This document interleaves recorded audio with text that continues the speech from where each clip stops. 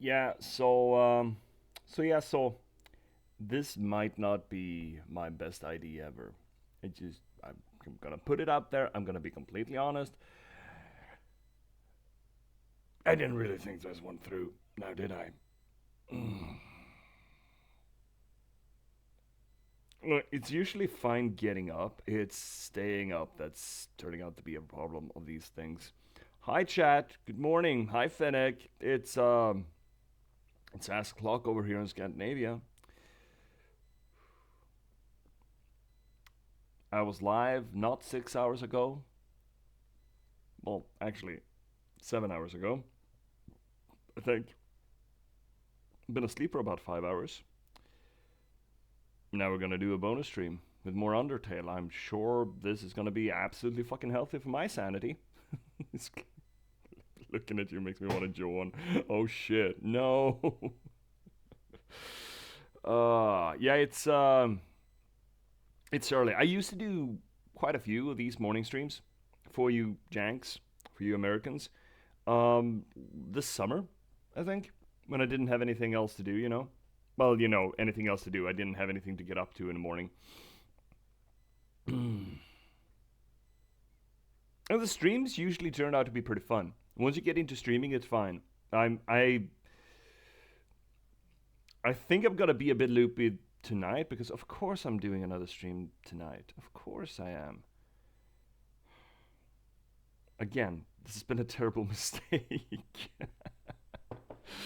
I woke up at noon today, so yeah. I woke up an hour ago. It's 6 a.m. now. I woke up at 5 to actually, for reals though, finish off Undertale. I was led to know by you that we weren't quite finished, whatever the fuck that means with Undertale. So that's what we're gonna do. And once we're done with that, I'm hoping that's not going to take us much more than 2 hours, but hey, that's probably a lie.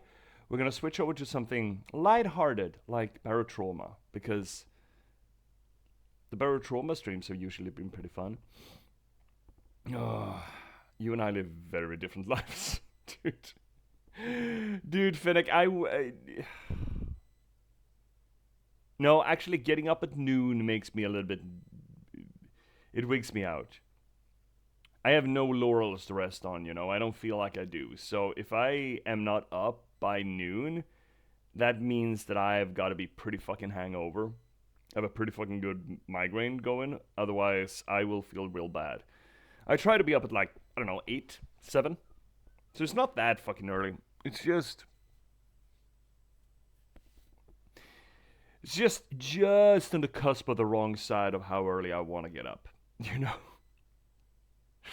Holy shit. And I thought, didn't I complain that it's cold in my apartment? With these new Yugs, they're not Uggs, they're Yugs, because they're just half-size Uggs. Everything is so fucking hot. Oh, Jesus. Anyways, we're playing Undertale tonight. Welcome to the channel. This is being recorded as well. Welcome to the channel, this little corner of the universe, the internet, and all things Twitch, where we try to approach the games that we play from a literary standpoint. We try to do literary analysis to what we're doing. That is to say that we apply close reading, structuralist analysis, deconstruction. With Undertale, it's mostly deconstruction, because it's a firmly rooted postmodernist piece. So we'll do that until morale improves, which I'm pretty sure it will, eventually, sometime in the near future. And once we're done with that, we're switching over to something lighthearted. We do this not just because it's fun, not just because it elevates the media, but to promote my own work. You see, narratology and storytelling are not just passing fads with me, they are I wish they were my bread and butter. They are my passion, though. I am an author, I'm a writer. I've been a novelist for the past 10 years, I've written 9 books in that time, and I started streaming to promote that work. To get it out there, into your hands. Into your brave hands, consumers, fellow consumers. Most recently, I released The Patchwork Sovereignty. It's not even a month old, this beautiful piece of fiction, and I'd highly recommend to check it out. It is a noir thriller set in a post-apocalyptic Nordic folklore verse. I'm really happy about it, and I think you should check it out. If this is not your jam, maybe you'll enjoy The Last Box, a cyberpunk thriller about the spontaneous eruption of sapiens in a random slug of gaming code. Either which way, either book is available pretty much everywhere you get your ebooks or print-on-demand copies. You can pick them up pretty much anywhere, as far as I know, as either ebook or print-on-demand. So please do that. I mean, technically you can order them directly from me, but you know, it racks you up a little bit of a cost. But there have been people who have told me, like Mac, for example, that's So Mac Daddy, or Double OZ. They're like, yeah, dude, I want a signed copy here now. Well, not now, but I want it. I'm like, oh, cool. Well, I don't know, fuck. I guess. So I'm into exports as well, I suppose. Oh, let's see here, Fennec. I imagine it's even more awful in latitude at this time of year. Sun still won't rise for another 4 hours. It's something like that, yeah. But then again, that you kind of have to get used to that. I don't know how much further up I am than you, Fennec. I suppose latitude-wise, I will be something comparable to mid-range Canada, if you're just talking latitudes. So yeah, I mean, we get like 6-7 hours sunlight this time of year. It's rough, but we're used to it. And especially this place, because it's fucking swamp ground. You never get snow. Not proper snow. You get like a week at best, but it's not winter snow. Because winter snow does lighten things up. It makes it more crisp, it makes it more survivable, it makes it lighter, but just this bleary, dark, wet, long fall fucking sucks. I'm at 43 north. Looks like you're 57 north. Woof. Yeah, that sounds like a diff. Because that's a 90-degree scale, right? It's 90 degrees from the equator up and from the equator down. I think that's how latitudes and whim bang doodles work.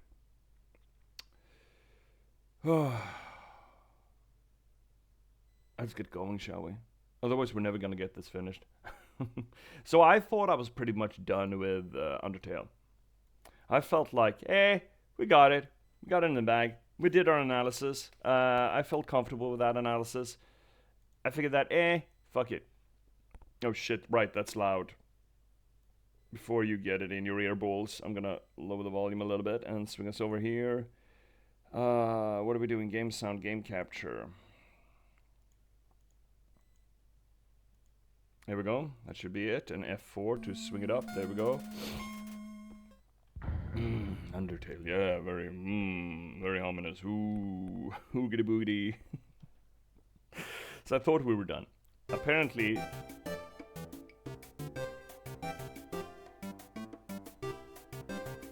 there's a lot of people around here now.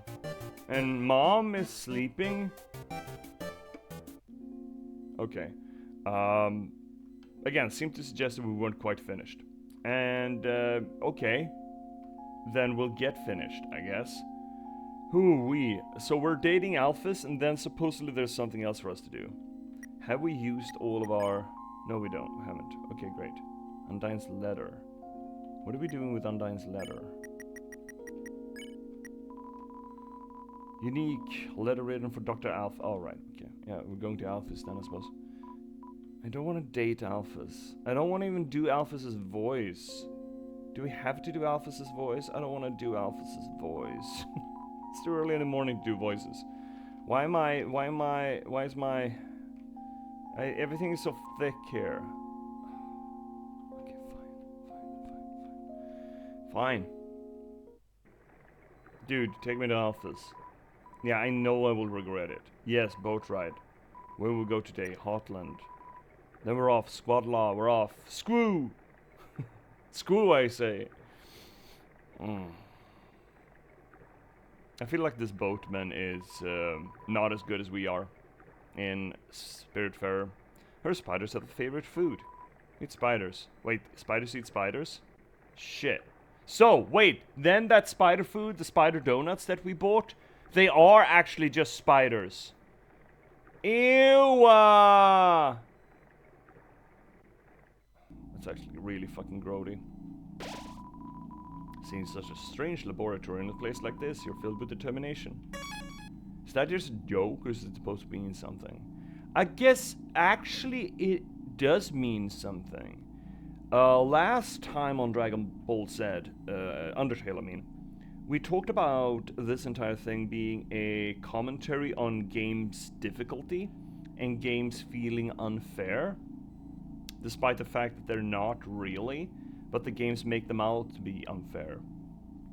To just try to punish and hurt and be cruel to you. And we did put this game, or at least put this game's messaging next to things like Dark Souls. Dark Souls didn't start that trend. Man, if you were alive and around back in the 80s and you know the old arcade games, or some of the first era 8-bit Nintendo games, which I grew up with, you would know that hard games today don't hold a fucking candle to how it used to be. But Dark Souls did revivify this idea of the difficult game for the sake of difficulty. And I keep saying, you can learn great life lessons out of games like Dark Souls.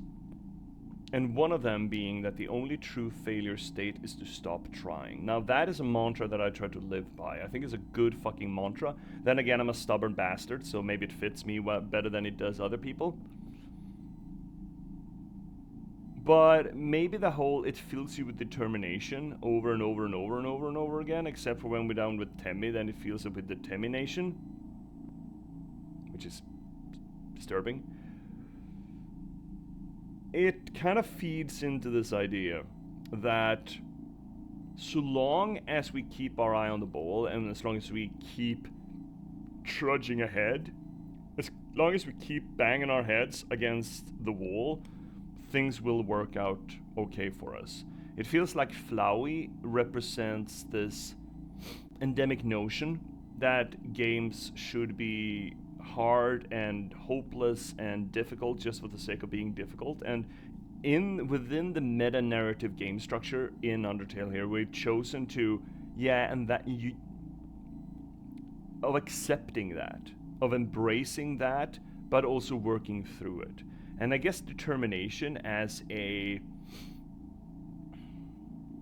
signature capacitor or as a signature trait for us kind of actually fucking fits in that thematic structure, right? Let's see here, Fennec. Yeah, anyone who ever played Ghosts and Goblins or Contra, yeah, No True Pain, or even stuff like Gauntlet where your health is just arbitrarily went down over time. Oh, fuck, I never played that. I don't think I played the original Contra.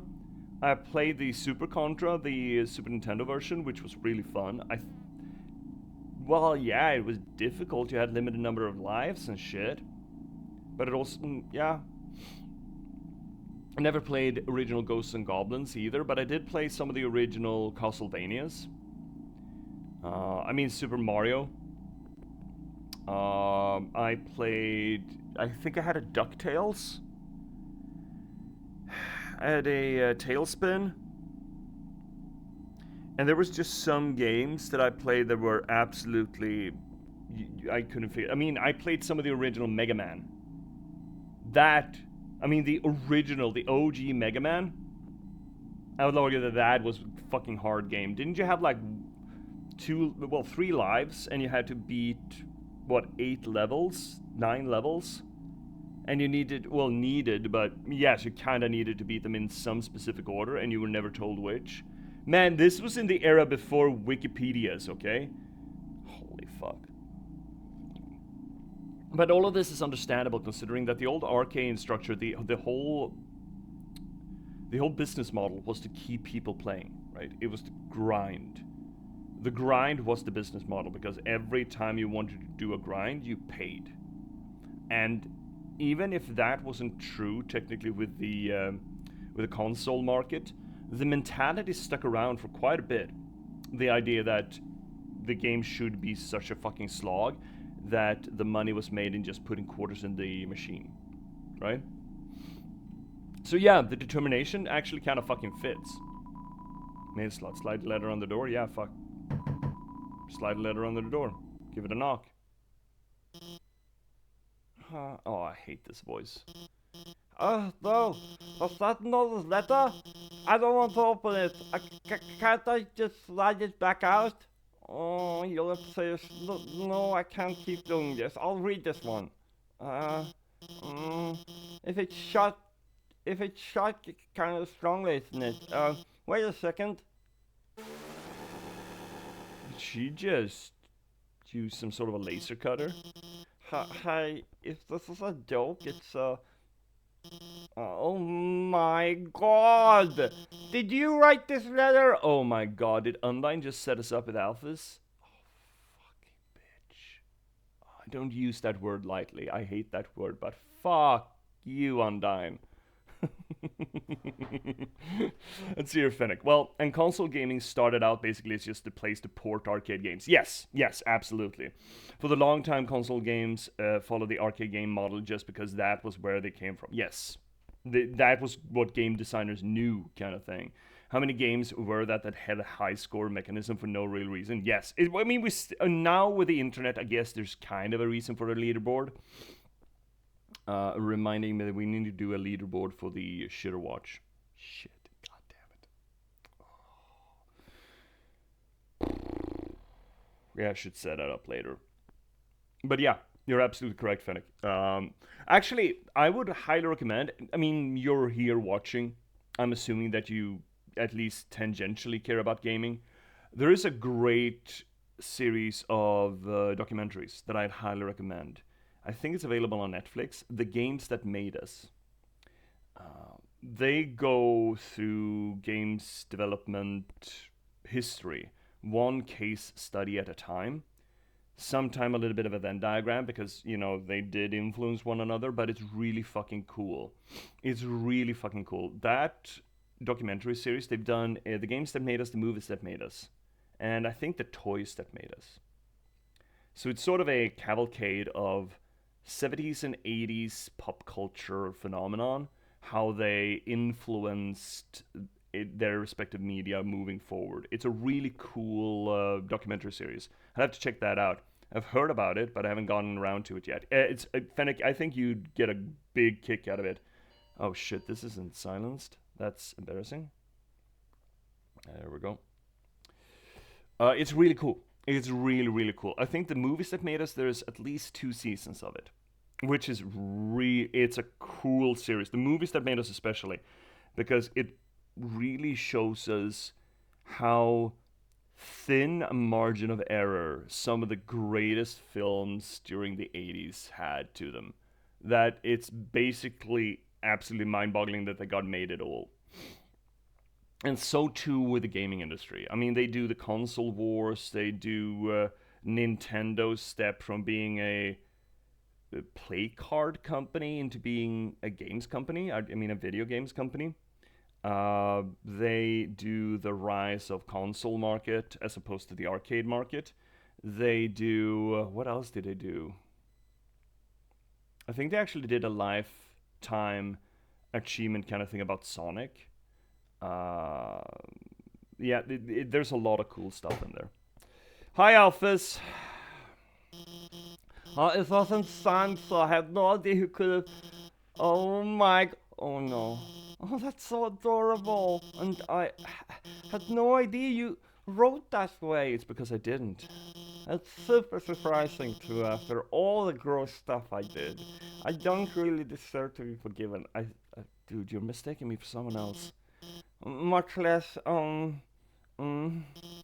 this. And so passionately too. You know what? Okay, I'll do it. It's the least I can do to make it up to you.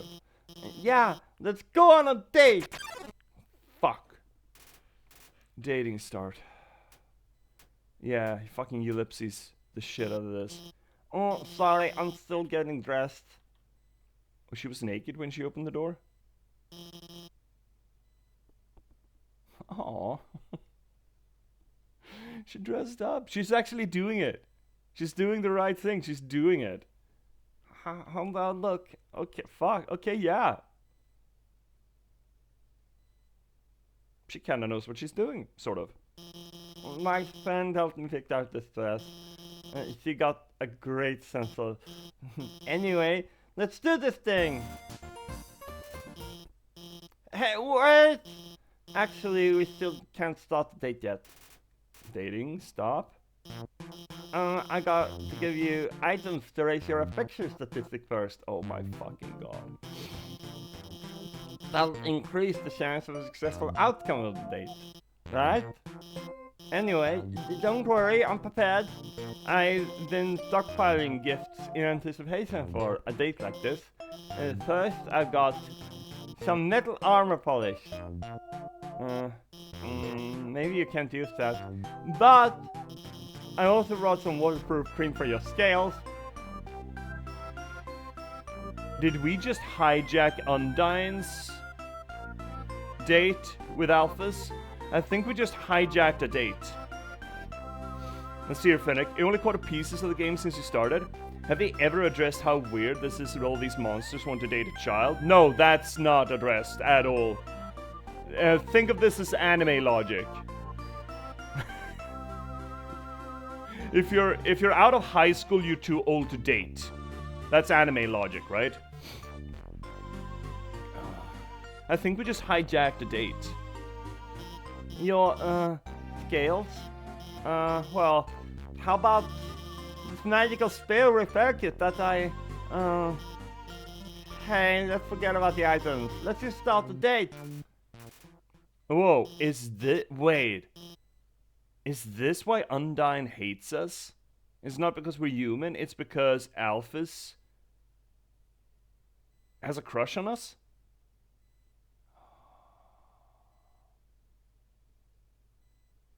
Oh. Oh, I'm sorry, Undyne. Oh. Yeah, let's, date. Go to her. Go to her. Do you, like, anime?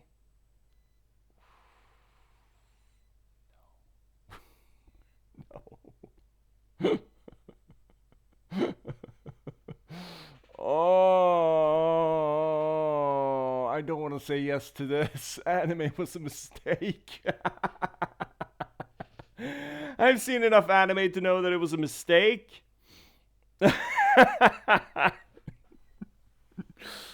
Oh. I know we have to say yes, but let me anguish about it for a while. So I've been missing. I rewatched Komi Can't Communicate. Okay, there's absolutely anime that I like. Don't get me wrong. I do unabashedly like Evangelion. I still haven't seen Akira or Ghost in the Shell, and I really need to. I also need to see the Memories movie. I have seen Paprika, really cool. It's absolutely anime that I like. I rewatched Komi Can't Communicate now for like the third time because I love that show unabashedly. I fucking adore it.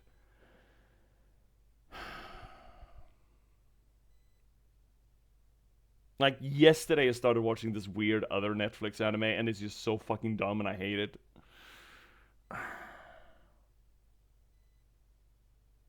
Alphys, no.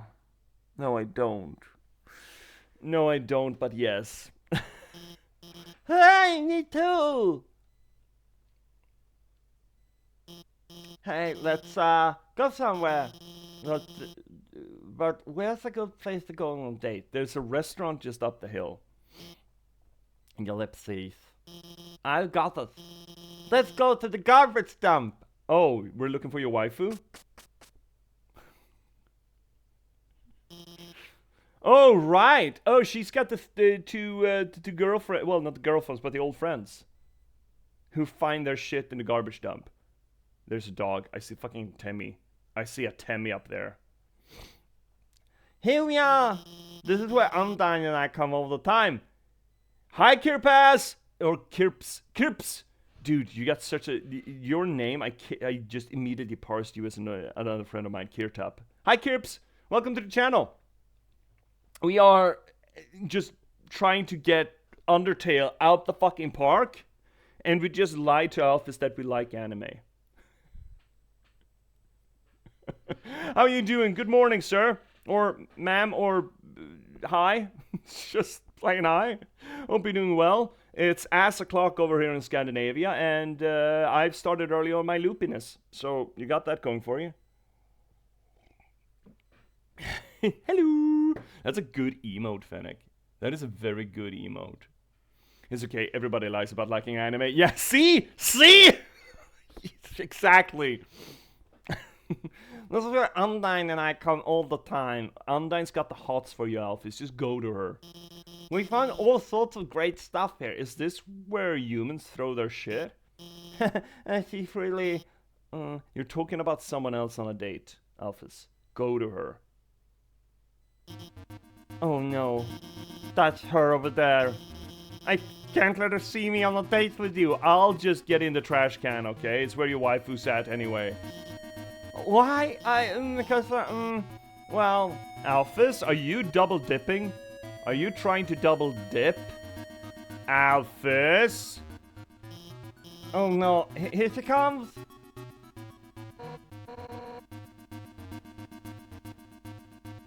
I'm liking your getup. You just ate some bulldog ramen? Okay, here, that's another thing. I don't understand ramen. I'm dying. Oh no! Oh no! So I don't understand ramen. I've had it like once or twice. I don't understand it. But I'm assuming that it's because I haven't had good ramen. I've tried to. I've actually made a concerted effort to try to find good ramen. But I just didn't get it. I didn't understand it. Whoa, hold on. What don't you understand? You feel that way about all noodle soups? No, actually I don't. I had pho. I like pho. But I'm assuming this is a lot about where you get it. Like, if it's a good pho place, it's good pho. If it's good ramen place, it's good ramen. I do understand pho. I don't understand ramen yet.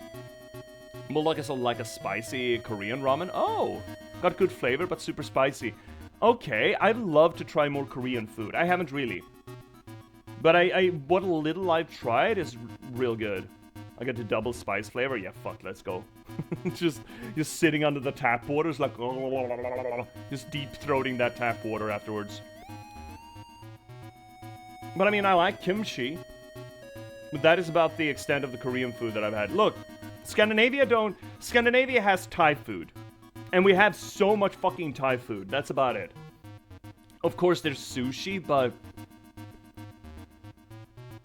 I have my doubts whether or not the people who make that sushi are ever really Japanese. I don't know. We got plenty of sushi. Don't really have ramen places. There's like one or two around, but they're not great. Or at least the great one in the city that I was at just was... I don't get that. It wasn't bad, I just don't get people's fascination with it. Oh no, man, I gotta try that. Does it use a lot of goujon?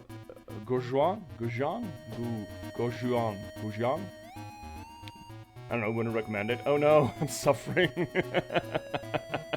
I've had some good ramen before with pork.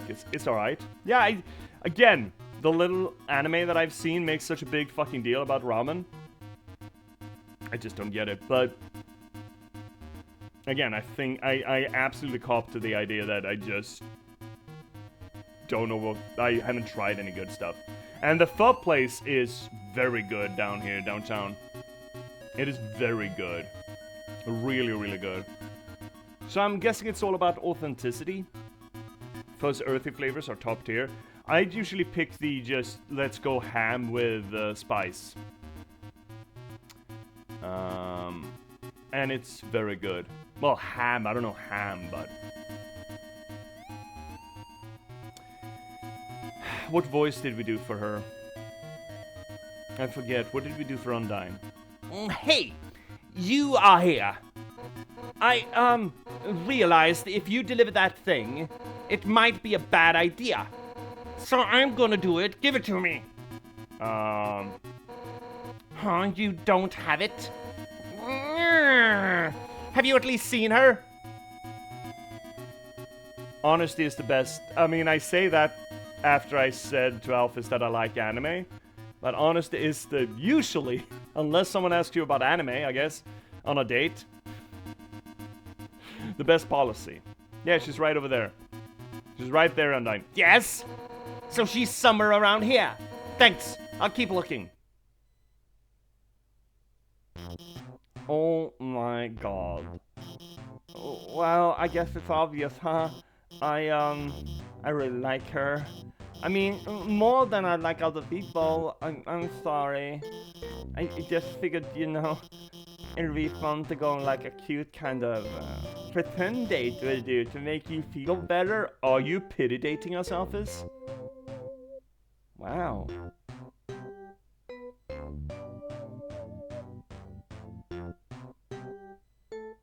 Wow.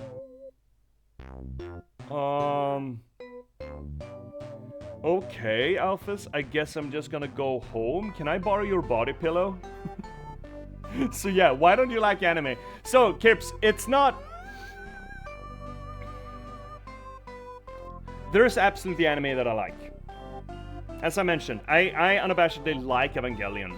I still haven't seen Akira and Ghost in the Shell. I kinda need to. I want to see Memories too. I like Paprika. I mean, Ghibli movies, they barely even count, I think. Komi Can't Communicate, I think I've seen that like 3 times. She knows you're pancake eater. Fucking love that that's a meme on the channel now. So there is absolutely anime that I like. Ghibli is totally anime. I mean, yes, it's Japanimation, right? But so many people like the Ghibli movies that it doesn't mean anything vis-a-vis whether or not you like anime. And I think that anime these days is more than just animation out of Japan. Anime has certain trope structures to it, I feel. If we look at anime as a genre, kinda, then no, Ghibli is not anime. Ghibli is just animated movies. I understand that's not quite what anime is, but that I would like to argue that anime, when you're talking about I like anime, you like certain genre tropes that are recurrent in Japanimation. Please tell me if I'm absolutely talking out of my ass here, but that's coming at it from an outside perspective, applying again, J.P.S, we do literature theory here, or J.P.S, we do literature theory here generally on the channel.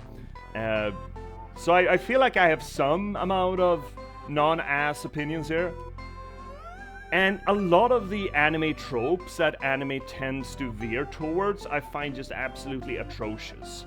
The rampant misogyny that's usually on blast, or for that matter, the barely thinly veiled pedophilia, is just...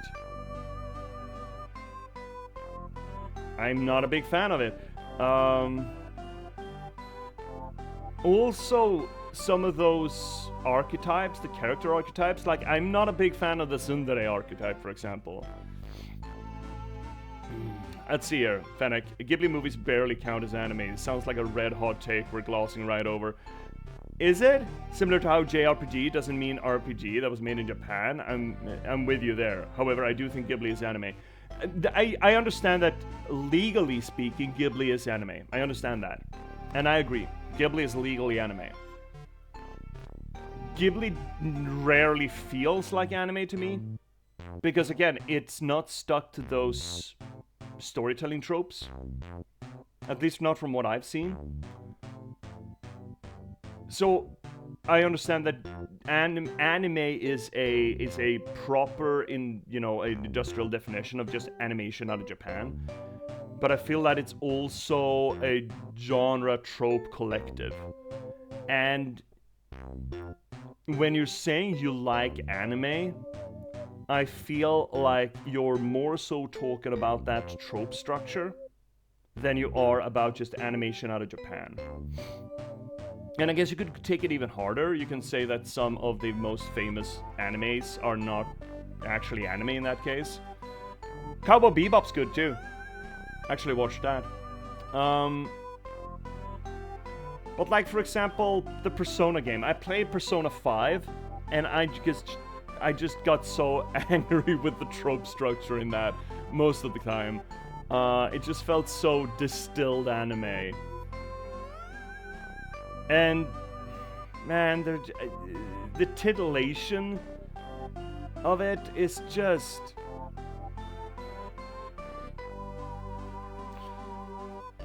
Like, I try to watch...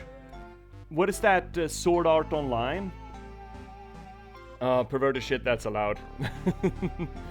Let's see, I was talking about this dude last night about the stuff, because you could have the perfect plot and story, but there's always gonna be some perverted shit that puts you off. Exactly, very few perfect anime. Exactly, there's... I mean, some of the shit is absolutely perverted.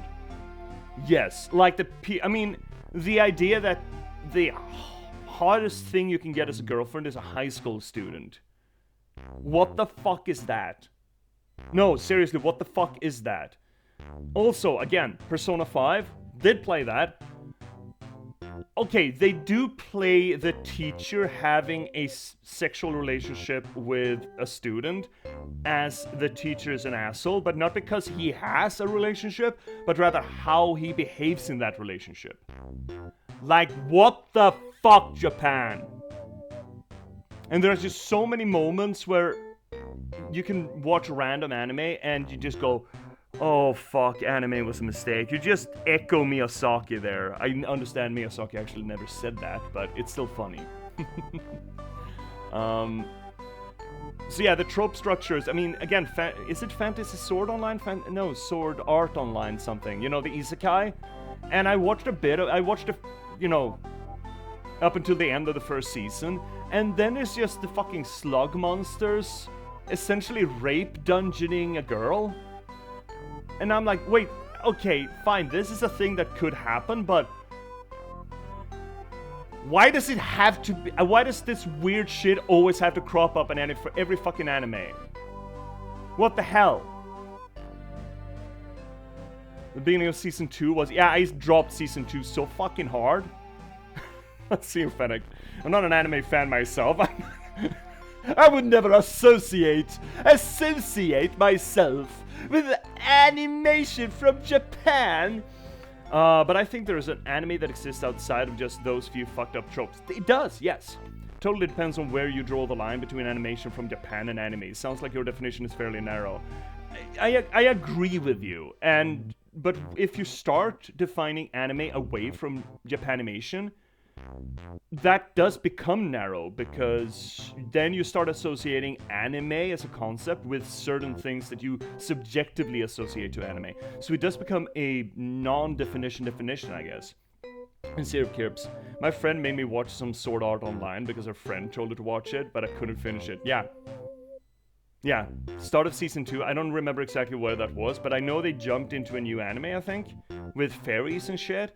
And by then, my faith in that show was just so demolished, I just, fuck this noise. But again, there is good examples. Like, for example, I think I've seen Komi Can Communicate like 3 times. But I cannot say that I like anime.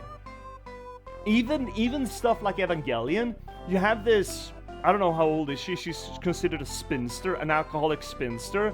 Like, I don't know, over 30 and unmarried, I guess that's spinstery in Japan, just takes in this juvenile child in her home and starts sexually harassing him for jokes. And I'm like,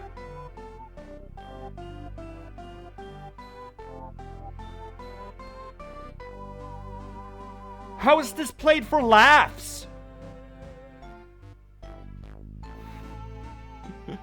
Gibbs. That's why forever out of spite towards anime, I tell people that my favorite anime is Avatar: The Last Airbender. Oh, well, is the animated one from what, the late 90s, early noughties? You know, the good one? Is that from Japan? It kind of feels like it's not. I understand that the story, that is manga based, right? And that is from Japan, obviously, because it's manga. But was Avatar: The Last Airbender actually made in Japan? But yeah, that is a pretty funny just shut your shit down take. I'm pretty sure this is an American show. I'm pretty fucking sure.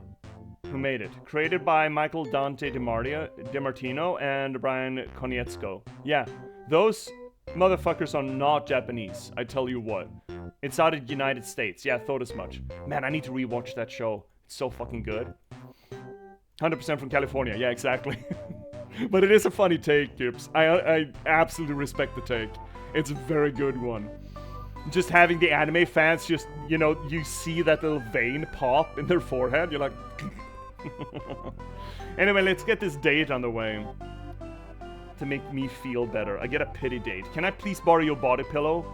I need to cry myself to sleep. Well, it sounds even worse when I put it like that. Oh, doesn't it, Alphys? Does it not just? I'm sorry, I messed up again. How did you get a doctorate? Well, I guess just because you get a doctorate doesn't mean that you necessarily, you know, have a high emotional... What is the Q in IQ or EQ? What is the Q in IQ? Intelligent... IQ is supposed to be a shorthand for intelligence. What? And EQ is emotional? What does the Q stand for? Quotient? What the fuck does that word even mean? This is why we take a dog's age to finish a game. By the way. A result obtained by dividing one quantity by another. Really? Is that what you call it? A degree or amount of a specified quality or characteristic. Okay. I mean, I used to be a math teacher and I've never run into this. But okay. Quotient? Alright. Oh, there we go. It's intelligence divided by anime appreciation. Gibbs, it walks like a duck, talks like a duck, but tastes better than a duck. That's the only difference. Yeah. That is the person I really want to go on a date with. Yeah, I kind of figured. But I mean, she's way out of my league. She was... Not that you aren't, cool, but, Undyne, she's so confident and strong and funny. And I'm just a nobody. You got a doctorate, lady. I don't know from where, but you got a doctorate. I'm a fraud. Oh, you didn't get a doctorate? I'm the royal scientist, but all I've ever done is hurt people. That's... I mean, if you become a high enough tier scientist, isn't that just inevitably what you do? Because the military complex is just gonna take your shit and weaponize it?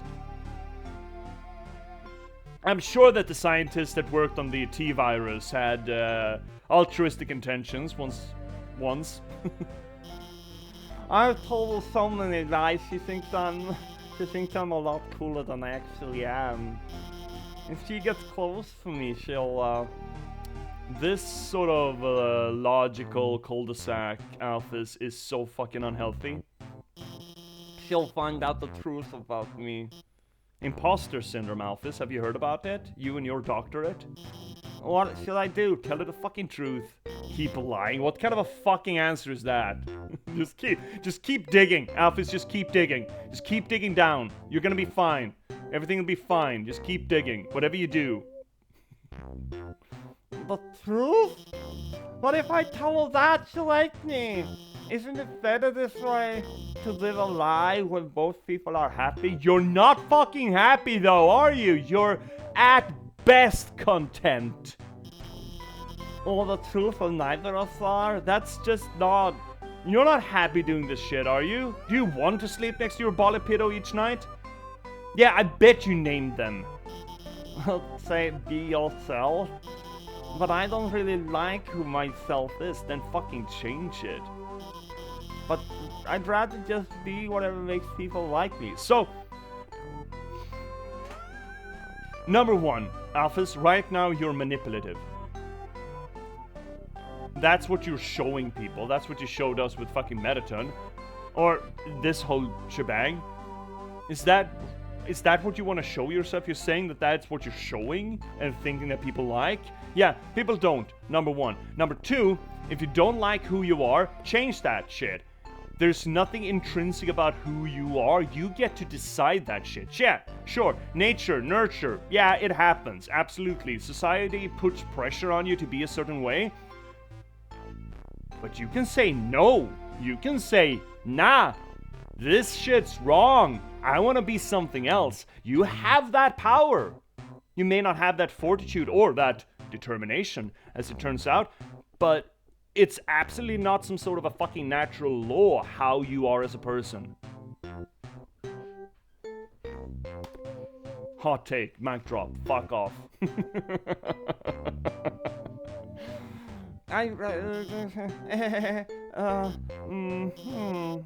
Look, is that a happy face? That is not a happy face.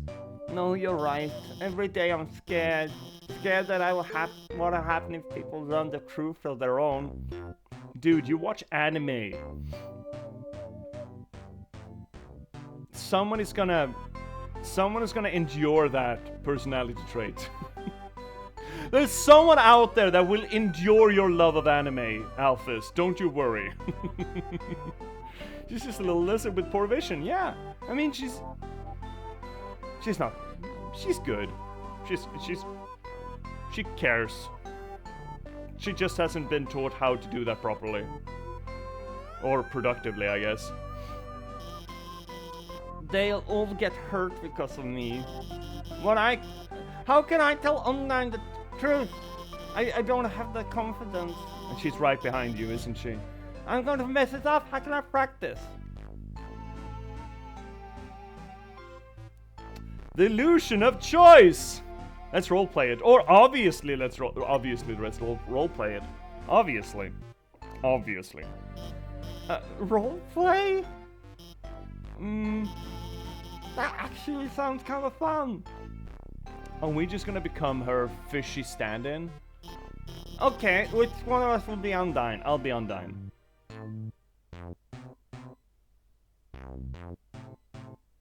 The Telltale. Oh, I do want to play one of the Telltale games on this channel. I want to play Tales from the Borderlands.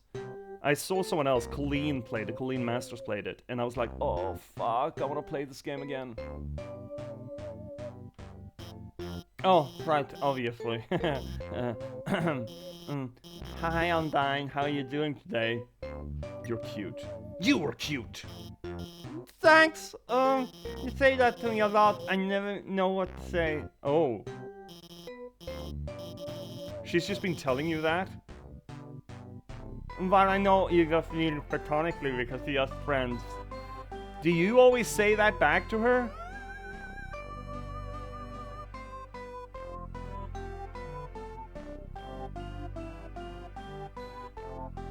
Okay, we're gonna have a conversation once this date is over. We're gonna have a conversation how these dates feed into the postmodernist trappings of the game. We'll get to it, chat. Don't you worry.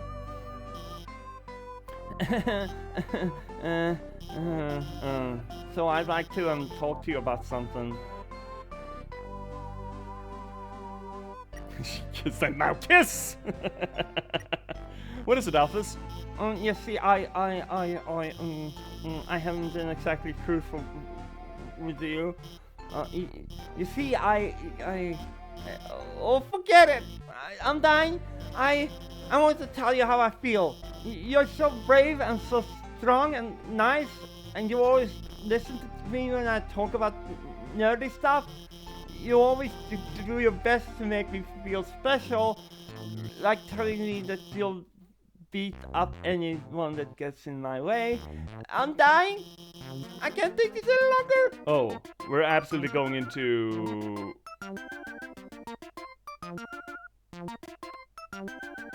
Doki Doki territory here. I'm not in love with you. Hold me, I'm dying. Hold me.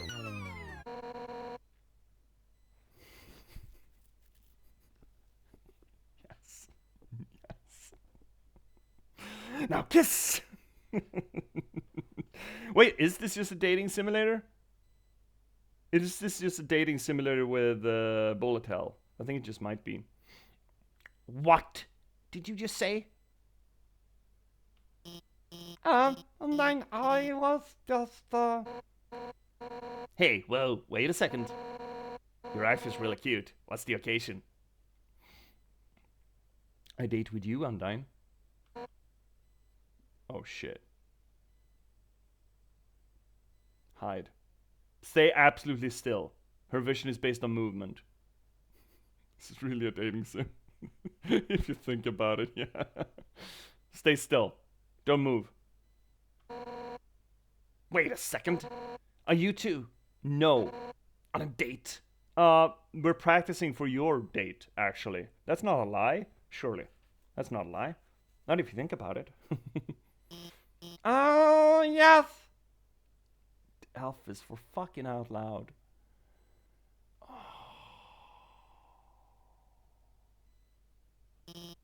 I mean, no. I mean, we were, but I mean, actually, we're only romantically role playing as you. That is a very good Undyne face there. That is a. What? Uh. You're doing what? Who's me? Who's the big spoon? I bet Undyne is actually the little spoon. I'm thinking Undyne might want to be held like that. What? Undyne, I've been lying to you. That is a ominous face. What? About what? About, well, everything. I told you that seaweed was like scientifically important. I really just wanted to make an ice cream, and those human history books I keep reading, those are just dorky comic books, and the history movies, those are just anime, and they aren't real. And the time I told you I was busy working on the phone, I just eating frozen yogurt in front of the time, and Alphys? I just wanted to impress you. I just wanted you to think that I was smart and cool, and that I wasn't some nerdy loser. Alphys? And Are you petting her?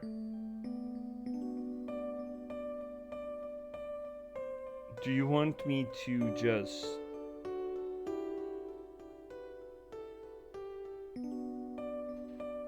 We can, I can just... We can just leave you two alone to do this.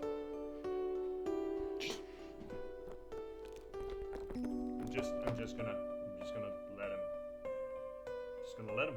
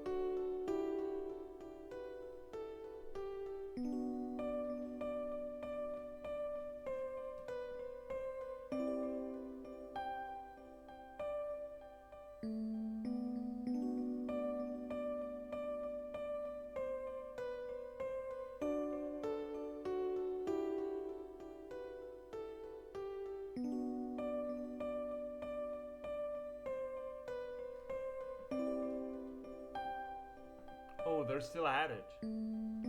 Oh. Oh. Okay. This is awkward. Should we, I don't know how to disengage from this menage a trois. And I fear that if I stick around much longer, then Undyne's just gonna kebab us. Undyne, I really think you're neat, okay? Oh, Alphys.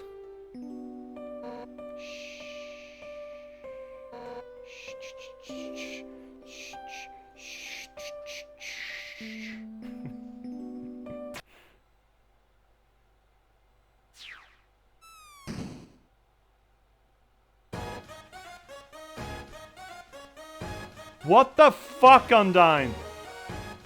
You threw your waifu in the trash!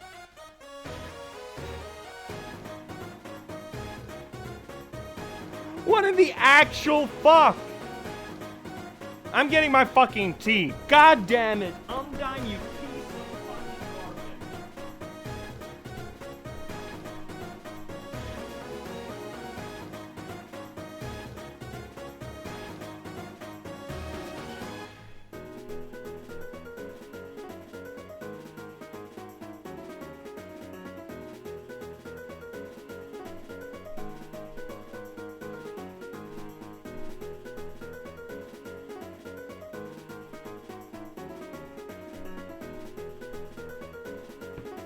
What happened to all that fucking emotional honesty?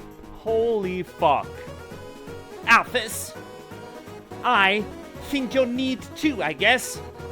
But you've got to realize that I'm a bitch. I wear a leather jacket to a date. Most of what you said really doesn't matter to me. I don't care if you're watching kid cartoons or reading history books. To me, all that stuff is just nerdy crap. What I like about you is that you're passionate, you're analytical, and you're in the trash. It doesn't matter what it is, you care about it. 100% at maximum power. So, you don't have to lie to me. I don't want to have to lie to you anyone anymore. Alphys, I want to help you become happy with who you are. And I know just the training you need to do that. It's from the trash can.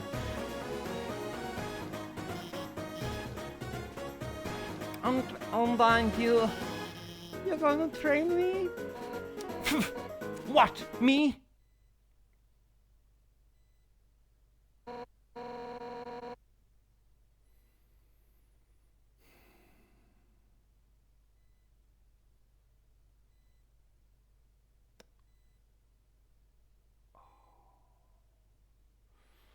What have we accomplished here? What are we even doing here? What are we... Fuck, this is worse than Tinder, man. Nah, I'm gonna get Papyrus to do it. Jog boy, by the way. Jog boy.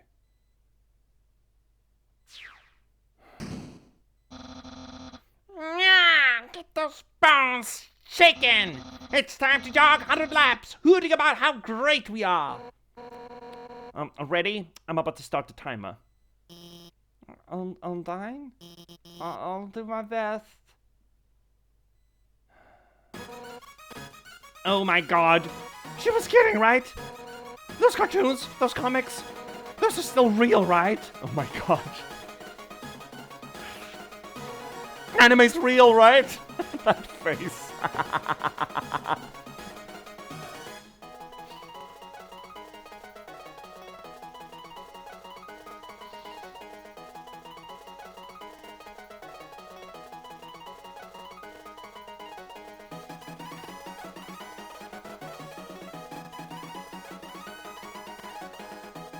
You know what's really fucking cool? This actually still feeds into the postmodernist meta-narrative.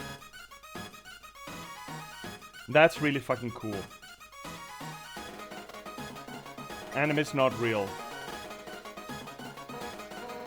No? No? I can feel my heart breaking into pieces! Ellipses. No. I can survive this. Yes, you can. Just hug Alphys. I have to be strong. For Alphys. Thank you, human, for telling me the truth. I'll try my best to live in this world where anime is a lie. See you later. I just need to go cry in my body pillow. Where the fuck are we now? Oh, I recognize this place, I think. Another patch of yellow flowers, though. That's ominous. Okay. How this feeds into... Last time on Dragon Ball Z, last time when we played this, we did the first finish. We fought Flowey. We talked about how this just slow-cooked into a postmodernist reveal. We did an explanation, or a digest, really, of what postmodernism is, and where it came from. And this philosophical or logical cul-de-sac out of slowly tearing down all the golden caps in our society, all the idols, all the inherent truths of society that modernists went about, and postmodernism is what we get after that. This meaningless void where we don't even know what reality is. Truth is also torn down as an idol. And we get to this realization because the game, well, Flowey sort of reinterprets themselves as the game itself, or the game industry almost in itself, the game media in itself. And that sort of fourth wall breaking absolutely up the tier of postmodernism. So what postmodernism is all about is the rejection of truth, as the not even the embrasure of subjectivity, but the rejection of objective truth. That is absolutely part of postmodernism, so you can see how the modern, not just political climate, but the modern zeitgeist of, well, I don't feel that is true, that is somehow a valid argument. The rejection of just scientific fact, like climate change, for example, or at least the effects of climate change, are somehow debatable. All of that also part of the postmodernist mindset. Now, of course, people who fall into such cul-de-sacs are not necessarily, postmodernist proponents, but it is sort of in the zeitgeist as well, in the public consciousness. And what we've had here with the dates is actually a bit of a rejection to those postmodernist ideals as depicted through how the characters interact with themselves, how they start, thanks, I hate it, how they start, they grow intellectual honesty or emotional honesty slowly. Papyrus starts the game with going off that he wants to date us. He says that because somehow he believes that he should want to date us. He self-deludes himself into wanting to date us. And throughout that date, he starts realizing that, you know what, no, I don't think I do want to date you. And I'm sorry that I lied to you. So for Papyrus, there's a progression there of self-realization and honesty. And then we move onwards to Undyne, who only dates us because she wants to prove to us that she can make us like them, which is absolutely emotionally dishonest. Like, if you're trying to show appreciation and love and affection for someone just to prove that you can make them believe that you're affectionate to them, that's also one of those, it's not a real thing, right? That the behavior does not match the reality of the situation. So all of these three episodes sort of turn into this expression of postmodernism, and actually a rejection of postmodernism. Papyrus is finally honest with us, saying that, no, actually, I don't want to date you. I just said that because I thought I was supposed to, or you wanted me to. Undyne, I want to date you because I want to prove that I can. Or get revenge on you. Alphys, also, I want to date you because I thought I was expected to. And all three end up in this place where they are actually honest. They reject the fictitious expectations of themselves within themselves and approaches something that is actually real, that is concrete, that is a rejection of the hollowness and the meaningless and the insincerity of postmodernism, which would thus be a sort of rejection of Flowey's mission statement. And nothing matters. I'm just gonna ruin everything. It's just pain and cruelty and destroying what you love. Alright, we're in the dump. Right, fuck yes. Piles of garbage. There are quite a few brands you recognize. I forget where exactly we are, though. Partaking in worthless garbage fills you with determination. Trash zone. Where are we supposed to go from here? So, what are we doing now? Oh, right, this is where we fought Dummy. Oh my god.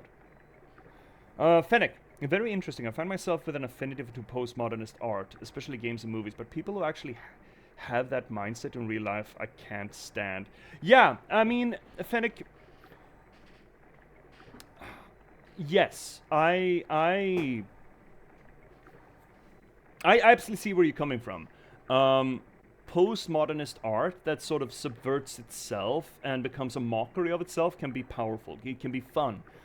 I don't think it's healthy to be stuck in that, and unfortunately, we did a whole thing about postmodernism, I think last Undertale stream. We've done it before.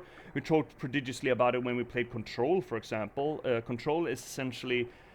Control becomes a battle between the old romanticist, or at least pre-modernist, power structure standards and postmodernists. You can say the Hiss is essentially postmodernism.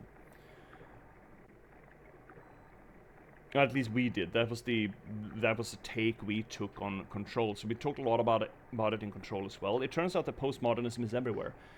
We as a society are sort of stuck in postmodernism and we can't find a way out.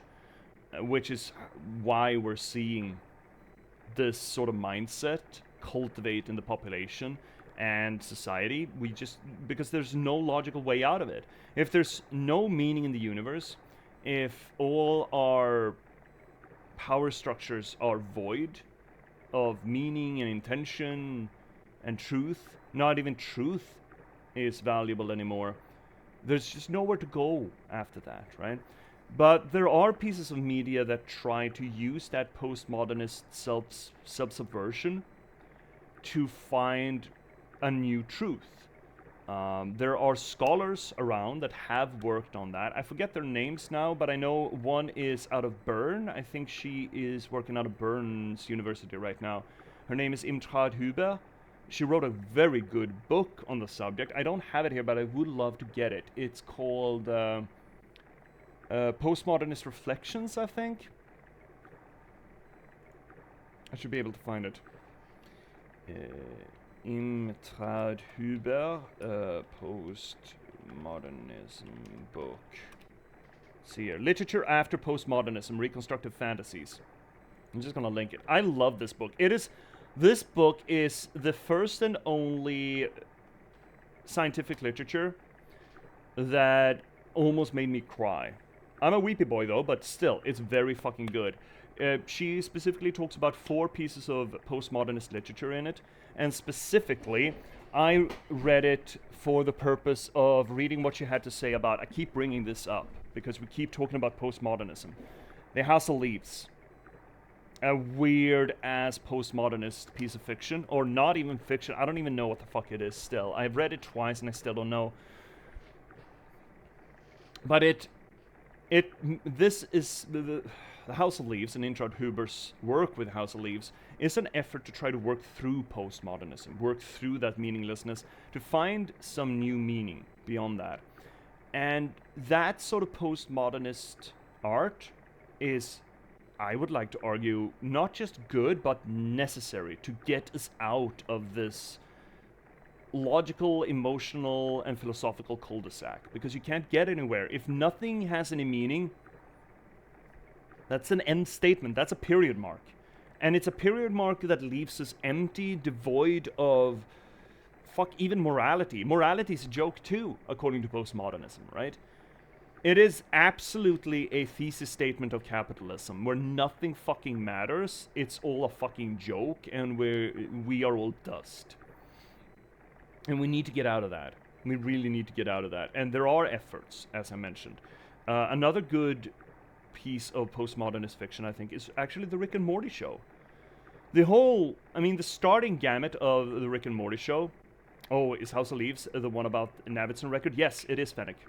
It is. If you're into literature theory or literature criticism in any way, then I think I could recommend the House of Leaves. If not, I still think it's a fascinating book, but it sounds elitist to say. It is elitist to say. I think to really appreciate this thing, you kinda need to know a little bit about literature theory. Because it is barely even fiction, this thing. Barely even, it's not written as fiction, most certainly. Absolutely not written as fiction. I mean, it is fiction, it is not factual, but it's more of science critique. Or science, but art critique in and of itself. It's fascinating. It's absolutely fascinating. Yes, it is about the Navidson record. But take a look at Rick and Morty. The initial setup for Rick and Morty is... one of the first episodes is Morty fucking up his universe and everyone turns into rabid Cronenberg monsters. And I'm sorry that I'm spoiling like 10-year-old TV season or one TV season episode. And Rick takes them to a universe where they both just die. They just clean up the corpses and get on with their lives. And a little later in the season, Morty has this reflection vis-a-vis Summer. Your Morty is out in the yard, growing tulips out of his body. I'm from another universe, nothing really matters, come down and watch TV with us. That is the thesis statement of postmodernism there. Nothing matters. The whole multiverse argument, we talked about this when we played Bioshock Infinite as well. Nothing really matters because you can always replace it, so there are no consequences to anything. And Rick and Morty goes hard in that for like 2 or 3 seasons. Then it ends up in this weird void where there are a few good episodes, but there's no thesis statement anymore of the show. But in the later seasons of Rick and Morty, here's the kicker.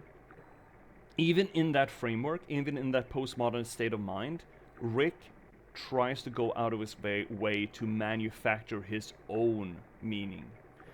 Which brings us to, again, a thesis statement of mine, personally, that we talked about previously on an Undertale stream as well.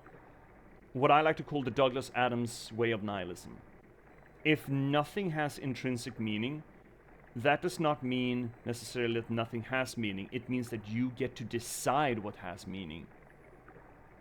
And that is a powerful thesis statement. That's a sidetrack. But yeah, there is absolutely good postmodernist fiction or postmodernist art. But the mindset is something we need to work out of. And I think the best pieces of postmodernist fiction tries to actively work out of postmodernism. It tries to find a way through it. Like House of Leaves, like Rick and Morty, Undertale as well, it turns out. Control. Although the mission statement in that becomes a little bit unfortunate because it seems to replace postmodernism uncertainty with authoritarian control, which is unfortunate, but it certainly is a way of looking at it. We also have... there was another thing I was thinking about. Shit. Oh well. What else was there? Oh, there was something else. Either way, there are a bunch of different examples of this. I mean, you could argue that Fight Club is one such thing. Yeah, Fight Club is also such a postmodernist piece of fiction that actively tries to work out of postmodernism. Let's see here, Fennec. There's actually a user-created Doom map of all things that is heavily based on House of Leaves that fascinated the internet briefly a couple of years ago. It fascinates me right now. Watched a number of videos on it. And let's see here, Fennec. That reminds me a lot of Everything Everywhere All at Once. Yes, yeah, that's another good example, actually, Fennec. That's another good postmodernist example of a piece of postmodernist fiction that tries to work past or through postmodernism. And it usually ends up with, we get to decide what's important. Everything Everywhere All at Once is definitely, it fits right up in there, right? With the big bad being this disillusioned teenager that just doesn't care about anything anymore because nothing has intrinsic meaning. And the working through that is to say that you have meaning to me. I can't tell you what your meaning is, but you have meaning to me. I decide that you have meaning to me. And that depending of course how that is performed or how it's made, can be a really powerful thesis statement. I remember what it was I was gonna bring up. Doki Doki. Doki Doki Literature Club. We keep mentioning Doki Doki when we're playing Undertale here. I think there are, again, genre or literary philosophical connections between Undertale and Doki Doki. Doki Doki is also one of those games that subverts itself, undermines the sense of reality, and then tries to find truth in that. Even though Doki Doki sort of abandons the whole process, it still tries, right? See here, Fennec. It's my favorite movie of all time, so apparently it resonated with me quite a bit. Ah, yeah, there we go. There we go. Yeah, there's a bunch of great postmodernist media, but again, most of it tries to work out of that postmodernist sense.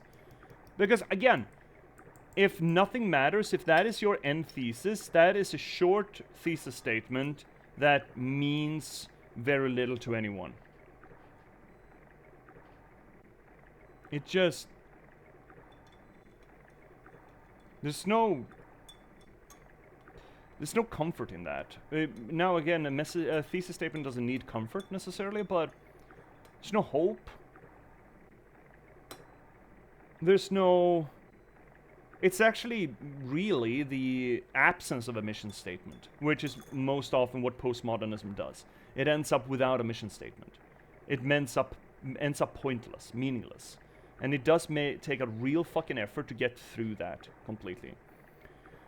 I mean, that's skirting on nihilism at that point, no? Yes, Fennec, actually, exactly correct. That is, I mean, if nothing means anything, that's the postmodernist cul-de-sac. Nothing has any intrinsic meaning. That leads to philosophical nihilism. Postmodernism is the art genre, or the art movement, or the art oeuvre that we ended up in out of the late 60s. I think the speech that started postmodernism came out in 1967. We talked about this on the last stream. I did a whole clip about it, Fennec, if you're more curious. I think there's a clip on the channel about postmodernism deconstruction. It's like 10 minutes. But yes, art, it's called postmodernism. In philosophy, it's called nihilism. They're essentially the same. The Venn diagram is almost a complete one circle overlap. Ring, ring. Howdy! If it isn't my good friend who trusts me! See, again, postmodernism, he's just telling us a truth he wants, not a truth that is. This is Papyrus! You're also mutual friends! See, it just keeps hammering on these delusions, right? And they're making fun of those delusions, right? They're playing Papyrus for laughs. Alphys and I finished our training early, very early. So I sent her home, very home. Now I feel strongly, and for no apparent reason, you should also go there, to her lab house. I have only good feelings about this. Goodbye. Playing matchmaker with lies and bullshit. Common tranquility, we're filled with determination. Fan-fucking-tastic.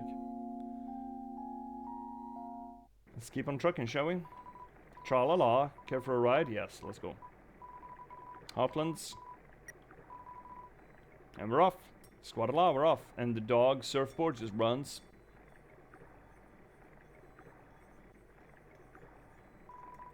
But yeah, the whole... The whole idea that postmodernism just becomes nihilism if it goes untreated, as it were, another good reason why we need to deal with postmodernism. We can't just ignore it because it is there, right? If we don't deal with it, if we don't talk through postmodernism and get past it, then people are just going to end up with, yeah, nothing really matters. And they are not going to be incorrect. If we don't work through postmodernism, then that's just going to be where we sit, right? The passage of time and the passage of these cultural zeitgeists and these cultural movements, they just don't happen on their own, and they just don't pass on their own. They actually require a little bit of work from us as humans, as not just authors and art creators, but also art consumers and art readers. Okay, Alphys.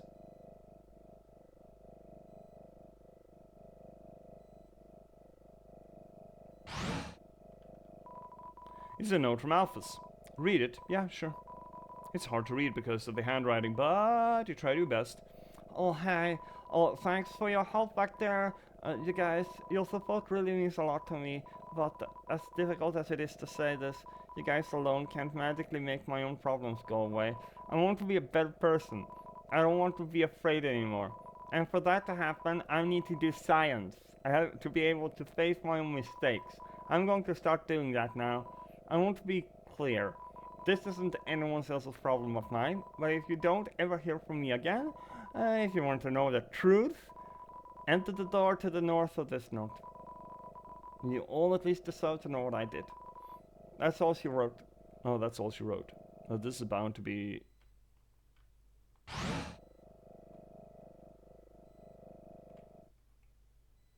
Elevator? Okay. I guess we're taking an elevator ride.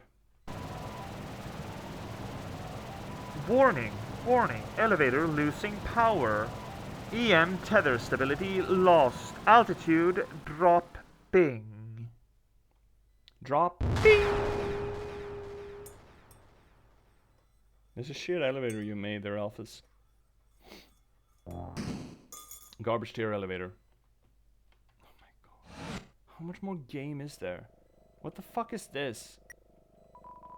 Enter number 1. Entry number 1. This is it. Time to do what the king has asked me to do. I will create the power to free us all. I will unleash the power of the soul.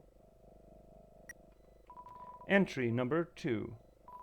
The barrier is locked by soul power. Unfortunately, this power cannot be recreated artificially. Soul power can only be derived from what was once living. So, to create more, we will have to use what we have now. The souls of monsters. Okay. I thought you didn't have souls. Wasn't that the whole point? Entry number 3. Thought extracting a soul from a living monster would require incredible power. Besides being impractical, doing so would instantly destroy the soul's hosts. And unlike the persistent souls of humans, the souls of most monsters disappear immediately upon death. Right. Okay, that was it. So it's effectively useless. It's effectively not there. If only I could make monsters so last. Entry number 5. I've done it! Using the blueprints, I've extracted it from the human souls. I believe this is what gives their souls the strength to resist after death, the will to keep living, the resolve to change fate. Determination. Let's call this power determination. So, could you argue, are all the save spots basically filling our character with what Asgore needs so that he can extract our soul? In that case, are the save spots traps, essentially? Or they're essentially gingerbread house crumbs, feeding us, fattening us up. It's actually pretty interesting. This is quickly turning into the original Little Mermaid tale from the book. I forget exactly how the Christian Andersen story goes, but she dies at least and turns into sea foam, right? I forget exactly the progression of that, but I know that's sort of where she ends up. I haven't read a lot of Christian Andersen. I've read the girl with the sulfur sticks, or just what do you call them, matchsticks? The matchstick girl. I've read that. I'm pretty sure. Otherwise, I haven't really read his stuff. But I understand he did a lot of modern. I mean, he's fairly late. It's like the mid 19th century, right? Somewhere around there. And he did a lot of modernizations of old myths and legends, like the Little Mermaid, for example. She dies after the prince spurns her, but doesn't have a soul due to being a monster, then she's offered something like 300 years of servitude to God in order to gain everlasting soul. Holy fuck. Doesn't she turn into sea foam? There's a lot of conceptual stuff about monsters and souls. Huh. I mean, the idea is essentially, it's not just a monster and soul thing. It is essentially a Christian thesis statement, right? Humans are better than anything else living because we have souls. Because God gave us souls, immortal souls, and they're ours to do with as we please. Nothing else living has a soul, so nothing else living matters in the eyes of eternity. Which is one thesis statement to absolve us from any crimes committed against our environment. Because the environment doesn't matter, it's there to just be exploited by us. I'm not a big fan, as you may be able to tell by that sort of mentality. But that specific separation, I'm sure if Finnick Twitch was in here, my cosmology scholar, who's going to be here later tonight actually, we're going to play Warcraft 3. We usually do Sunday streams. He would take umbrage with me leveling that sin of philosophy, that sin of cognition, on Christianity's feet. But regardless who started it, Christianity made it big, real big. The idea that humanity is better than anything else living. Christian thesis, yes. Abrahamic one, I should say, right? Judaic, from the Abrahamic tradition. I mean, Islam isn't better, Judaism isn't better, but it's the whole monotheistic Judeo-Christian idea. But there's also a lot of subtext around the struggle of homosexuality in that time period and deciding to devote oneself to the church in order to curb it. Oh, really? In The Little Mermaid, that is, yeah. Huh, really? Cool, interesting. Yeah, the church has a lot of sins to answer for. But that mentality is one of them. We enter into this conversation as well. I enter into it prodigiously because I'm going to switch this over. For writing The Last Box. In The Last Box, as I'm sure that most people of you have heard, again, I'm an author. I write books. I started streaming to promote those. Tough. In The Last Box, we have a spontaneous eruption of sapience in a random slug of gaming code, as I call it. So a digital piece of code gains self-awareness and personality and a sense of self, and starts to act that out. And the notion that most people, when I enter into the whole AI debate with them, and then again, I want to make it absolutely clear, when I talk about AI, I'm not necessarily talking about the big data algorithms that we have running around right now. That's just really neat algorithmic software. That's not really intelligence, I'd argue. Depends on how you look at intelligence, I suppose. But let's argue that we have AGI, general intelligence. And people keep reacting defensively against it. Like, oh, but it's still not a real person. It doesn't have feelings. I'm like, what do you think your feelings are? What's so sacred about your feelings? Having that whole conversation about what makes you think that your biomechanical macroorganismic shell is so much better than code. And people tend to fall back on those Judeo-Christian ideas that we are better because we have a soul or we have emotions. Like emotions are some sort of a cosmic mystical thing. Emotions are generally hormonal balances affecting our neurochemistry. You could write absolute recipes for emotions. And besides, sentience, as we like to use as one of the, the pillars of respecting integrity, sentience is the capacity to have an emotion. Now, generally speaking, we take the expression of sentience not as proof, but we just accept that if a thing says that they have emotion, then we accept it that they have emotion, right? I know not that any of you actually have emotions. I can only tell that I have emotions. I don't really know that anyone else has emotions. They may be faking it. Fuck, I don't know. I'm not looking at a live stream of their hormonal makeup or their, uh, their serotonin levels. I have no idea.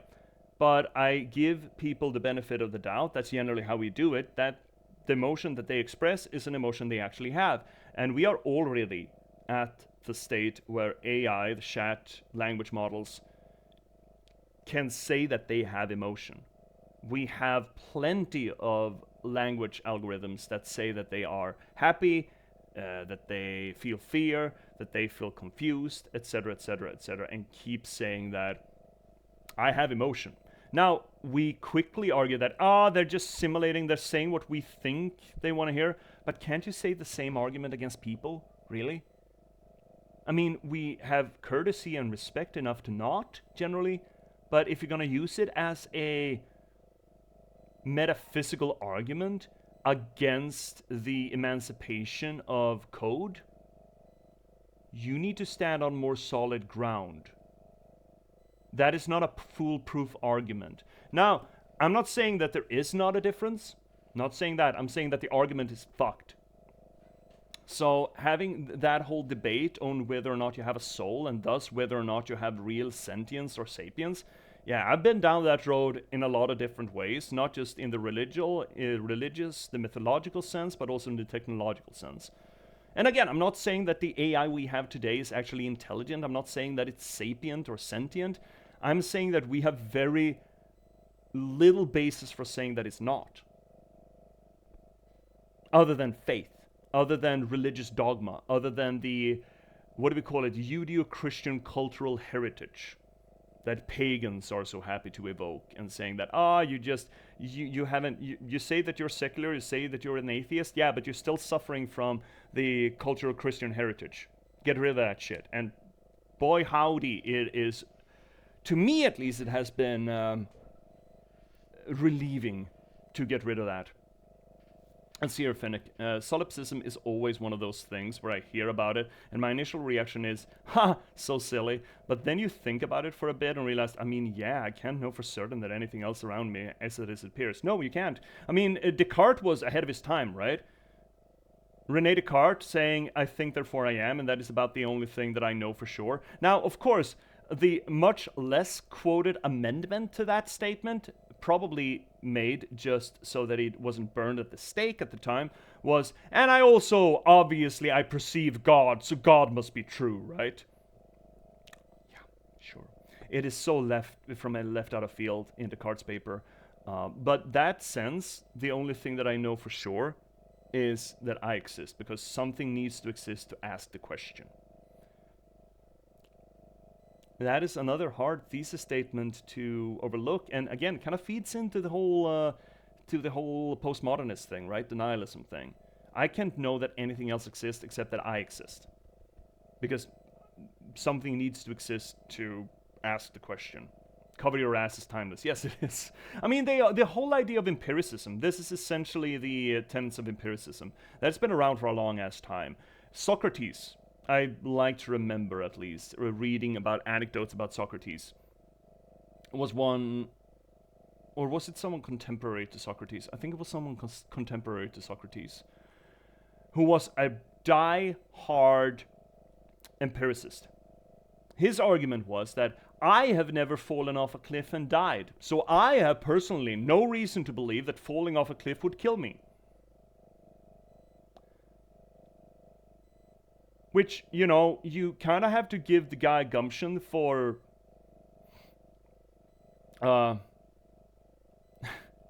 sort of sticking to his philosophical thesis statement. As I understand it, the dude had disciples that just ran around and made sure that he didn't, just kick a lion in the balls or jump off cliffs or stuff like that. Just for the sake of, I have personally no reason whatsoever to believe that this is dangerous for me. Holy shit, we're getting into sidetracks here. Let's try to get this done, shall we? But yeah, talking about the whole human soul, that the human soul is somewhat special, an age-old debate. Where the fuck are we? True laboratory. There's a note on ground. You can't make it all out. Elevator lost power. Enter the center door. That's all you could read. Power room. Buy chips. No. But we're probably gonna have to fight down here. I'm assuming this is locked, yeah. Yeah. What the fuck? How did this turn into... I mean, it turned into Resident Evil when we fought Flowey, I suppose. I shouldn't be surprised.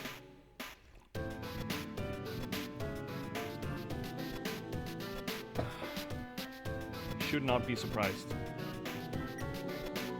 Entry number 6. Ask or ask everyone outside the city for monsters that had fallen down. Their bodies came in today. They're still comatose, and soon they'll all turn into dust. But what happens if I inject determination into them? Was that something you can just jam in there?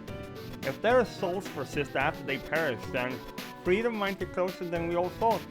Ooh, that's ominous. Watch out for rabid dogs bursting through windows. Exactly. I mean, it certainly feels like it, right? Again, with a genre shift for the game. Also that, again, a sign of postmodernism, that the media plays around through genres. That's also a postmodernist sense, because it rejects the idea that, or actually it's a modernist idea. It rejects the notion that a piece of media story should be one thing.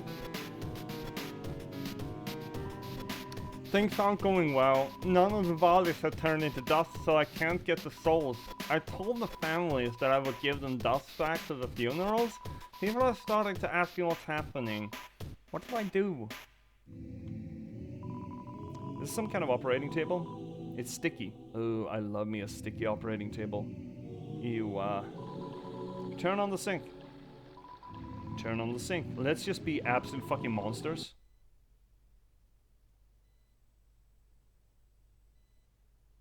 Temmie?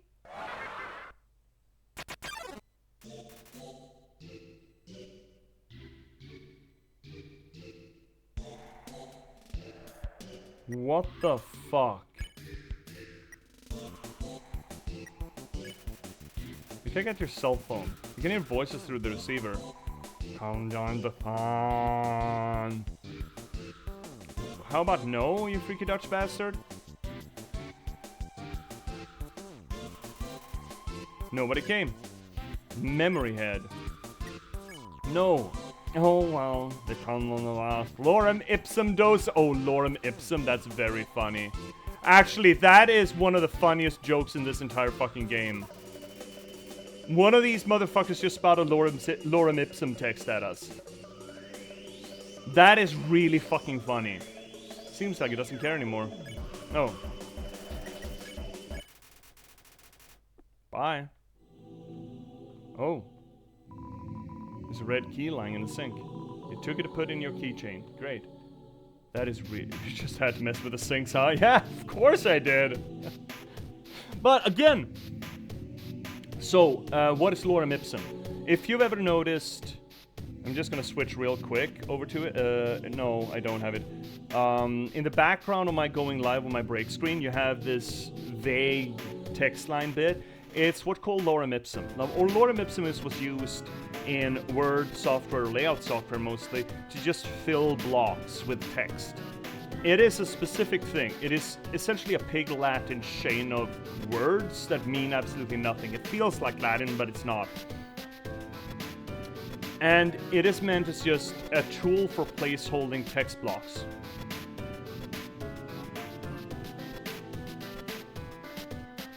Lorem ipsum dolor? Let's see.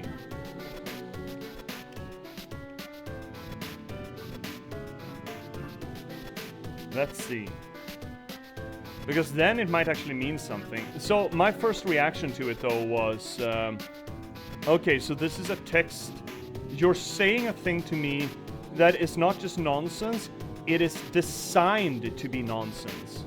Which again, you could argue is a postmodernist idea, right? Can we just generate lorem ipsum? Yeah, dolor. You're right, lorem ipsum dolor, sit amet, consectitur adep isking elite, ut consequat lacus sapien ac congue lectus imperdiet sed. You see, it's supposed to sound like Latin, but it's most fucking certainly not. But it is lorem ipsum dolor, you're absolutely correct. And it's at docet, okay. You looked it up, great, so I don't have to. And lorem ipsum docet actually means pain teaches. This joke has layers, holy fuck. And actually that feeds into to Flowey. The argument that Flowey wants to just put us through pain, and Flowey becomes this sort of personification of difficult gaming, to just be cruel and painful and unfair, to just punish the player. And the idea that Flowey as the game, or gaming, just wants to put us through pain. And again, using the lessons we learn out of Dark Souls, we argue that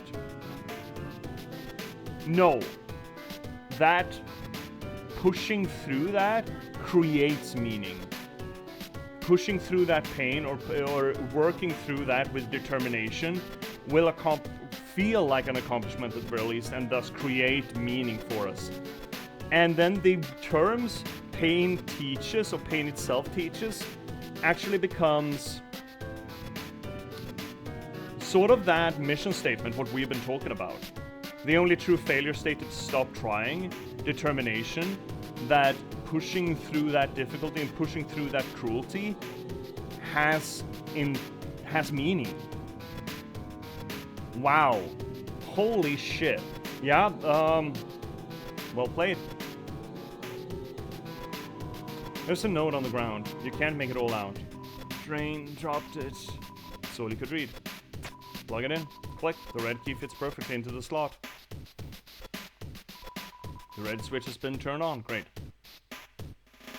That's really fucking good. Yeah, this game... I'm beginning to understand why people love it so much.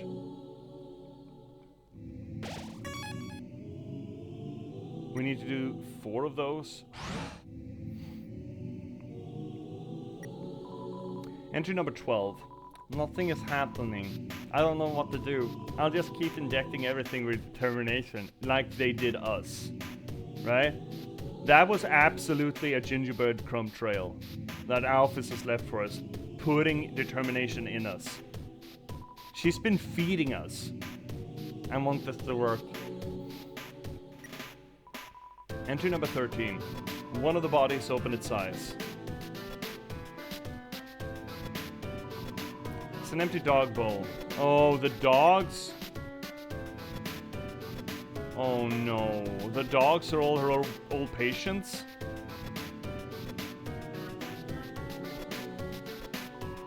The clock is broken. Entry number 14. Everyone that had fallen down has woken up. They're all walking around and talking like nothing is wrong. I thought they were goners. Zombies? Again with the Resident Evil bullshit. Entry number 15. Seems like this research was a dead end, but at least we got a happy ending out of it. I sent the souls back to Asgore, returned the vessel to his garden, and I called all of the families and told them everyone's alive. The vessel? Are we the vessel? I'll send everyone back tomorrow. Yeah, I'm sure everything went fine. Ha, dead and indeed. Ha, funny. 16. No. I'm sure everything went fine.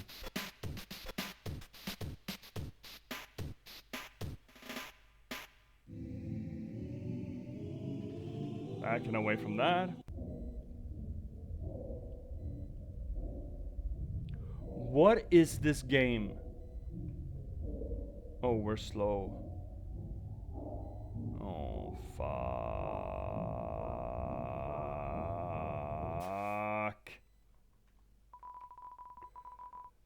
What is this game? What is this fucking thing? I have no idea what this game is. I have not a single fucking solitary clue what this game is. Well, that's not true. We have made great analysis. Oh, this is gonna be fun. Great analysis of it. Yellow flowers.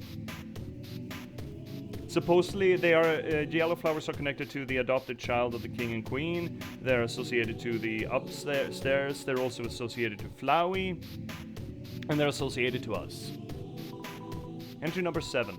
We'll need a vessel to wield the monster's souls when the time comes. After all, a monster cannot absorb the souls of other monsters. That is Flowey, right? Just as a human cannot absorb a human soul. So then, what about something that's neither human or monster, like a flower?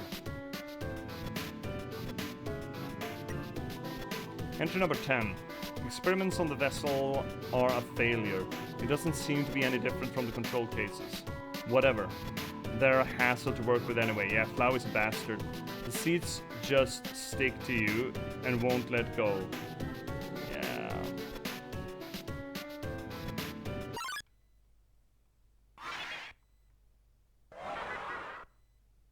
That's a vagina. That's a vagina. No, that's not a vagina. Hi, friend. Surely praying work. You kneel and pray for safety. Remembers its conscience. I made a choice. Bidet made a choice.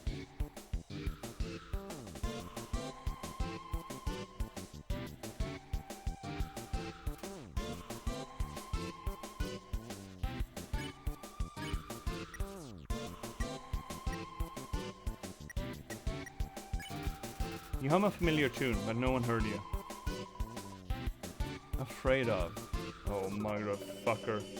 Also notice that it's butterflies it's shooting at us. Having an association to change and metamorphosis.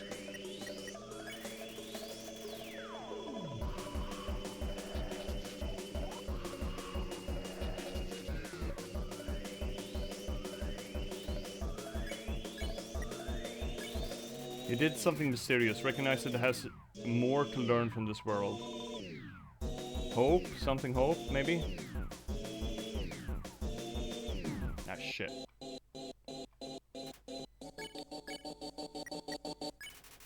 You wash your hands. Nothing happened. Fuck.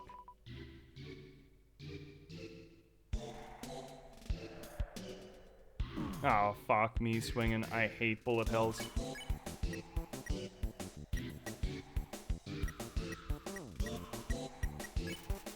You pick on Reaper Bird. Reaper Bird seems to remember something. Ribbit finally... Oh... Ah!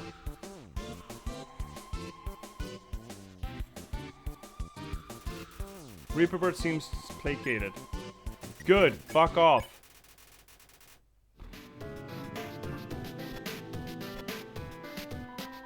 There's a note on the ground. Can't make it out. Cold. That's all you could read. And... we didn't get the blue one, right? No, we got the green one, I think. Oh, come on.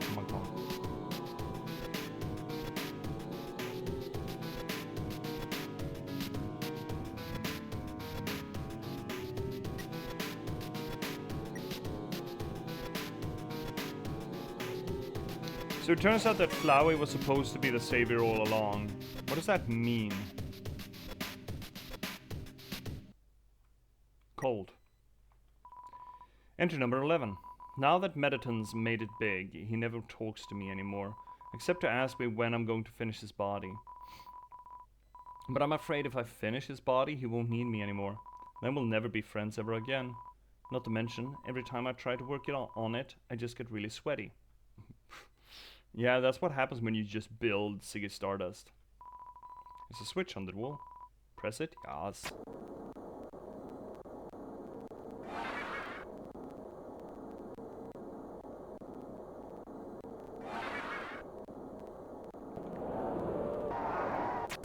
These are all unfortunate monsters.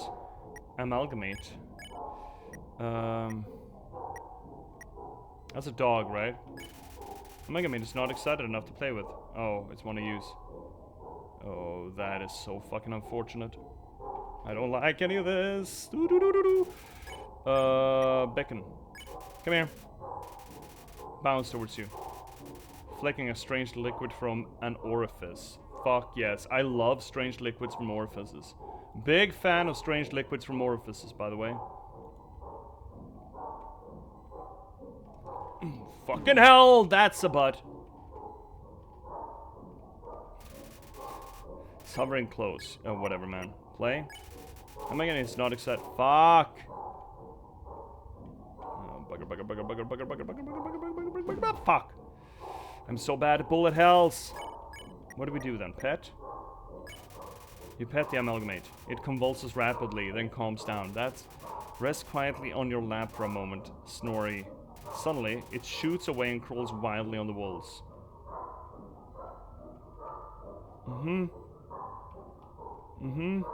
Fucking hate this. I hate this. Play. You throw your weapon into the corner of the room. The amalgamate brings it back to you. Proudly? You repeat this process a few times. Now amalgamate is very tired. It leans its dripping amorphous body on you. Oh, that's just a raw profit. This is just a raw profit, by the way. I didn't know we were playing Cultist Simulator.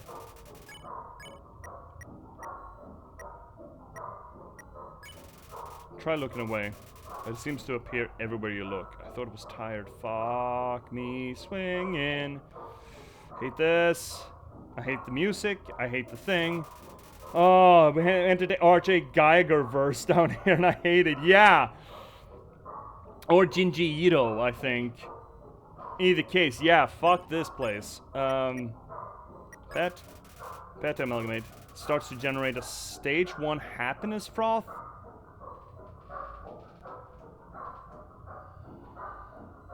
No! No!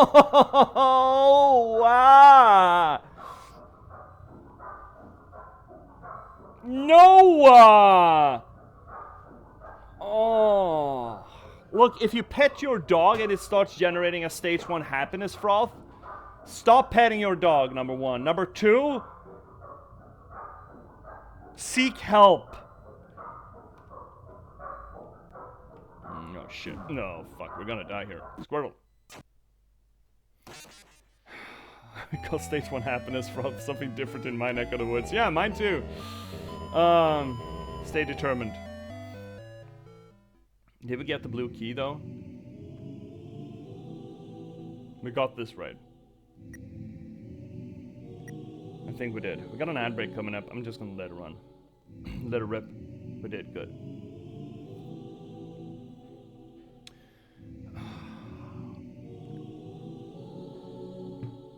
Stage 1 happiness froth is just fucked. That's just fucked. This is really fucked. Hate that. Yes, press it. Fucking press it. Oh, hate this. Hate this. Don't be so fucking happy with yourself. Temmie? Come here. Call the amalgamate. Bounce towards you, flicking a strange liquid from an orifice. Could you not? Oh, shittles. Hate this! Sure, we're lucky. So fucking lucky. Pet the amalgamate and convulses rapidly, then calms down. It rests quietly on your lap for a moment. Snore. Suddenly, it shoots away and crawls wildly on the walls. Ah, fuck!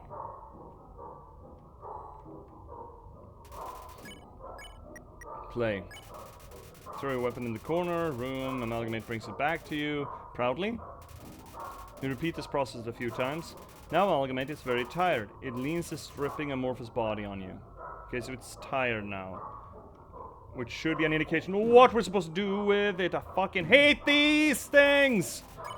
It's twitching.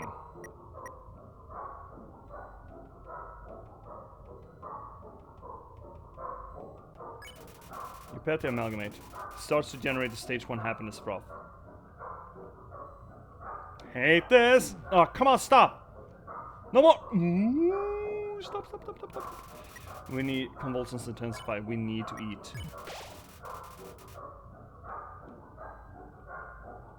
Oh, I hate the music, I hate the sound, I hate fucking everything. Every fucking thing. What are we doing? Convulse?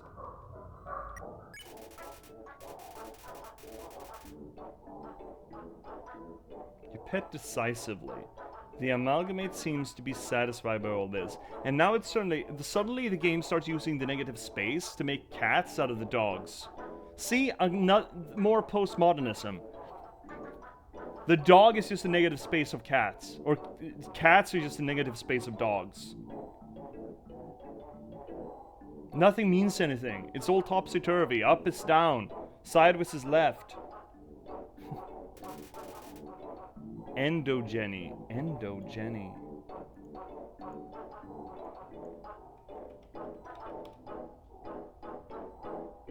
I hate this.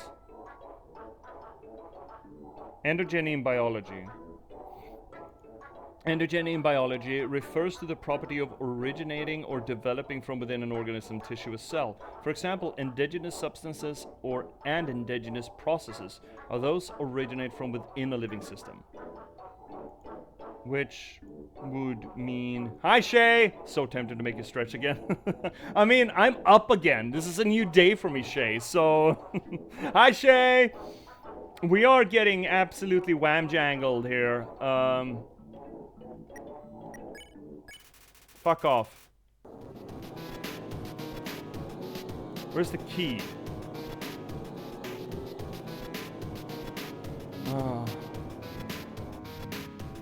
I hate this place. Let's save.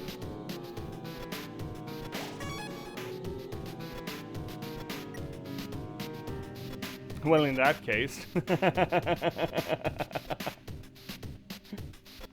Fair enough. Well, in that case. Fine, more stretchies. I could use them. I haven't done my morning exercises this morning either because I was rudely awakened by dumb promises that I made for fucking Twitch chat.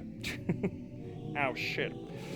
Ow, ow, ow, ow, ow. Oh, this shoulder, man. Ow, seize. Old man. Hashtag old man sounds. Ooh. Bugger, bugger, bugger. Careful with that shoulder. Very careful with that shoulder. It is not a happy shoulder. That's the ticket. Oh, that feels better. Oh,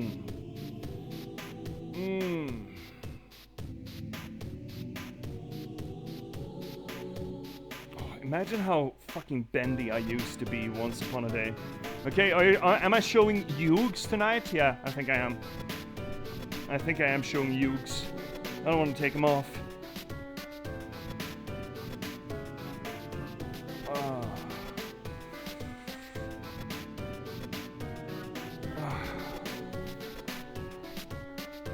Thigh stretches are good, man. They're really good. I have such bad balance in these Yugs, though. I feel like I'm wearing fucking clown shoes in them. Oh, now let's see the Yugs. Look at my Yugs! My Yugs are amazing! They're actually very warm and comfy. Like, very warm. Oh!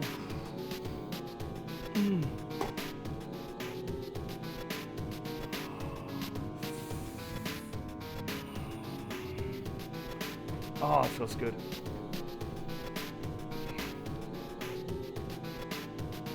Ooh!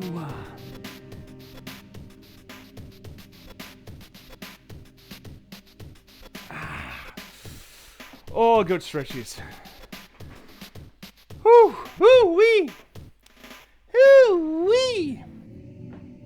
Oh, still the same day from me, for one more hour. Yeah, it's, oh, I slept for like 5 hours between streams, and then I got another, or is it eeg? Still got that new oog to them. Yeah, so creaky. Yeah, I'm an old ass man. You can't expect differently. Ooh. Okay, back into it. I really want to get done with Undertale. Get rid of this madness. Eeg. Okay, so we've done what is the fucking course?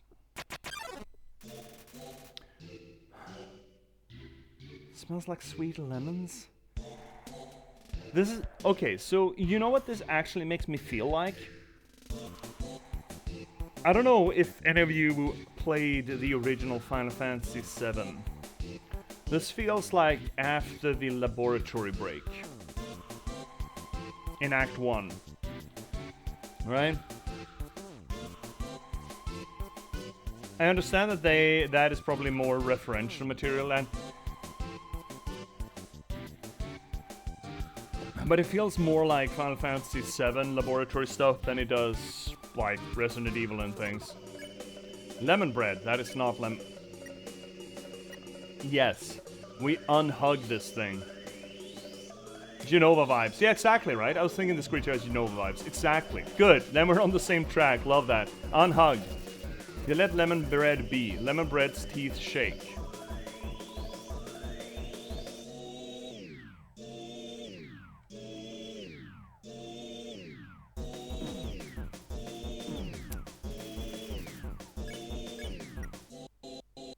Scream. Yeah, seems reasonable. You scream out, but nobody came. That's what they all say. Ah, fuck.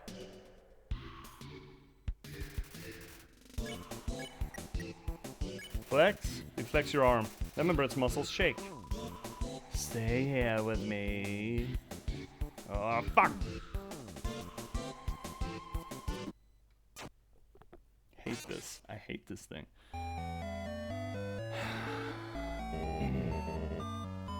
Don't lose hope. Yuri, stay determined. Get more determination in you. We need to inject some more determination in us. It would be kind of funny if the healing items were just injectors of determination. Just boost it up. It's like the healing items in, I mean, all Resident Evil games really, but specifically Resident Evil 7.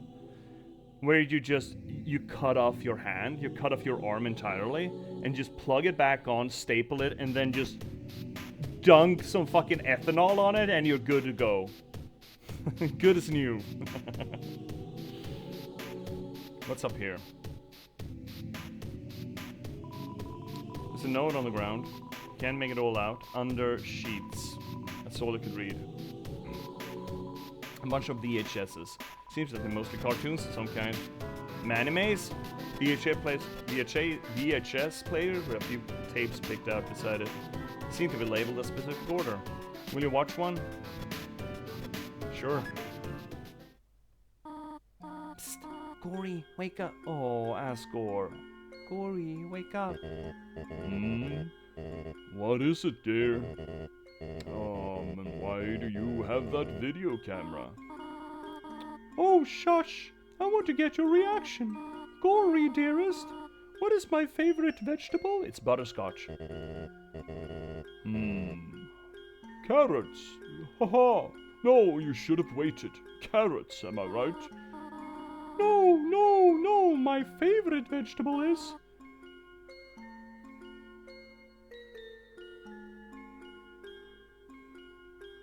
I'm not gonna say that out loud. I'm not gonna say that out loud. No, fuck that. I'm not saying that out loud. You're not doing that. That pisses me off on so many levels. Get it? Oh, get it! Ellipses. Go back to the kitchen, dear. No, not yet. Oh, it's her. Oh, right. She's a pun. She likes puns. Right. It's the punnery. She did puns with Sans when she shut herself away. Oh, that's actually cute. I hate it, but it's cute. Now, if I were a dog, what breed of dog would I be?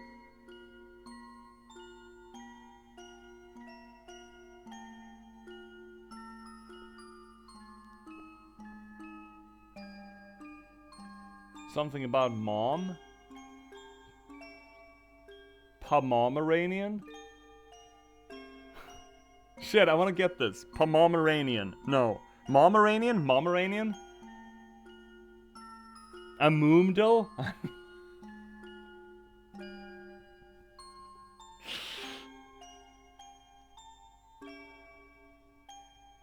A German mom?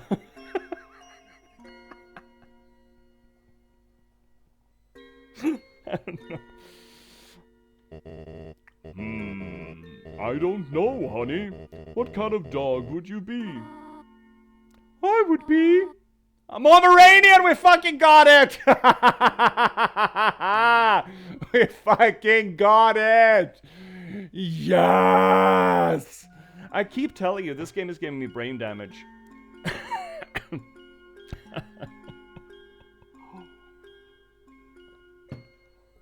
This game is a prison.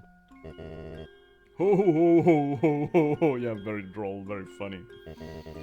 You sure are excited to have this child. You know, if you keep making jokes like this, I'm gonna punch you in the teeth. One day, you could be exiled. A famous Momedian. Oh my fucking god.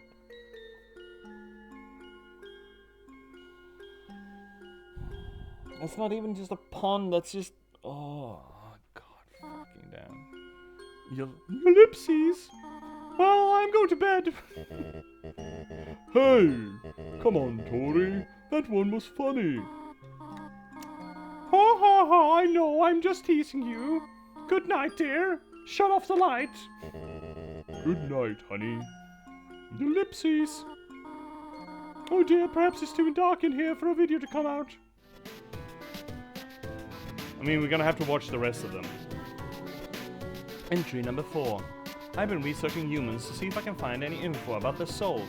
I ended up snooping around the castle and found this weird videotapes. I don't feel like ask or watch them. I don't think you should. Oh, interesting. We're gonna have to watch the rest of them.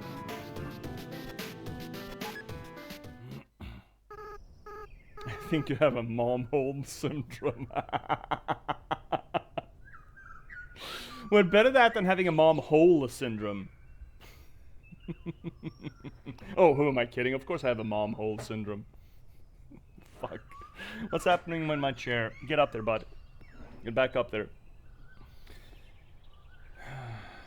Yuri?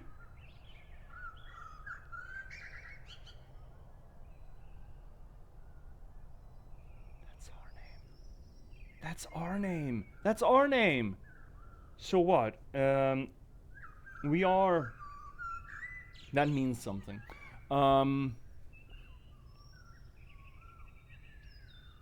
It's unlikely that we actually are the child. But it would link us that they consider us our child. But that's not really news, though. We knew that. We have been able to glean that for a while. Okay, Yuri, are you ready? Do your creepy face. No, that's the kids. Do your creepy face. They are the kids. What did I make for the other kid? For the kid that we were friends with, the striped shirt ones.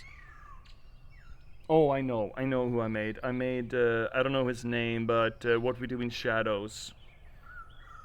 Do your creepy face. Ah! Oh, wait! I had the lens cap on. What? You're not gonna do it again? Oh, come on! Quit tricking me! Ha ha!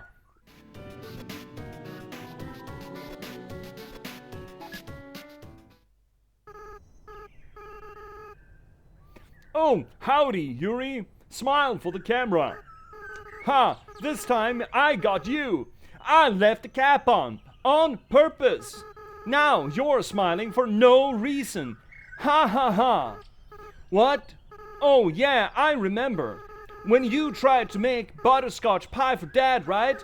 The recipe asked for cups of butter, but we accidentally put in buttercups instead. Yeah, those flowers got him real sick. I felt so bad, we made Mom really upset. You should have laughed it off like I should have laughed it off like you did. Anyway, where are you going with this? Turn off the camera? Okay. That's just how we sound in Tucson, Arizona, Anasonia. I don't know, who's that actor? I'm trying to channel a specific actor. who just does that. What we do in shadows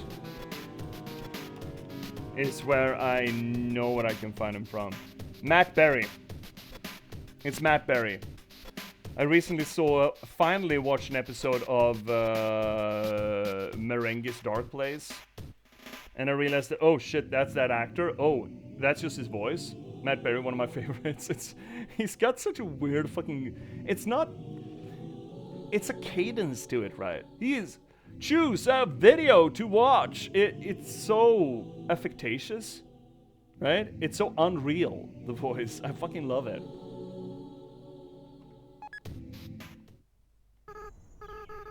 I don't like this idea, Yuri. What? No, I'm not. It's not like I like you or anything, Baka. Big kids don't cry. Yeah, you're right. No, I'd never doubt you, Yuri. Never.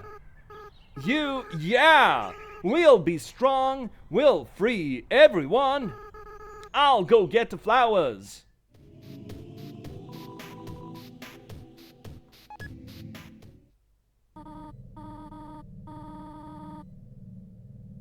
Yuri, can you hear me? We want you to wake up.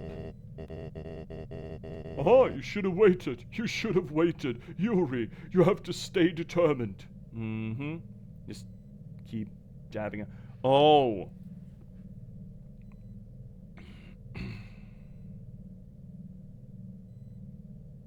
That implies that the adoptive kid didn't fall down the well, but were made. Right? They were made as part of this experiment. Kinda. Oh, no, you can't give up. You should have waited. You are the future of humans and monsters. Oh, Yuri, please wake up. I'm your Pomeranian. I don't like this plan anymore. Plan, see? So they genetically engineered a child to fill with determination so that their monster human hybrid could have a soul that managed to break them out. No, I said I'd never doubt you. 6, right? We just have to get 6. 6 children, okay. So no kids fell down the well. They were engineered. Which is interesting considering that our read of the boss fight with Flowey seems to suggest that to us that the 6 children previous to us were representation of the gamers, like previous generations of players. And the power of the cruelty of the game was the players that came before us. But the way to overcome the cruelty of the game was to actually ask those old players for help, like going to the wiki, essentially. Or the forum boards. How do I get past this boss fight?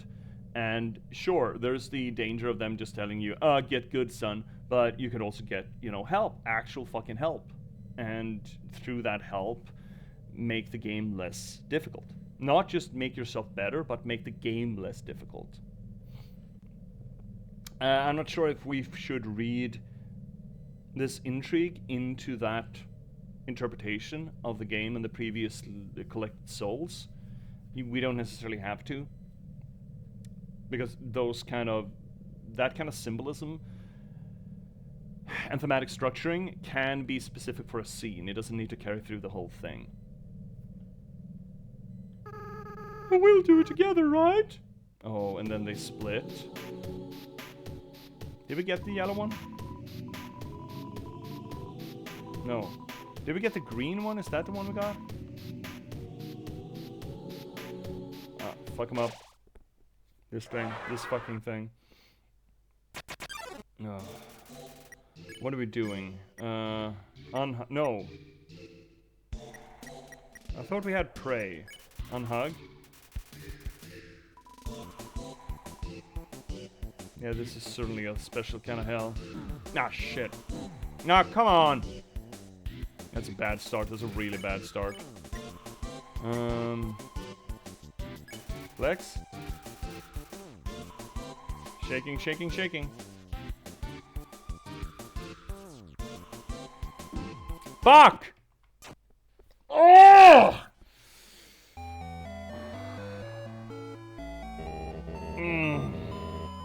I hate this.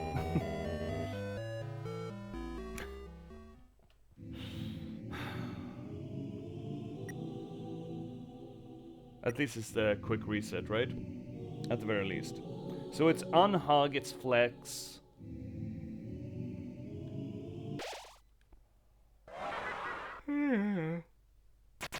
Get on with it.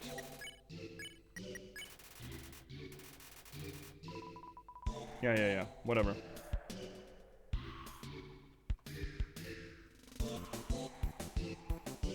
Got it.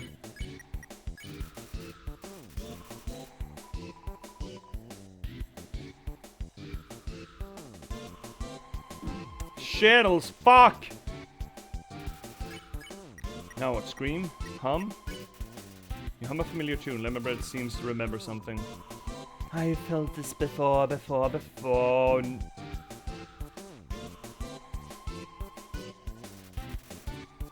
Could this be goodbye? Oh yes. Fuck off. Please fuck off. We're going back to save. Holy moly. What time is it? 8 a.m. by the way.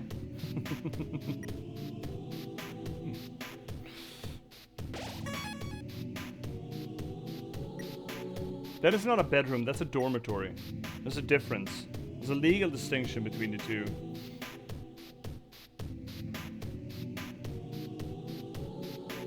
What is that? DT extraction machine. Status: determination extraction. Inactive.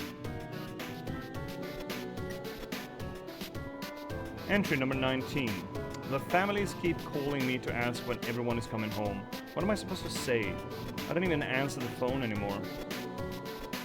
It's a refrigerator, it's empty. Yeah, it's gonna be one with a monster in, and that's gonna be the key. Seems to contain samples of some kind. Entry number 20. Asgore left me 5 messages today. 4 about everyone being angry. 1 about this cute teacup he found when it was looked like me. Thanks, Asgore. Entry number 21. I spend all my time in the garbage dump now. It's my element. It's a refrigerator. Seems to contain samples of some kind. I know which one we're doing. I get it. We missed it. I know. Oh, really? You're the ghost?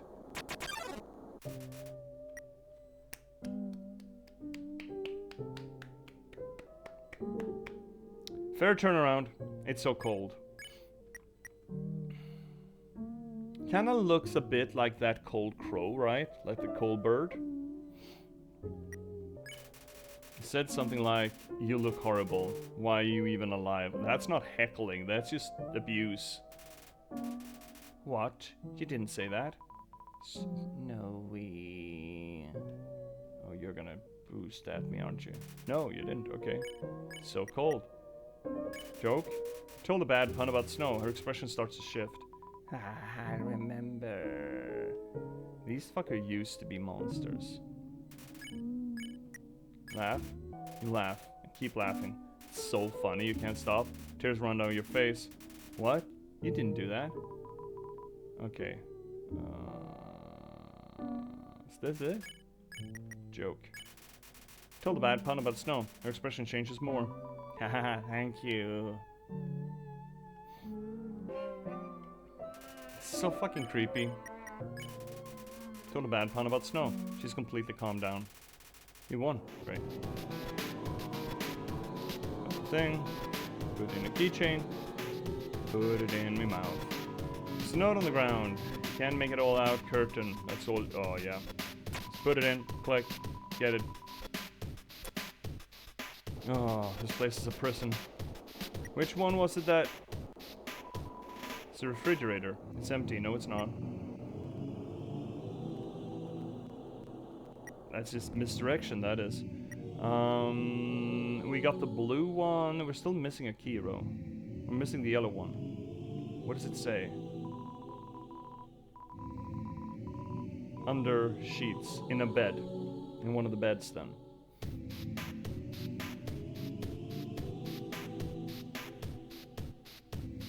Where's the other key slot?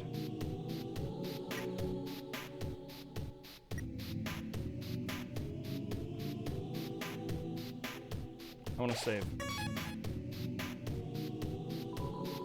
There's something under the sheets. Check it out. Yes. Yes. Yellow key. Put it on a keychain. Don't you put it in your mouth. Don't you put it in your mouth.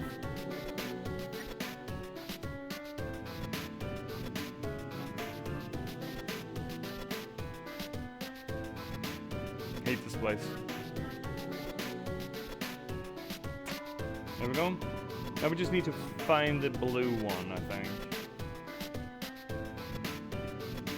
I forget where that was. Where was the blue thing? The blue keyhole? The blue hole for key? It's not over here, right? Oh, I remember. I remember. It's down here. I'm pretty sure. I think.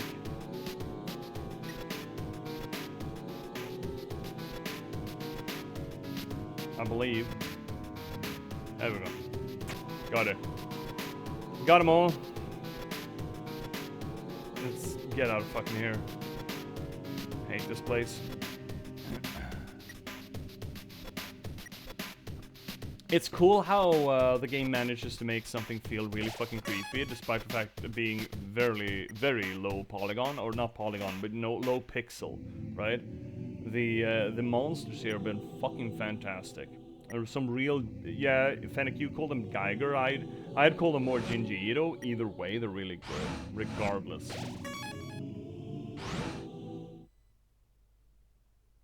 What the fuck? Seems to be turned off. Turned offies. Oh. Seems like this controlled the elevator's power. Turn it on? Yeah, this is the boss room, isn't it? Oh, so many ghosties. Can I move? I cannot. Okay.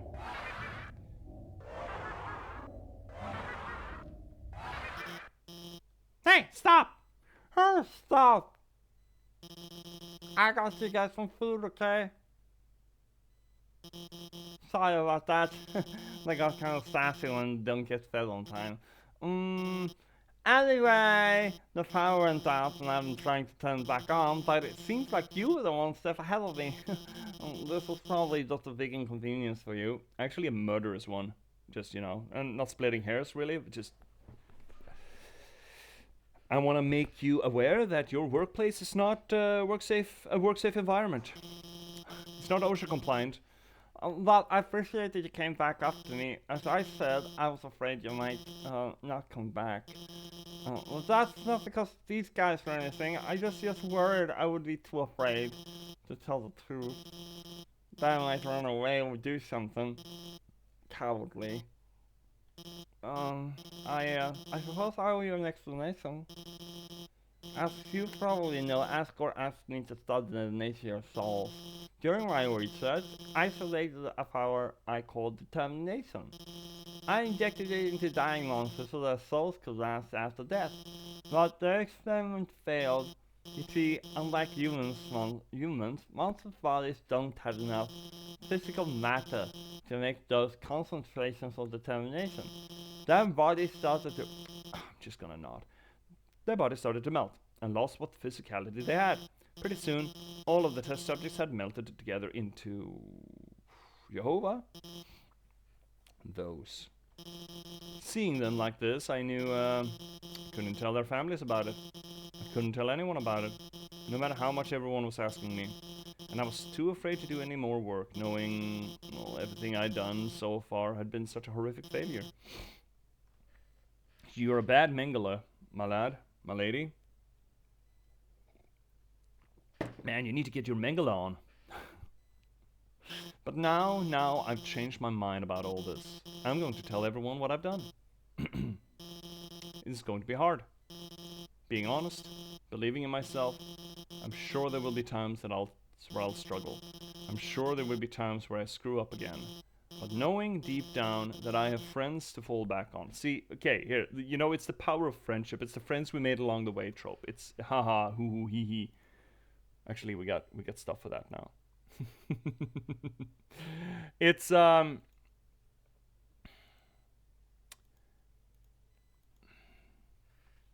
It sounds like, again, low-hanging fruit. You know, it's all the friends we made along the way. But it's, again, it feeds into the message of the game, being this postmodernist piece, or trying to be, where Alphys has been hiding in denial and lies, unreality. And she's facing just the fact that the reality is also formless, right? The reality she's facing is about these formless creatures, formlessness, the loss of physicality, the loss of reality. And she's facing the loss of reality in self with new reality, honesty.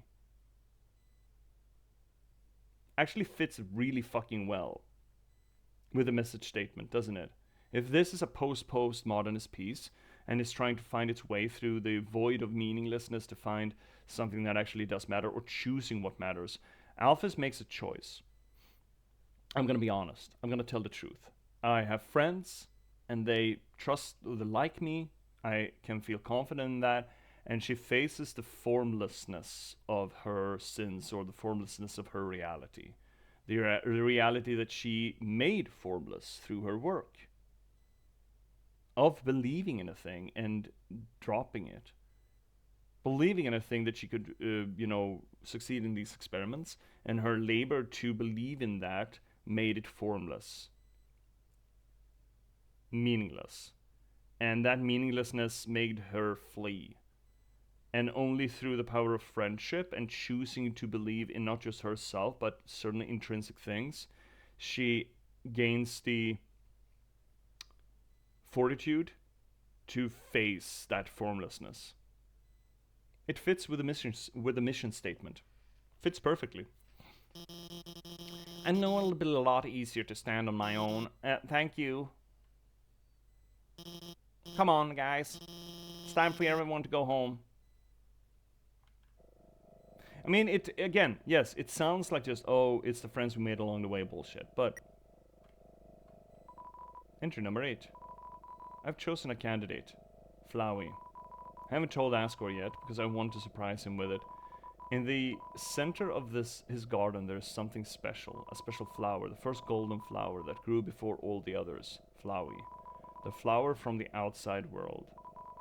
It appeared just before the queen left. I wonder what happens when something without a soul gains will to live. And nothing good, as it turns out. Entry number 18. The flower's gone. Just ran away. Oh my god. Let's see here, Fennec. The power of emotional bonds, friends, family, etc., does seem to be an objective truth counter-argument that keeps popping up in postmodernist stuff. It is...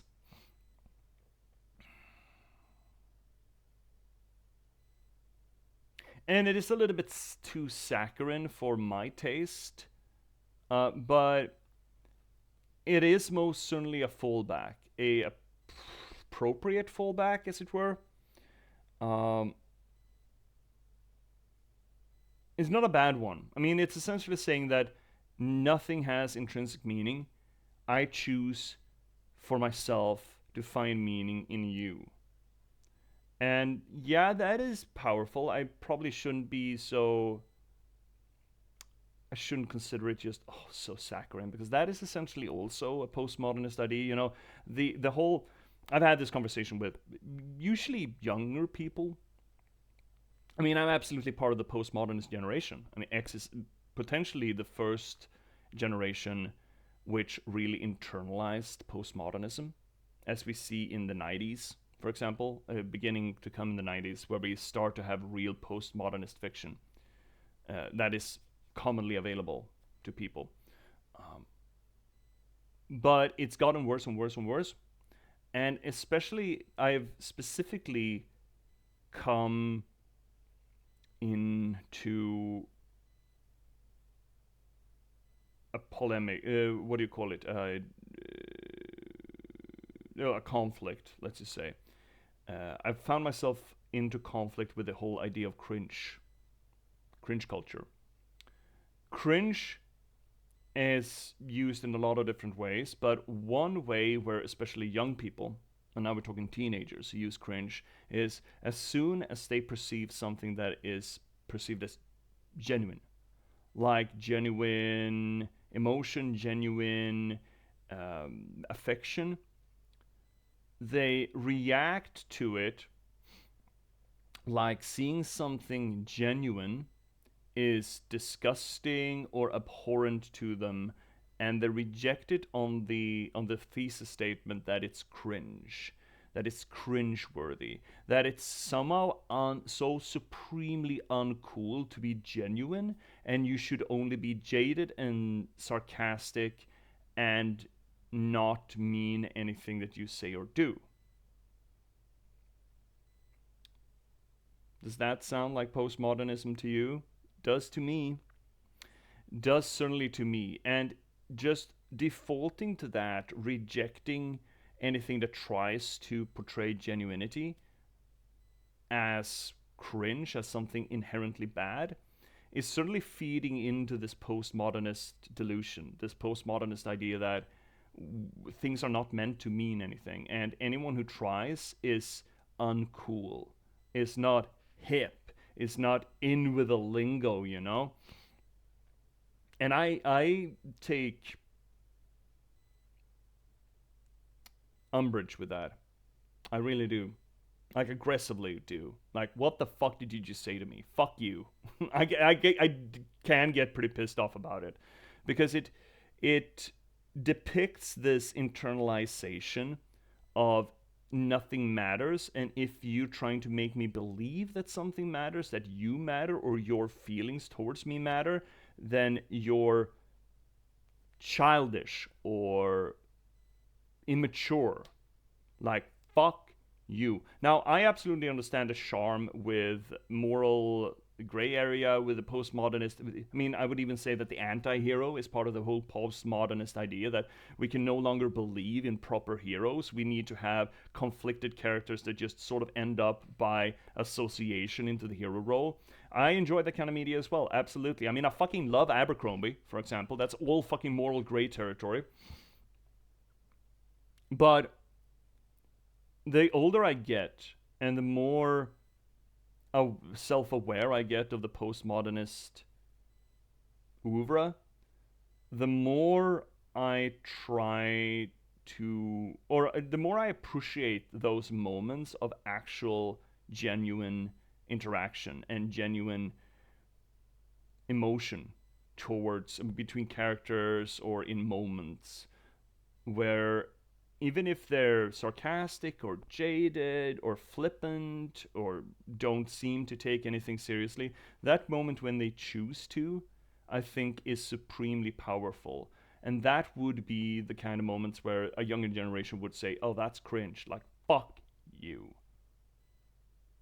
Fuck you for not only that you have internalized the disingenuousness of postmodernism, but fuck you for trying to externalize that shit. I understand that you're a child, you don't know any better, but you need to have this reaction. You need to feel, you need to experience this reaction against that state of mind. Fuck you, shut the fuck up. If you can't take anything seriously, can't, accept anything being genuine, you're the problem. I'm not. Stop externalizing that. And here, Fennec. I was going to say, I think generally things are considered cringe, not because they're genuine, but because they're so jaded that they believe anything that is genuine is actually manufactured or manipulative, and thus cringe. It's the problem with the whole nothing happens on the internet ecosystem we live in. Everything is fake or made for clicks or upvotes or whatever. Yeah, maybe. I mean, that's certainly another side of the argument. I usually react to it when I've experienced it live in reality, because I do. I have on occasion. But yeah, you're right. There's another side to that where you just don't trust genuinity. You don't trust it. You believe that it's just orchestrated for manipulation. And but it sort of feeds into the same problem, right? Because then you have gone so far down the rabbit hole of postmodernism and nihilism that things that look genuine to you, you automatically reject because nothing can be genuine. And thus you have the reaction, that's cringe. Whether or not that's actually cringe, I hate the word, fucking hate the word, but it is fitting when we're talking about it, I suppose. That is cringe because it's trying to manipulate me into believing that it is genuine. But it also, the fact that you have such a hard time believing that anything is genuine is also a telltale symptom of being stuck in that postmodernist thought. I'm not saying that that reaction is irrelevant, because there absolutely are circumstances where being genuine is orchestrated, which is postmodernist in and of itself, and we need to be aware of this, unfortunately, because we live in a postmodernist society. But the inability to see anything that either pretends to be or actually is genuine as anything other than cringe is a disability, really, I would argue. It is a philosophical, cognitive disability that we have been bred into over the course of several generations now. At least since Generation X, we've been bred to think that way. And we need to get out of that. We need to tear ourselves out of that. And I think part of tearing ourselves out of that is reacting to it. Like, fuck you. Like, yeah, sure, okay, that's horseshit, that's manipulative, fine. But stop having that knee-jerk reaction. Stop immediately going for, oh, that's cringe, fuck you. No, it's not cringe, that is manipulative. There's a difference, because cringe is just, it's just a reaction to the veneer of it. It's not the reality of the thing, right?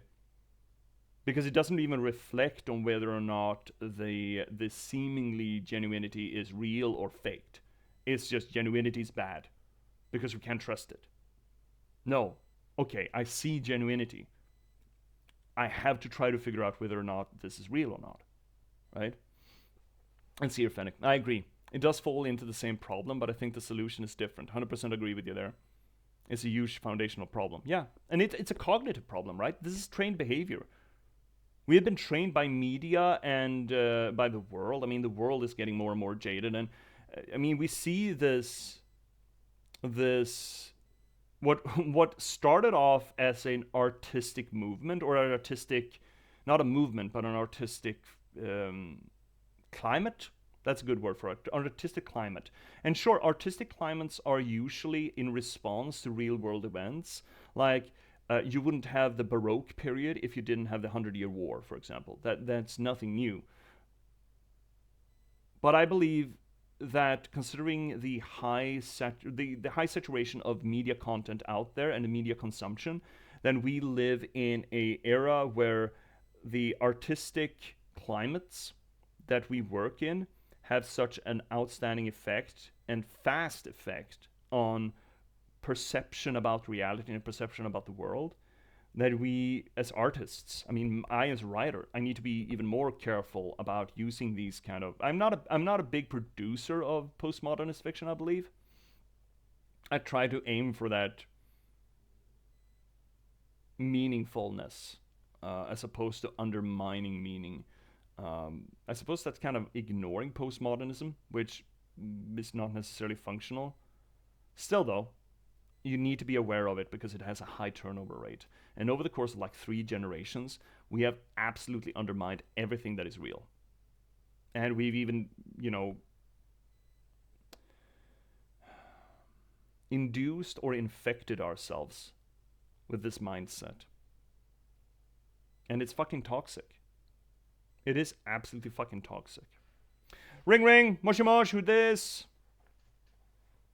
It's a voice you have never heard before or ever again. Are you there? It's been a long time, has it not? But you've done well. Maybe I should channel my inner, not Bill Nye. What's his name?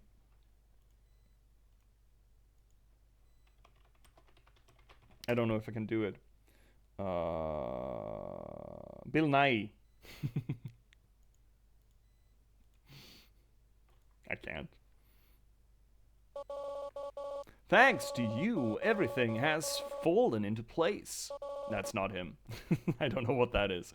Yuri, see you soon.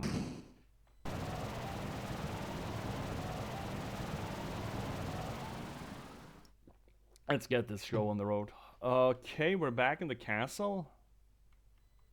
That was him from Love Actually. Was it? Did I manage it? I was trying to channel that scene, you know, when he's talking to his manager. So, I was neck deep in pussy at Elton John's party, and then I came to realize that who I actually loved was you. Huh. So I did it. Good. Excellent. Yeah, of one mind, Fennec, of one mind. I love that Bill Nye. He's so fucking good. That specific Bill Nye is a fucking champ. So we're in the castle again. Let's just walk through it. Silence. Ominous. This is also kind of cool, and it is a modern idea. The use of silence and the absence of a part of storytelling that we have come to expect to promote not just anticipation but anxiety. We're lacking a certain part of the setting here. We walk along this stage essentially, but we are lacking one of the pieces of the media. And it fills us with dread because we feel like we are missing a key component in how we are to understand the scene. So, using silence in this way, you could use it the same thing. You don't have a backdrop, you just have your character moving on a black screen, essentially. You can do many different ways. But it's usually used with sound because it doesn't actually stop us from navigating the world. And it is absolutely an effective tool of making us just, oh shit, I don't know what to expect. I usually get, sound cues to know how I'm supposed to react to the scene. Is it supposed to be creepy? Is it supposed to be endearing? Is it supposed to be dramatic? But right now, I have no idea. And that loss of expectation, or loss of ability to have expectation, paradoxically fills us with an expectation of a reveal. So we're not supposed to know what's going on. It's kind of cool, actually. Don't buy drugs, kids. When you're famous, they'll give them to you for free. He's so fucking good. I like Love Actually. I think that movie's fucking great. I haven't seen it this year. I think it's a great movie. I love that. There's a lot of actors there who just get to act their asses off, and Bill Nye is one of them who gets the most fun to do. Such silence. Hello, darkness, my old friend. I've come to talk with you again. Yellow flowers. It's a golden flower. Yeah. Can we get in here? Right, we've already been here. Fuck it. Let's go home.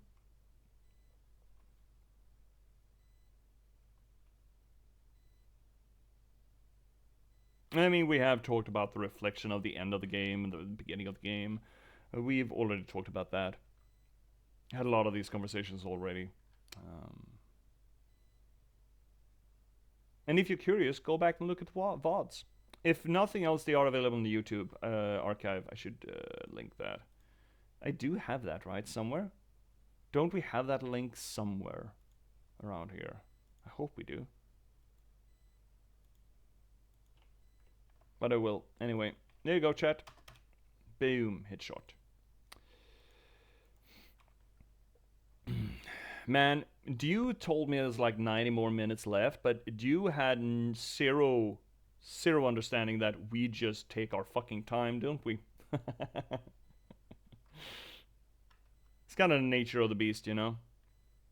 With us doing analysis of the work, we get on tangents and just sit and talk. Hey, dude! Just talking about you. 90 minutes, eh? 90 fucking minutes. We've been here for 3 fucking hours. Speak of the devil. Yeah, exactly. I do. Welcome in. Right on fucking time. We've had a lot of good conversations, actually, about the game. You're absolutely correct. Thank you, Dew, for making me go through this Alphys thing. It has been really worthwhile. So thank you. This has been real good. Like, real good. Where's the safe spot? There's no safe spots anymore. Well, actually, let's go down and take a look at the other souls. Are they still here? You missed the stage 1 happiness froth too. Fucking hell. I woke up and thought, oh, I perfectly missed it. It's a coffin. There's a name engraved on it. Yuri. Oh, we're clones. Of course we fucking are. And the king and queen just couldn't go through with it with another one. Of course we're clones. Yeah, that makes sense. Yuri 1, Yuri 2, Yuri 3.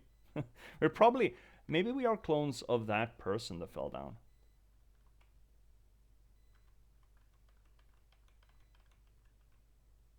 Yeah, anyway. Let's carrying on.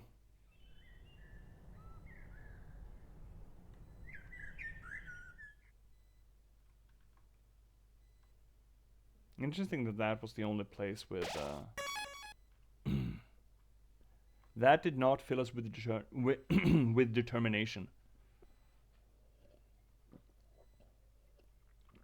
Oh, my throat. Let's go through.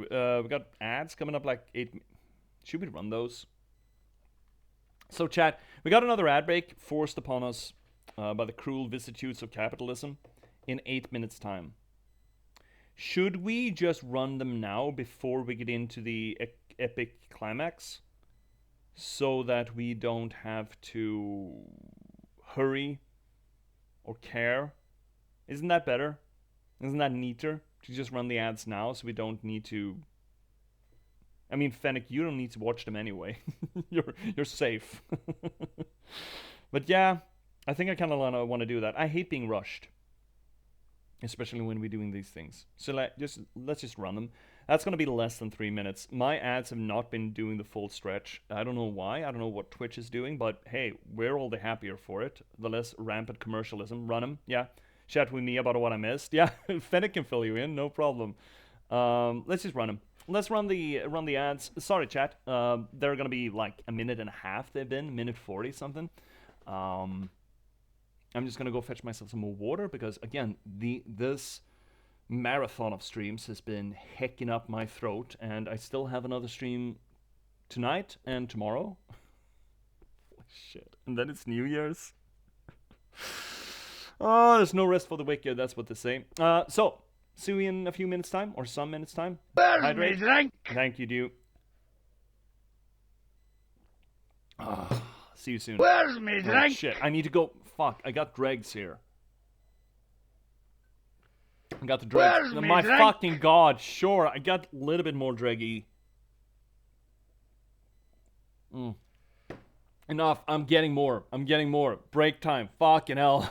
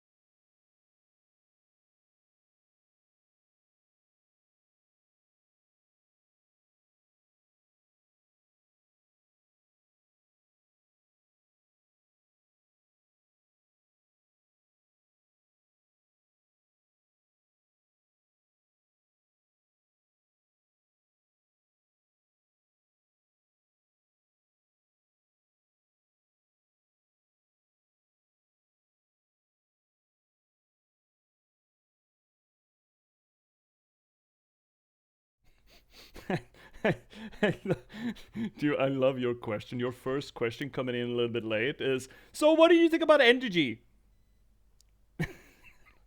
I don't want to think about it at all. I don't want to think about the...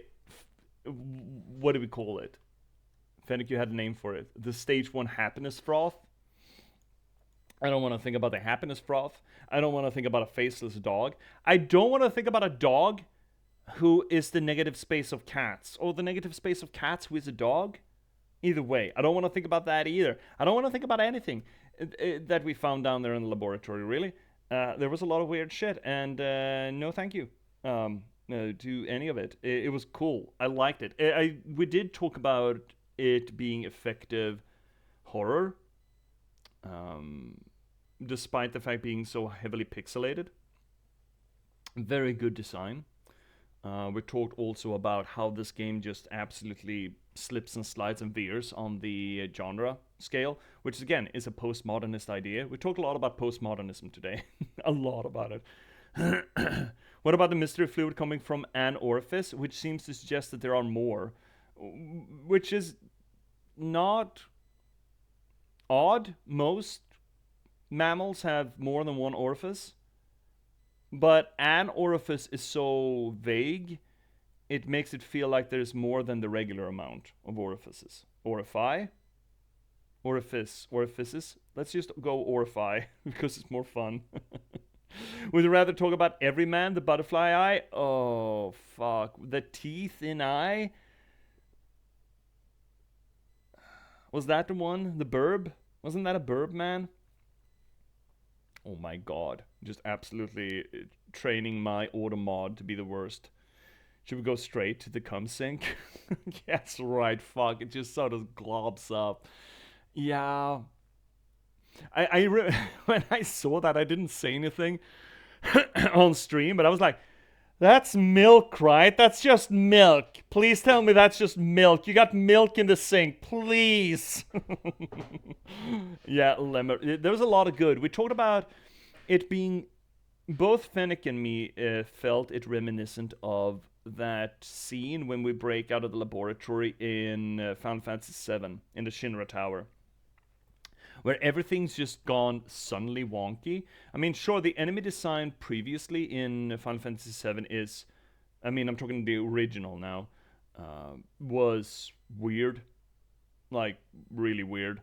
But there's a specific design element to the whole Jehovah creatures, where they're just warped and weird to a whole new extent. And it's just a tonal shift, a real bad tone, well, not bad, a good tonal shift, but a strong one in that scene, where you usually just, oh, we're breaking into corporate security, whoop-de-doop-de-doop, and then just, wait, how did Lovecraft come in here, you know?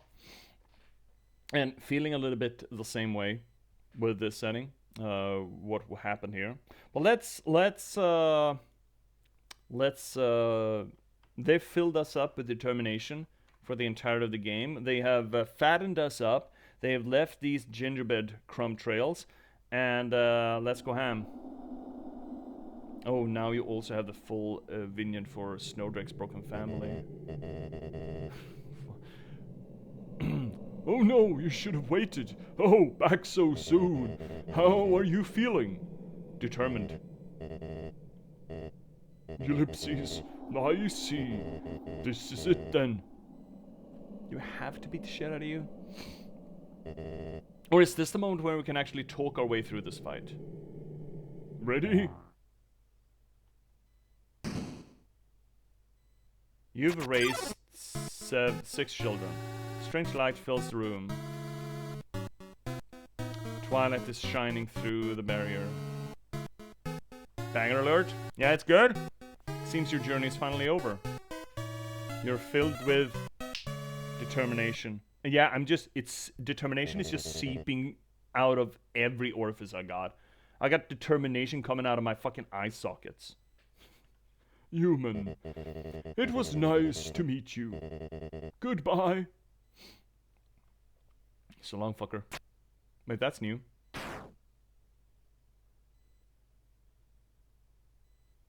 Mom!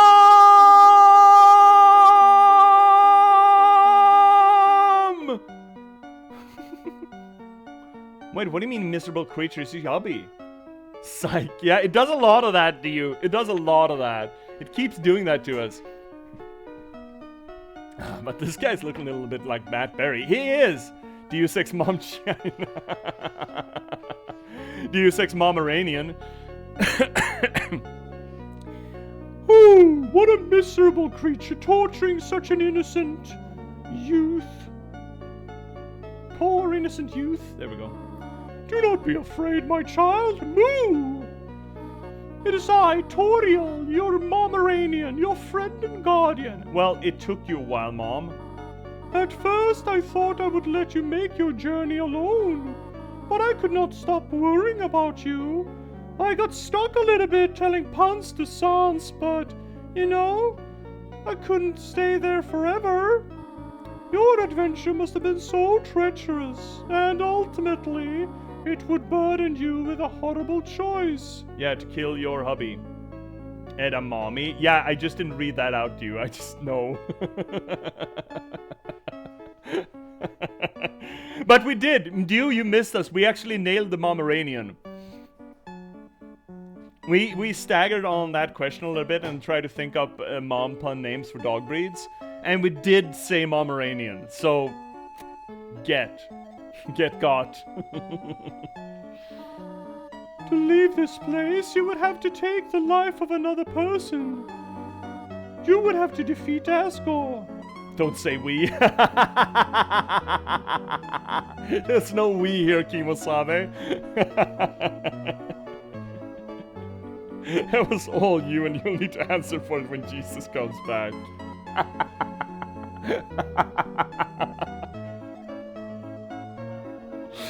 Me as a godless heathen, when Jesus comes back, I'm like,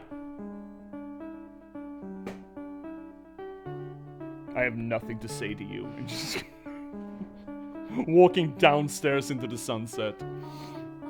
However, I realized I cannot allow that. It is not right to sacrifice someone simply to let someone leave here. Is that not what I've been trying to prevent this whole time? Yes, it was. You tried to lock us up. You tried to fucking fritzel us. Literally. Lock the door, feed us butterscotch pie in the basement. The royal we gives such a sense of community with minimal presumption. Look, when I do a thing, it's all a Twitch chat's fault, okay? When I do a dumb thing, it's all a Twitch chat's fault. When I do a good thing, it's all me. So, for now, let us suspend this battle. What do you mean, for now? As terrible as Asgore is, he deserves mercy too.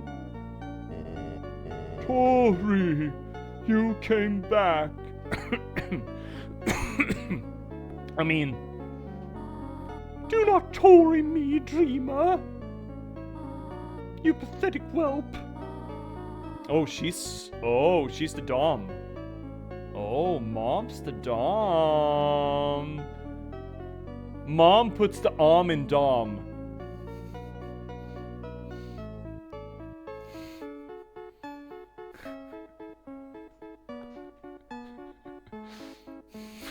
I'm not comfortable with that. If you really wanted to free our kind, you could have gone through the barrier after you got one soul. I'm going to need a cross stitch of that to put on my wall.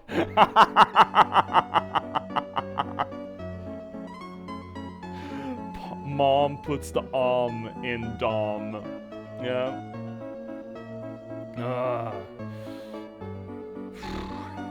Taken 6 souls from the humans, then come back and freed everyone peacefully. But instead you made everyone live in despair, because you would rather wait here meekly hoping another human never comes.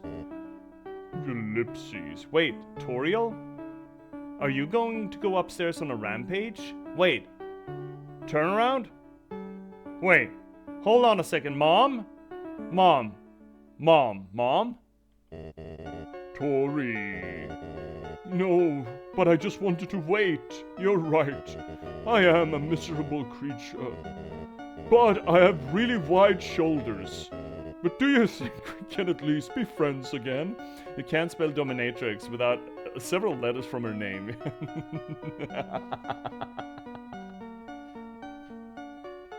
It's like, what did House say? There's no I in team. There's a me, though, if you jumble it up a little bit.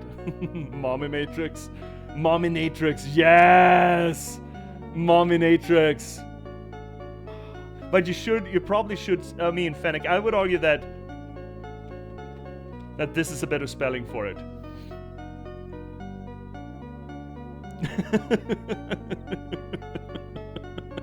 Holy shit. Did we just invent a new kink? No, we haven't. There's anime of this. We've talked about anime already. We've had the anime conversation. I know this is a thing. I've seen the anime. Mom, stop having sex with my boyfriend. I know what a mommy matrix is. It's putting you under the heel of freshly baked pies.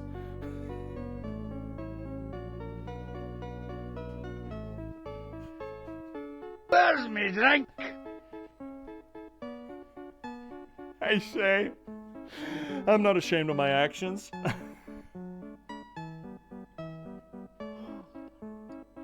Good lord, lol.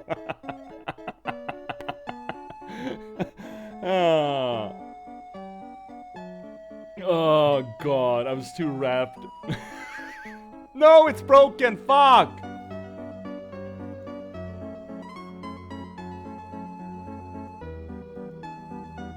It's always fucking broken. That congratulations alert is just absolutely fucking broken. I hate that it's so broken. I don't know why that specifically is so broken. There you go. Then you get to hear it at least. Congratulations! Congratulations. Congratulations! Congratulations. Congratulations! Congratulations! Congratulations. Congratulations! Congratulations! Congratulations! It's the best sound clip I got, and it's so fucking cursed. It works about 50% of the time. Just threw those 200 points right down the cum sink. Oh no! Oh no, I redeem, it's broken. Yes, it is. I don't know what it is. I think it's too long. I think that's it. The other ones usually work, but the congratulation one is just... It runs for like 20 fucking seconds. It's just so fucking long, which is half the fucking fun of it. It worked great the other day. It worked great Thursday, right? You ran it and ran it and ran it and ran it. I don't know, I think we had 10 redeems of the congratulation just rolling up. Worked fine. But do you think we can at least be friends again? Sigh. Sigh. Fine, but I'm putting up my leather apron. No, Asgore.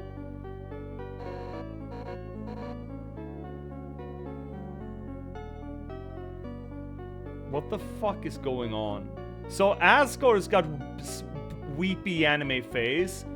Toriel's got that, ooh, someone's looking under my skirt. Someone's taking photos. Yeah, his eyes. Yeah, there's a lot of facial expression. During this stream specifically, it's been very good. Nah, Asgore, human. Nobody fight each other. Everyone's gonna make friend. Or else I'll... Hello, I'm Tenny. Hello, I'm Toriel. Hi, Snack. Theoretical anime title. Trapped on the ground with my Capra Dummy Mommy. Oh my fucking god.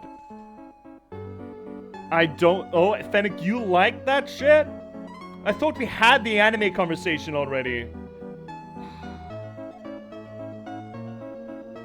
You know what? I kind of want... Okay, Snack, I kind of want this anime to be an isekai, too. You just wake up in the body of a kid whose mom is trying to seduce them. And you're like, oh shit, no. Or you... is it better the other way around? That you're the kid who wakes up in the body of the person that your mom is trying to seduce?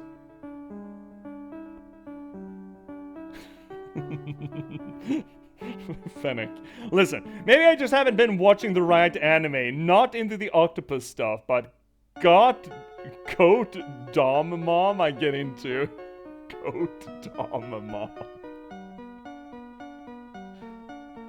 Okay, you know what? I'm gonna break. Okay, chat.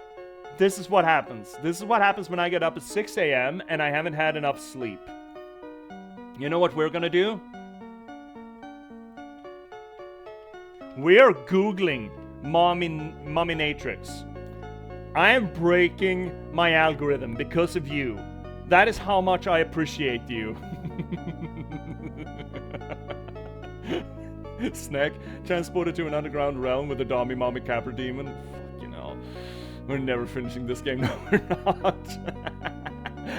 The tentacle monster is teaching classroom. We're gonna get put on the watch list for Googling this. Dude, okay. My algorithm is already fucked. I already had a file in with my domestic secret police. Because I used to be a journalist. I Googled fucking everything. That ship sailed a long ass time ago, and Mominatrix is not gonna be where they put the chains on me. God damn it. Oh shit, did you mean Mominatrix? Shatterbait? Oh, of course it's porn. I'm kind of disappointed actually. I'm a little bit disappointed. It's a song? By Stat Dad? There's a book, chat.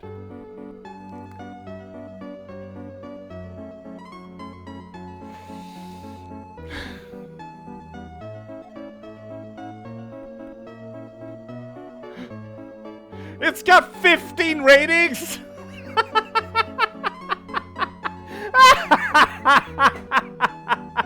Oh my god. It's $13 on Kindle? Excuse me, what? You're selling an ebook for $13? This has got to be a good fucking book. If you're disappointed, just check that. No, we're not doing that. We're not actually breaking TOS. I think this is good enough. Kristen Chase has written The Mominatrix Guide to Sex, a non-surrender advice book for naughty moms. What is the quote? For every woman who believes that being a mom doesn't mean you have to stop being hot, this is your book.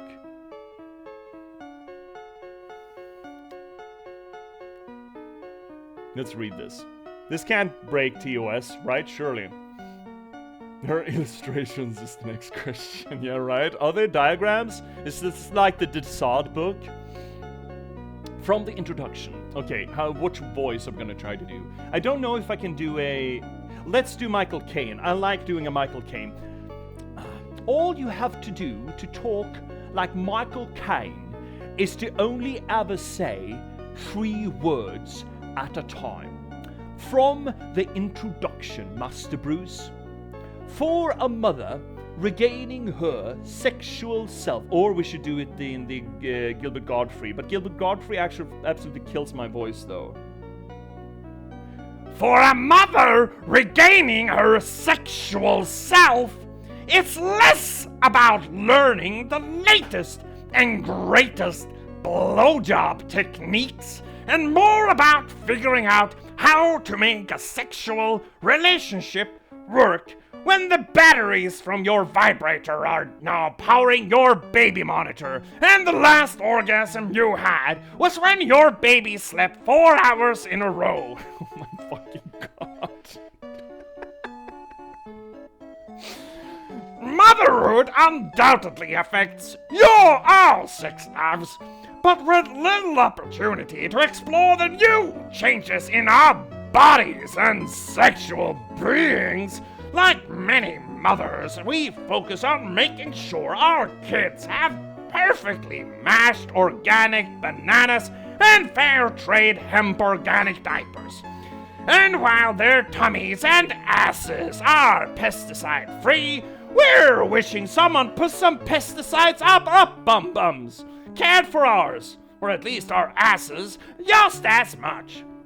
This guide gives moms everywhere permission to exchange their mommy jeans for something just a little bit more flattering. Self-proclaimed mommy matrix and author of popular sex columns of the same name, Kirsten Chase, proves that there is more to motherhood than diapers and timeouts. Good moms can be sexy mamas with just a little mommy matrix training.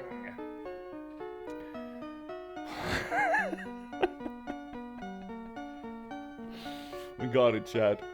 We got it. We got it.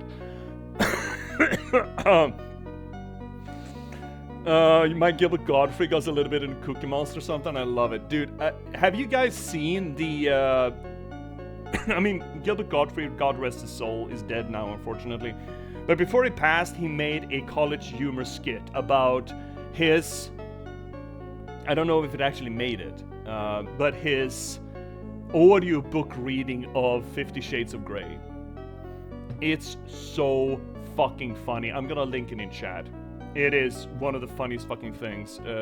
College humor, Gilbert, 50 Shades should be enough. It is so fucking good. When this stream is done, when eventually the stream will be done, you need to listen to this. Hi, Vesper! Yeah, look at me, hydrating. I'm doing Gilbert Godfrey, of course I'm fucking hydrating. Welcome in, Vesper! Oh, my voice. Fennec, you know, when I first saw your Gree video on YouTube, this isn't when I thought I'd find myself. Not made about it, but it's funny how live sometimes at you, like, how life comes at you sometimes. Not mad, yeah? He would totally make that joke. That's the thing, dude. He made that joke. He's made this exact joke. This is the exact joke that this Gilbert Gottfried's 50 Shades of Grey audiobook is. And it's so fucking good. Robbing my clitoris! It's so fucking good. You need to watch that show. Oh, watch that video later. It's like 2 minutes. It's really fucking funny. One of the funniest things I've seen College Humor ever do. And I've seen a few quite fucking funny college humor videos. That What If Google Was a Guy? Gold. Vesper. Although what ungodly time do you call this? Vesper, I went up at 5 a.m. I've been streaming for 3.5 hours, Vesper. I streamed last night. I did a Gib stream with C. Palea Gib stream. And then I quit that at 11 p.m. to get to bed. I was sleeping at about midnight. I went up at 5. And I started streaming at 6. I'm gonna run this until about noon, I think. And then I'm starting another stream at 5 p.m.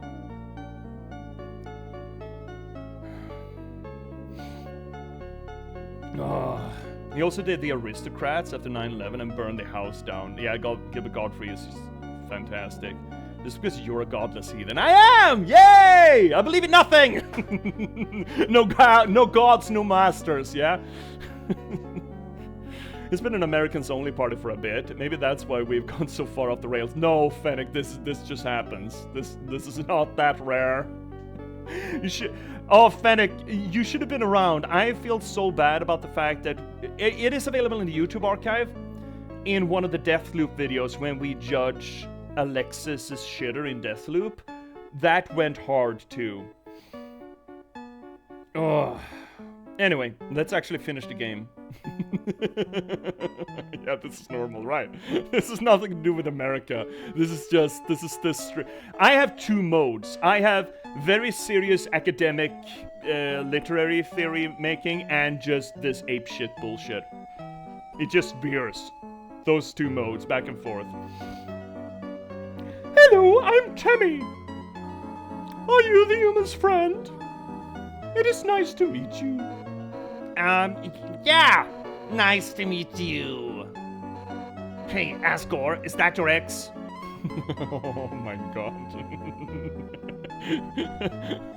Wow.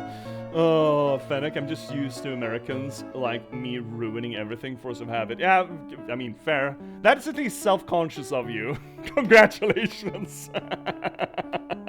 Congratulations, Fennec.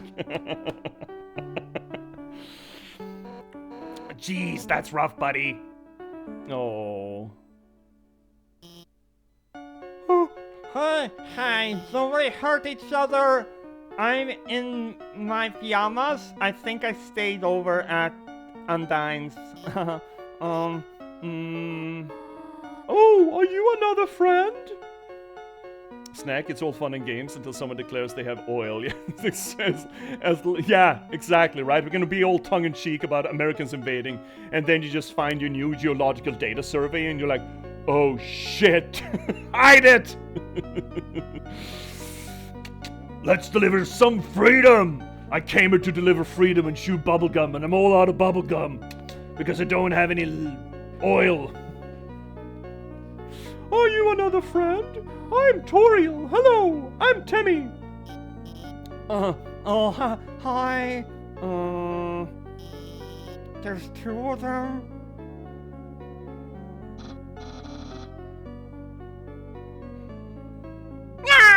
Hi! Nobody fight anyone! If anyone fights anyone, then I'll be forced to get dirty and freaky to ask Undyne for help. Oh, hello. Oh, hello, your majesty. Hey, human. Did Asgore shave? So nobody knows Toriel. Interesting. She's been gone a while then. Huh. Interesting. And clone himself. Hey guys, what's up? Oh my god, this is gonna get fucking busy, isn't it? That voice. Yeah, it's your side piece. Eagles for everyone. Hey, bald eagles are just glorified seagulls, okay? Should I duck? Should I take cover? Can we take a moment to appreciate Fallen Down reprise? The song? Is that what that is, dude? Top 5 songs easy? I need to listen through the OST of this. There have been some absolute fucking bangers. We've taken like 10 minutes to just do, you know, old man white guy dance on camera for some of the fights. They've been really good. I need to listen to this OST. It is not quite Gree level, you know? But still, man, Gree was such a fucking game to play, holy moly. That voice. Hello, I think we may have exchanged some puns together. Know each other, if you know what I'm saying. Oh, hey, I recognize your voice too. I'm Toriel. So nice to meet you. And you just flirting with a skeleton dude right in front of your hubby. Like, what the fuck? Toriel, wipe up, calm down. You know, this is just salt. She's not bonely anymore. Oh my fucking god, you. What the fuck? You come in here to my fucking chat? That is pun jail material right there. That is just...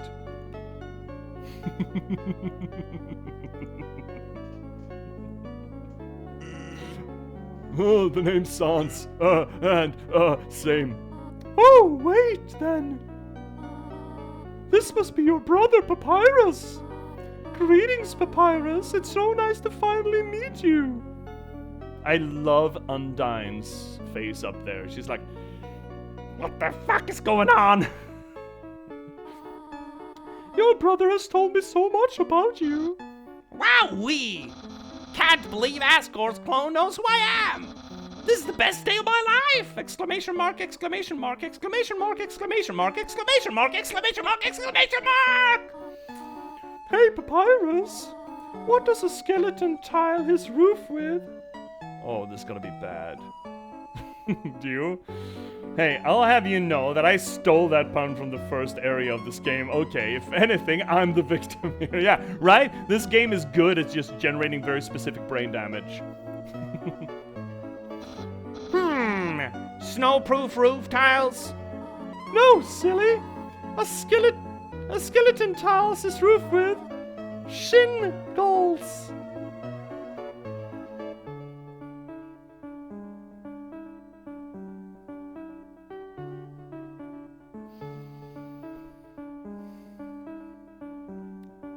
I'm smelling toast. I swear to fucking god I'm smelling toast. I expect a murder from you, Mommy Matrix, yeah? I changed my mind! This is the worst day of my life! Come on, Asgore, it's gonna be okay. There are plenty of fish in the sea. Oh. You just came out of the bedroom with Alphys. Alphys has her pajamas on. Oh no, Alphys got a trench coat on. She's got sexy lingerie under there, right? That's what Alphys got on under there. The deafening silence just made me cackle aloud. Score. Got him. Fucking got him. Fucking got him.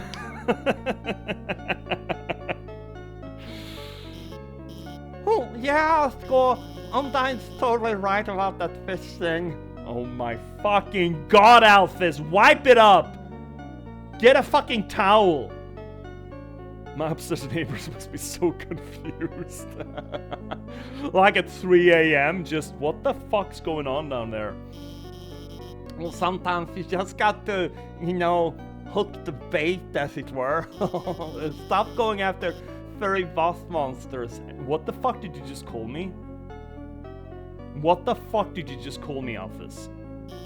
Just get to know the real cute fish. Look at Undyne's face here. Wait, is everyone dating up? Is everyone's just horny on main in this game?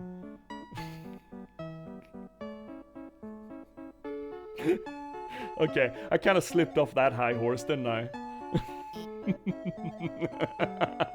There's some very good facial animation going on in here. This is a good tableau for it.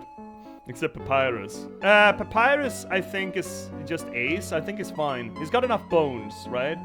He's just gifting bones left and right. It's a metaphor. Oh, look at them. Well, I think it's a good analogy. No, not Ziggy Stardust. I thought we were done with Ziggy.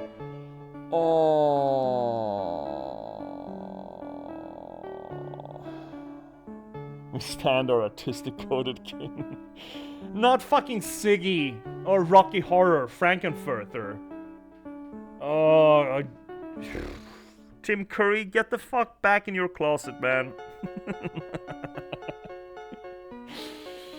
Oh my god! No, that's... Well, that voice is funny. Barry's funny. Oh my god! Will you two just smooch already?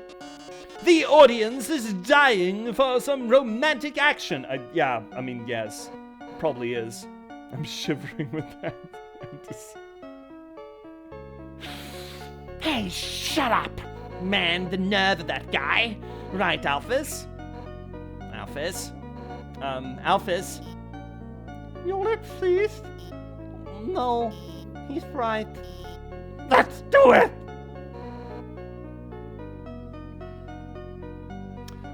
A 1 and a 2 and a 3 and a 4 and a 5 and a 6 and a 7 and an 8 and a 9 and a 10 and an 11 and a 12 and a 13 and a 14. 14 fucking questions?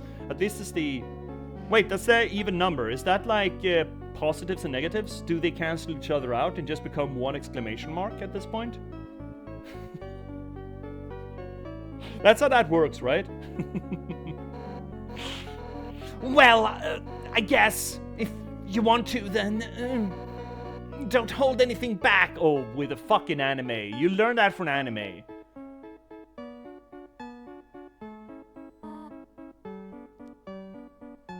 Tutorial, mom? Mom? Wait! Not in front of the human! Yeah, we're like 6. Oh, right, sorry, I got a little carried away and I realized that I've been doing the anime pedophilia thing. Are you in high school, perchance? Haha, hee hee hee! Oh, mom's just doing the hee hee hoo hoo. She's doing the hee hee. That's mom right now. My child, it seems as if you must stay here for a while. But looking at all the great friends you have made, I think you will be happy here. Oh, hey, that reminds me. Papyrus, you called everyone here, right? Well, besides her. Anyway, if I got here before you, how did you know to call everyone? let's just say a tiny flower helped me. Oh shit, we're back to... Yeah, of course Flowey needs a beer. What was that? That was Mark Hamill's Joker, right? My fucking throat. Holy fuck, we need to get done with this game. A tiny flower.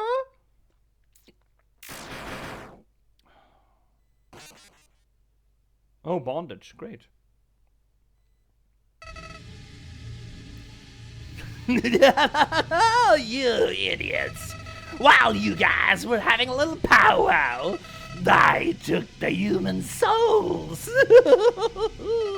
And now, not only those under my power, but all of your friends' souls are gonna be mine too.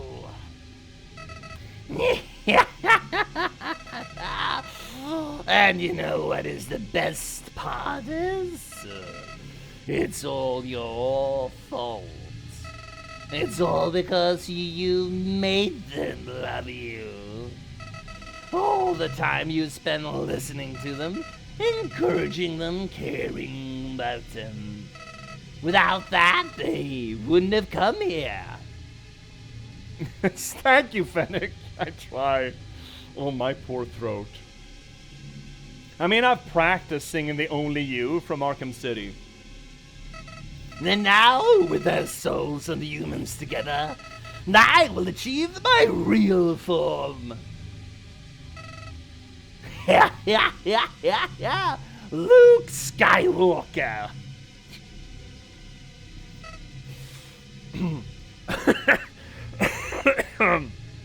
Oh, I'm gonna be absolutely wrecked later tonight. Huh? Why am I still doing this? Don't you get it? This is all just a game. If you leave the underground satisfied, you'll win the game. See, again, with the flower being the game manifestation, this is just a game. Now, of course, you could say that just meaning that it's not, you know, I'm just toying with you. It could be a mockery. It's so meta, right? It is so meta, but the flower is actually the game. It is unfair game mechanics, or whatever the fuck, hard game mechanics, that feels unfair. And it just... The game gets self-conscious about not being able to let us win. So it's gonna do anything in its power, right? If you win, you won't be able to play with me anymore. Okay, feeling a little bit validated with our read in our previous Undertale stream. I'm just gonna say feeling a little bit validated here. Then what would I do then? But this game between us will never end. I'll hold victory in front of you, just within your reach, and then tear it away just before you grasp it. Over and over and over. Listen. If you do defeat me, I'll give you a happy ending. Just like the masseuses down at the parlor. I'll bring you to the brink. I mean, your friend's back. I'll destroy the barrier. Everyone will finally be satisfied. But that won't happen, will it? I'll keep you here no matter what?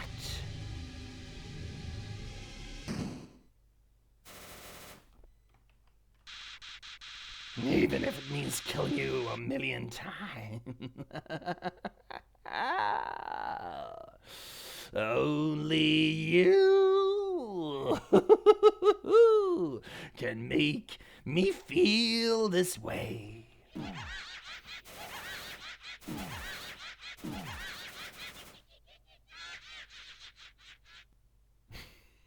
Just savoring it. Mom! Mommy Matrix! What? Do not be afraid, my child.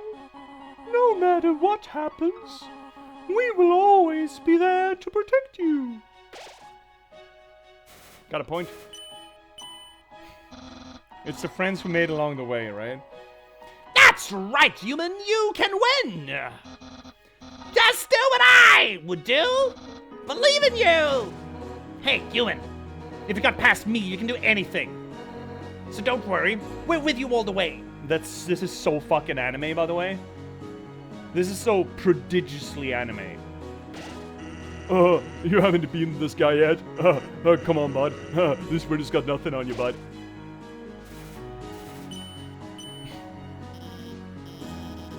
Oh, Mettaton got in there as well with the lightning strikes. Well, technically it's impossible for you to beat him, but somehow I know you can do it! Yeah, break the game mechanics. Just fuck him. Oh, you should have waited. A human, for the future of humans and monsters, you have to stay determined. Oh, I got so much determination. It's fucking oozing out from underneath my fingernails, my guy. Oh, shit. I'm not even gonna, yeah. No. Unbelievable. This can't possibly be happening. You.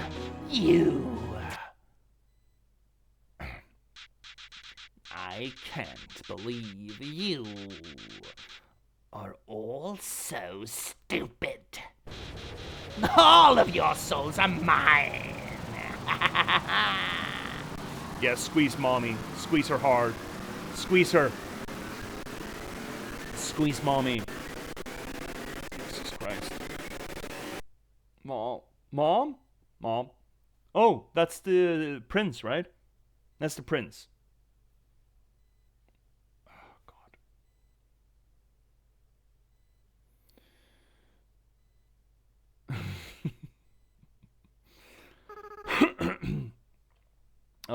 We did Berry for this one because Berry's fun, right? Do you? It would take the souls of every monster in the underground just to equal the power of a single human soul. Oh, foreshadowing in this game? Lamp shading? Fennec, still upset you didn't name yourself Daddy? Look, I got standards. 6 + 1. Yeah. Every soul. Finally! I was so tired of being a flower. Oh, he was the flower.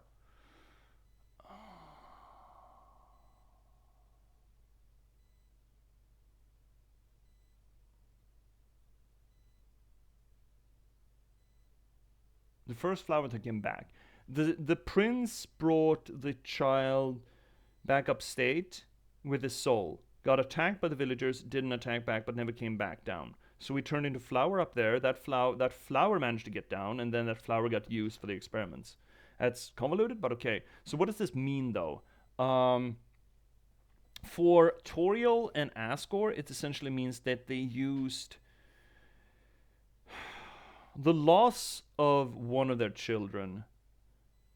To mitigate that, they used their real son or the other child, and it becomes this family trauma, family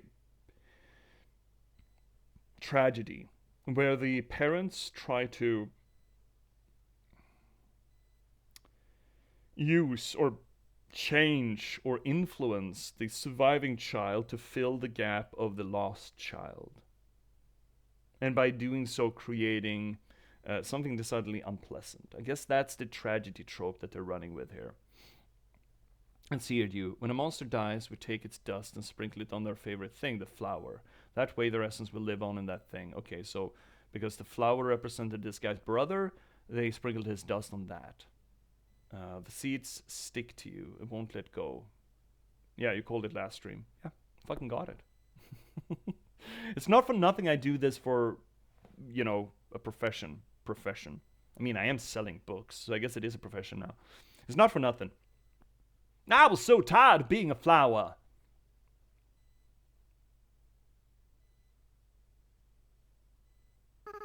Howdy! Yuri, are you there? It's me, your best friend. Whoa.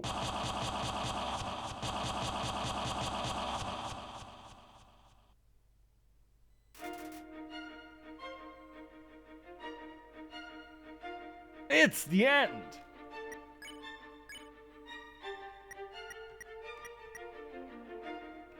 Go with hope first. You held on to your hopes. You reduce how much damage you'll take this turn. Yes, but oh fuck! Can you please not?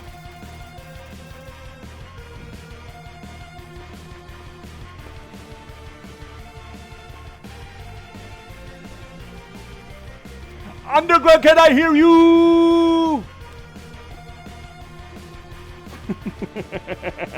Banger alert? Yeah, I think it's a banger alert. Oh my god. Dream? Yeah, this is dreamy. Think about why you're here now. You can feel the empty space in your inventory get smaller and smaller. What are you doing? Oh, bugger, bugger ass, cock bastard, fuck! I hate these games! I'm a fucking Dark Souls player! Give me a sword and shield! Hopes and dreams, baby! Baby! Astral charges Shocker Berserker. Hope. Keep holding on. Damage reduced. You know! I don't care about destroying this world anymore. Then can we stop? Bop, bop, bop, bop. I can't fuck. Chaos Saber? I don't fucking know. Starfey, eat a fucking fruit or something. Just dodge. Fuck. Pairings for casuals. Yeah, right. Yeah, fair. After I defeat you and gain total control over the timeline, I just want to reset everything.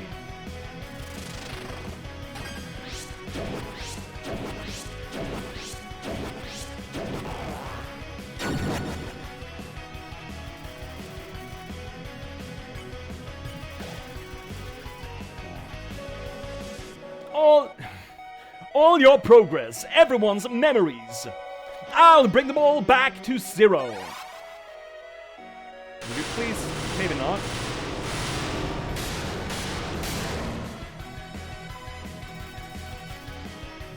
I have issues with this. Then we can do everything all over again. You're not doing great. Ah, shit. I hate all of this bullshit. I'm not a... Ugh. Can we please just get to do a... Your items fill up with dreams. And you know what the best part of all this is? You'll do it!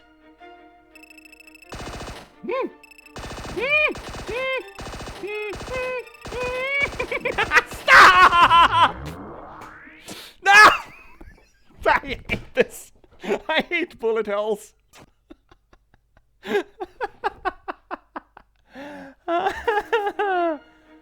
Oh shit. Okay, we can just... Oh, that's nice. That is actually pretty nice. Dream. Think about why you're here. Empty space within your inventory gets smaller and smaller. So how are we How are we supposed to kill this guy? Can we do this non-lethally? Or are we just locked into killing him?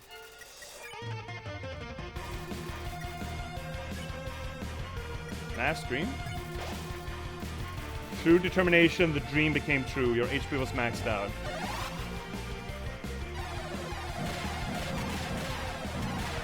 I hate everything going on around me right now. Hate. Hate it. Became true.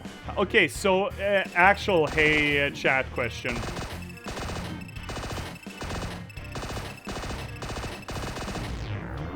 Hate everything. How are we supposed to beat this guy? I can avoid the saber, I'm sure. And then you'll lose me again. How do I actually pacify beating him?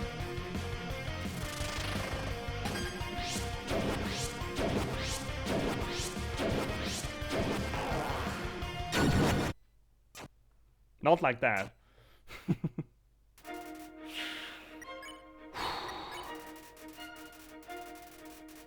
Do I just need to survive? That's a problem.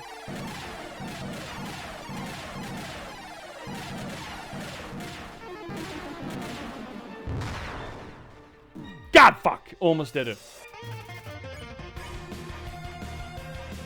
According to the interweebs, just keep doing what you're doing. Okay, great.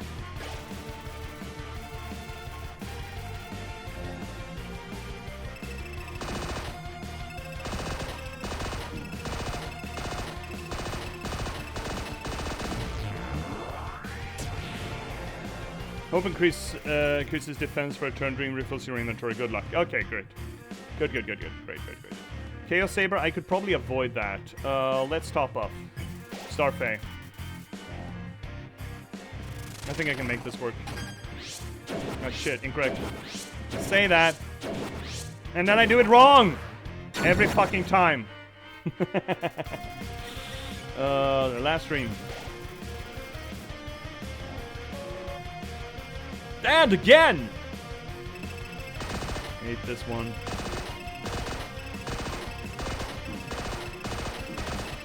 I don't fucking know anymore. Oh.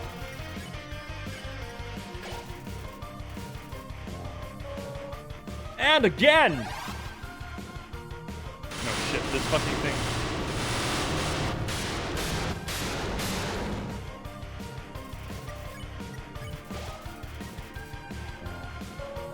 Because you want a happy ending.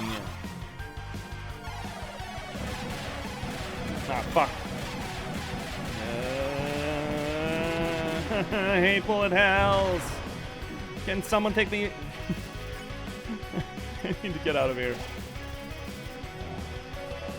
Because you love your friends. I can do this.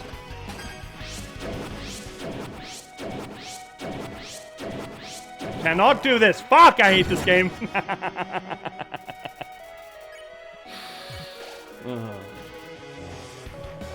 Because you never give up.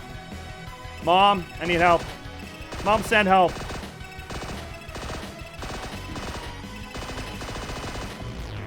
Mom. Oh shit, that's unfair. That's uncalled for. Isn't that delicious? Your determination, the power that let you get this far. It's gonna be your downfall. I hate everything about this place. Oh. Oh, it always did that, I think.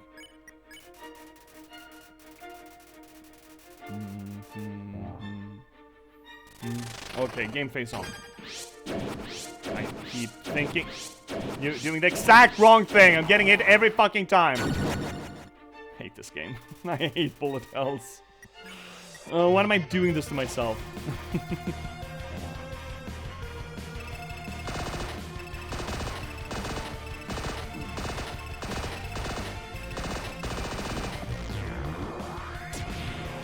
Oh, come on.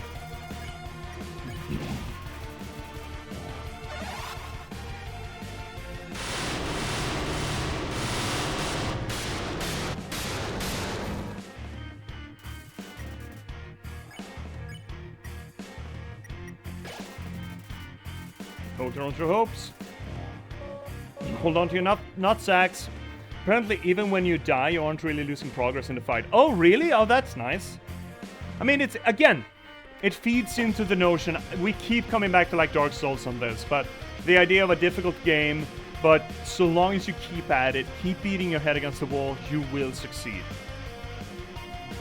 Again, beautiful messaging, love that lesson that Dark Souls has taught me. The only true failure state is to stop trying. Oh, Dream, Hope, Heals 4? Oh, cool. It's enough time messing around. It's time to purge this timeline once and for all. Lorem Ipsum does it indeed. Yeah, right.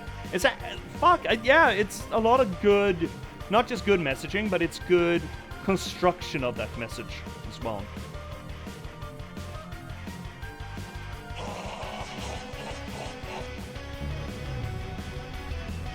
I hate this, thank you very much. I don't like anything going on right here. Could we stop? Even after that attack, you're still standing in my way. Wow, sir, you really are something special. But don't get cocky. Up until now, I've only been using a fraction of my real power. Oh my god, fucking anime. Let's see what good your determination is against this. This fucking goat boy. Yo, nice dodge. Sometimes I get it. Sometimes you just see the line.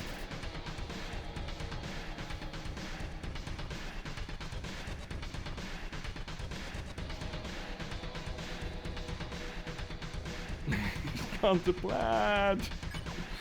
The fuck? Struggle? Can't move your body. Oh, this is gonna be fun. Uraha!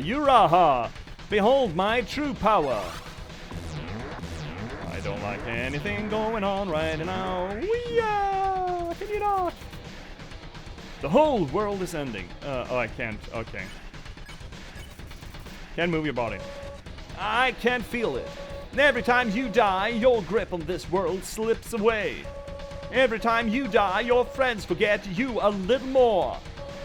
Your life will end here, in a world where no one remembers you. We're going hollow, right? In Dark Souls, you have the idea that eventually you will go hollow. And the in-world motivation of that was essentially if you stop playing your character, the notion would be if you stop playing, your character would just wander around and be one of the undead, right?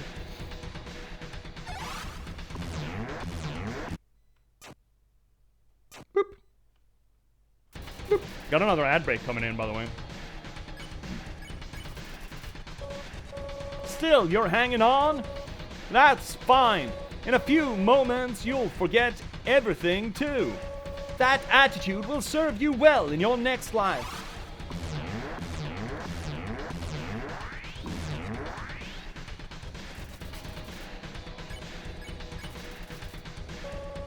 Urahaha! Still! Come on! Show me what good your determination is now! Keep doing the same attack, my guy. God, fuck. Nothing happened. You struggle. Nothing happened. You tried to reach your save file. Nothing happened. Is reaching the quick save or the quick load slot in a game, is that essentially like pulling a gun? It's just... You tried again to reach your save file. Nothing happened. Seems saving the game really is impossible. Ellipses. But, maybe, with what little power you have, you can save something else. Mommy Matrix.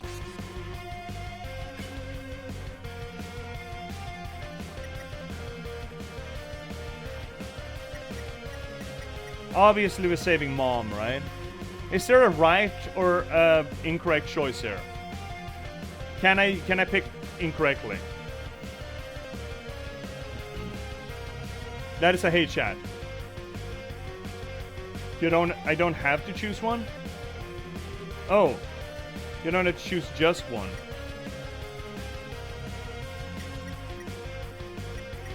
How do you mean? I can just keep clicking on everyone?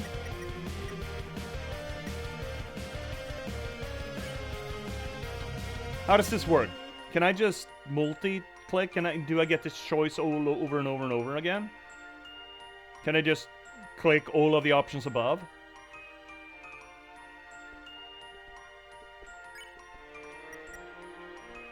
Mom is prioritized. Reached out to Astral Soul and called out to your friends. They're in there somewhere, aren't they? Ellipses. Within the depths of Astral Soul, something's resonating.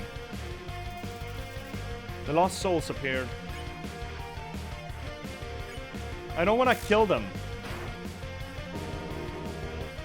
This is for your own good. Oh, forgive me. Oh, this fucking thing again. Hate this too. Thank you.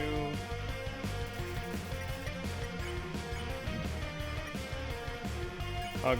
You hug the lost soul and tell her that you're going to see her again. Something about this is so familiar to her.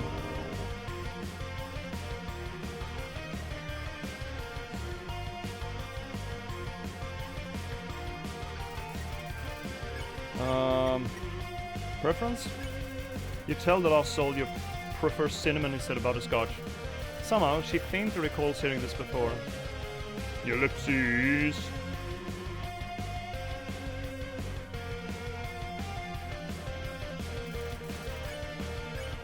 Mercy? You refuse to find the lost soul. Something about this is so familiar to her.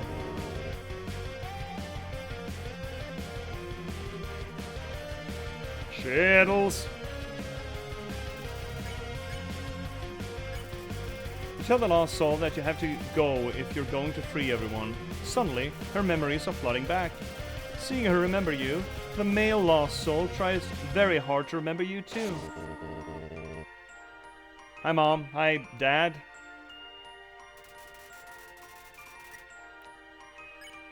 Saved. Okay, Undyne Alphas. Within the depths of Asriel's soul, something resonating. I'm gonna snooze the ads. They're coming up in like 3 minutes. I also need to take a tinkle break. I haven't taken a tinkle in 4 hours. And drunk a lot. Lost Soul appears. Act. Lost Soul. Fake hit. You tap the Lost Soul lightly. Something about the way you fight is familiar to her. All humans will die. Right, this fucking thing. Lost Soul stands there. Recipe. You ask the Lost Soul to teach you how to cook. She doesn't know why, but she kinda wants to teach you now. You're the real enemy.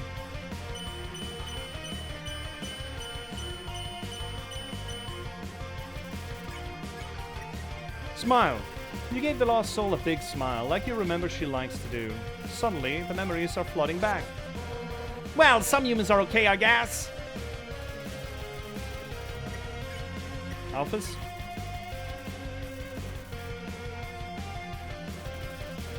Aw, she's in her dress. She's in her date dress. Encourage. You tell the soul that you'll continue to support her. Something about the way you said that is familiar to her. You hate me, don't you? No, I don't. Oh, shit. Don't like any of this. Ah, fuck you! Oh, that's some fucking world-class dodging right there. Cool. I called the Lost Soul on the phone. She starts to sweat. She doesn't know why, but this all seems very familiar. I got to keep lying. This fucking thing. Oh, shit, right.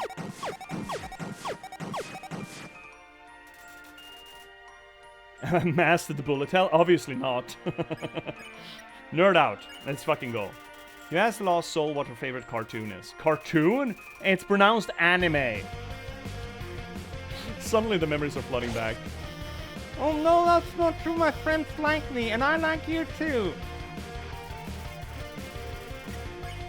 This is profoundly anime. The Lost Souls appear to me. Joke. You told the Lost Soul a bad pun about skeletons. He seems to hate it. But the other Lost Soul seems to like it. Oh, right, this fucking thing. How do we even up? Okay.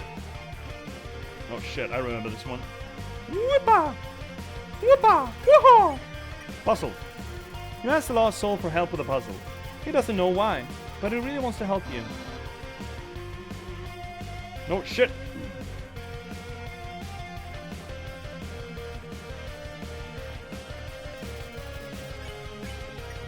Recipe. You ask the Lost Soul to cook something for you. He cooks you pasta.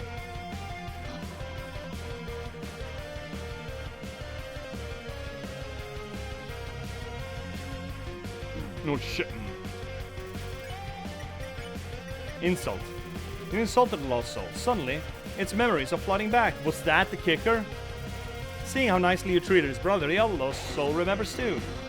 Now, wait! You're my friend, I can never capture you! I'm ruining it for you, kid.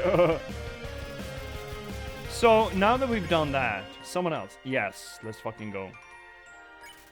Strangely, as your friends remembered you, something else begins resonating within your soul stronger and stronger.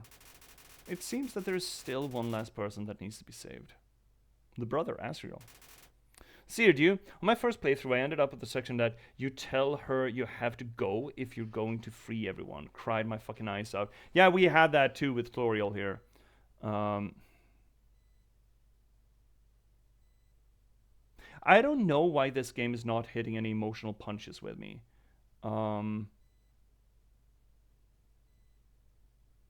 It really hasn't. And I understand. I feel like it has hit a lot of emotional punches with people.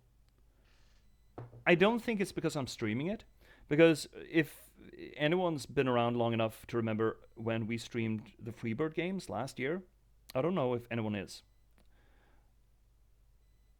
Actually, you know what, chat? The next ad break is coming up. I'm out of water again, and I want to take a tinkle. So before we actually head into this and we talk about the emotional impact of games, let's take another break. I'm just going to leave it like this. It's going to go real quick. I'm just going to refill the water and take a tinkle. We will be right back, and we'll keep diving into why this might be. Give sec. Be right back.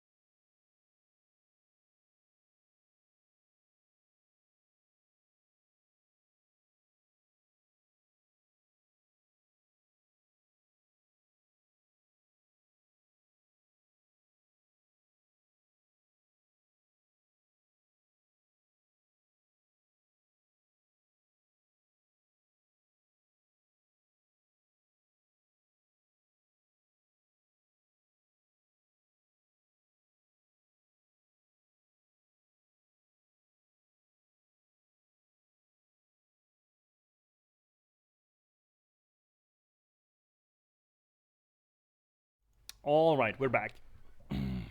We're back. I got new water and I took a tinkle, and we can finish this with style, yeah? So let's see. Let me catch up with chat. You said first, cried my fucking eyes out, yeah? Fennec, those Freebird games fucking crushed me, especially To the Moon. Oh, I still need to play that. It's been, what, 10 years now? Something like that. The last one came out just this year, though. Well, not the last one, but the latest one. There's gonna be one more. Fennec, good grief, it came out in 2011. Yeah, the first one, the To the Moon one, it's old. But there are new ones, right? It's fantastic. It only takes about 4 hours, if I recall. I think we did a long stream to do it. We have done the Freebird games on stream. But getting back to, yeah, why am I not emotionally invested in this? I don't know. It's not that I'm streaming. We played Gree, we played the Freebird games, and at least To the Moon and Finding Paradise, and during Gree, at the very least, I've been bawling during stream. I'm a big weepy ever since a few years ago. It's fine. It's okay. It's what good art should do, right? It should move you. But what's the difference here? Is it too silly for its emotional impact to hit? I don't buy that, considering how silly To the Moon and Finding Paradise is, right? Those two are absolutely fucking silly, and that was one of my comments on it. Not necessarily a critique, but the slapstickedness of To the Moon, or all the Freebird games, really. I think Ken Gao, the creator of the To the Moon series, he's an expert at balancing the silliness to make the emotional impact hit all the harder. That is an art form. Maybe Undertale doesn't balance that well enough for my taste. That's possible. It's that simple. But I remember me and my Cosmology Scholar buddy, Finnick Twitch, I'll be playing with him later today, actually, doing Warcraft. We were doing, voice lines, voice acting, the whole To the Moon, Finding Paradise, Imposter Factory, and now To the Beach episode. And for To the Moon and Finding Paradise, we were just weepy boys at the end of it, absolutely bawling our eyes out. But there is an art to balancing the silliness and the seriousness or the emotional impact of a thing. Obviously, considering it's an emotional impact, there are subjective elements to it. It could also be an argument that depends on when in life you engage with the media. Considering that To the Moon and Finding Paradise are generally about the end of life, right? They take place at the end of an experience, at the end of a life. Maybe they speak more firmly to you the older you get, while Undertale here may speak more to people earlier in their life, and because a lot of people have very strong memories of Undertale when it came out, right? That could be a thing. I don't know. Let's see here, Fennec. I find the irony-laden stuff kind of deadens any strong emotion. I find the irony pretty funny, actually. It makes it hard to feel anything else.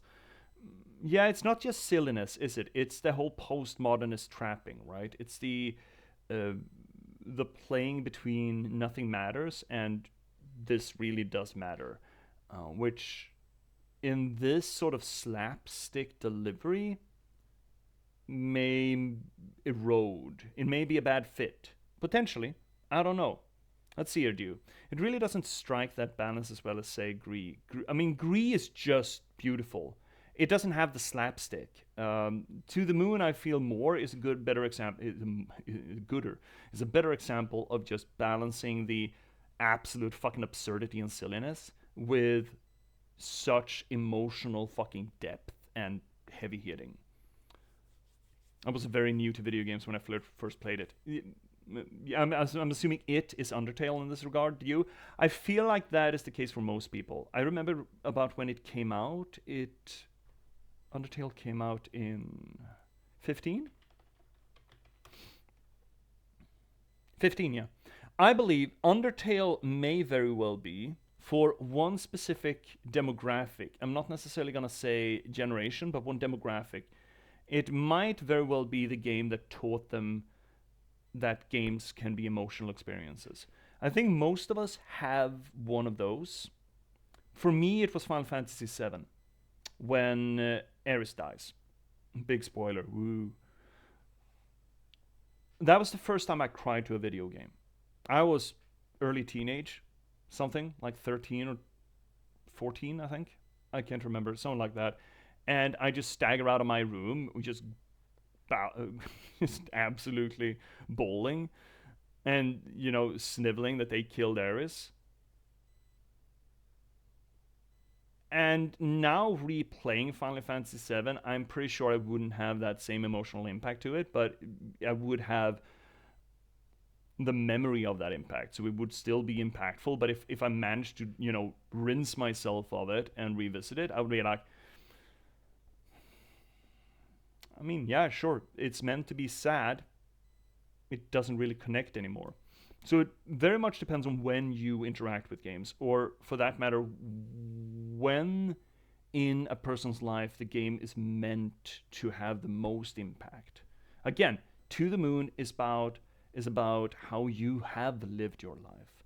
It is something that I think, we do have old people that play games, but we don't have a lot of demographical data on it. I think that To the Moon is more impactful for someone who is feeling the tooth of mortality more so than a person who is just, chewing at the gums of immortality or perceived immortality, if that makes sense.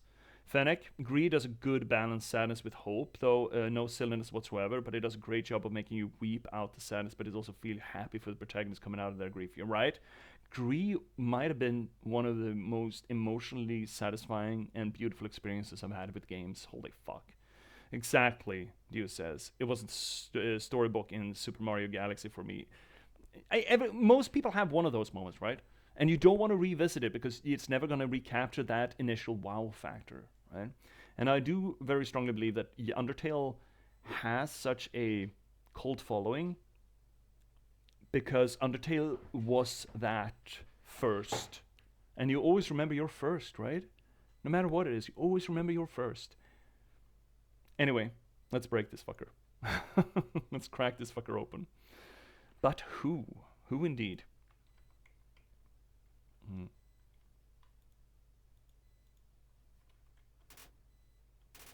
Suddenly, you realize. You reach out and call their name. Ha! What are you doing?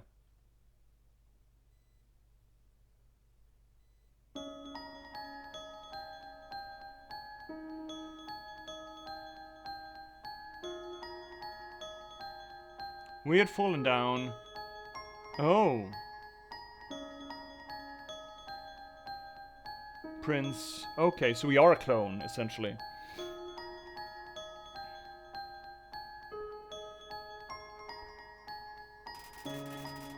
You feel your friend's soul resonating within Asriel. Oh, he's kind of not being as happy now. What did you do? What's this feeling? What's happening to me? No, no, I don't need anyone. Could you fucking not, sir? Stop it! Get away from me! Do you hear me? I'll tear you apart.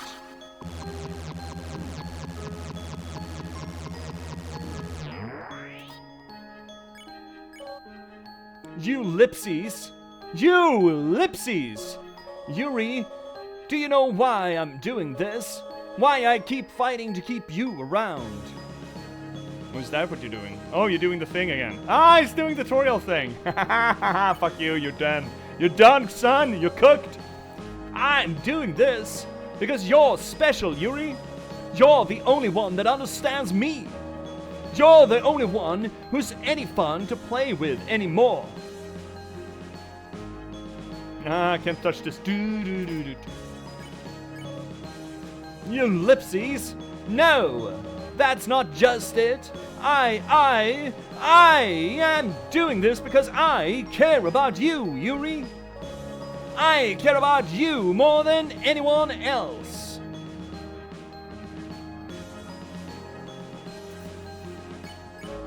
I'm not ready for this to end.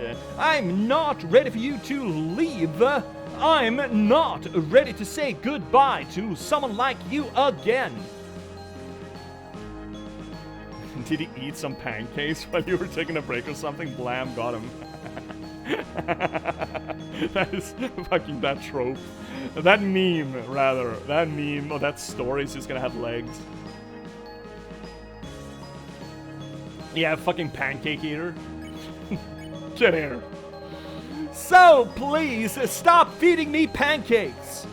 And just let me win. Come at me, son.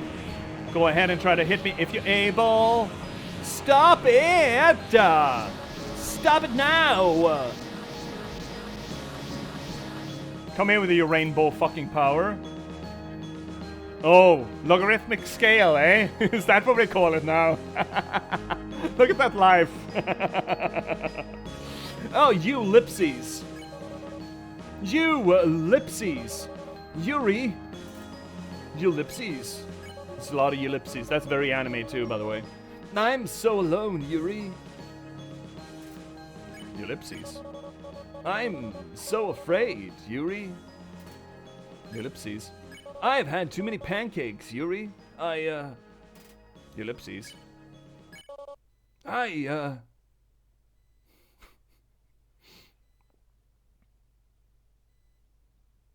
a hug, bud. Oh, you got a striped shirt. You're a kid. All kids have striped shirts, right? I'm so sorry, Yuri. I just enjoy doing the berry now. Doing the berry? Is that what we call it?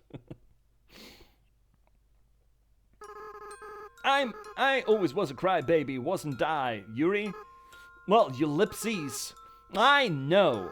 You're not actually Yuri, are you? No, I'm just clone. Yuri has been gone for a long time now. You lipsies. What, What is your name? Ellipses? Frisk? Aw, fun. Ha ha, hoo hoo hee hee. That's a nice name. Not quite a clone. Oh, okay. Just another kid who fell down then? Frisk. I haven't felt like this for a long time. I've been a flower. As a flower, I was soulless. Hey.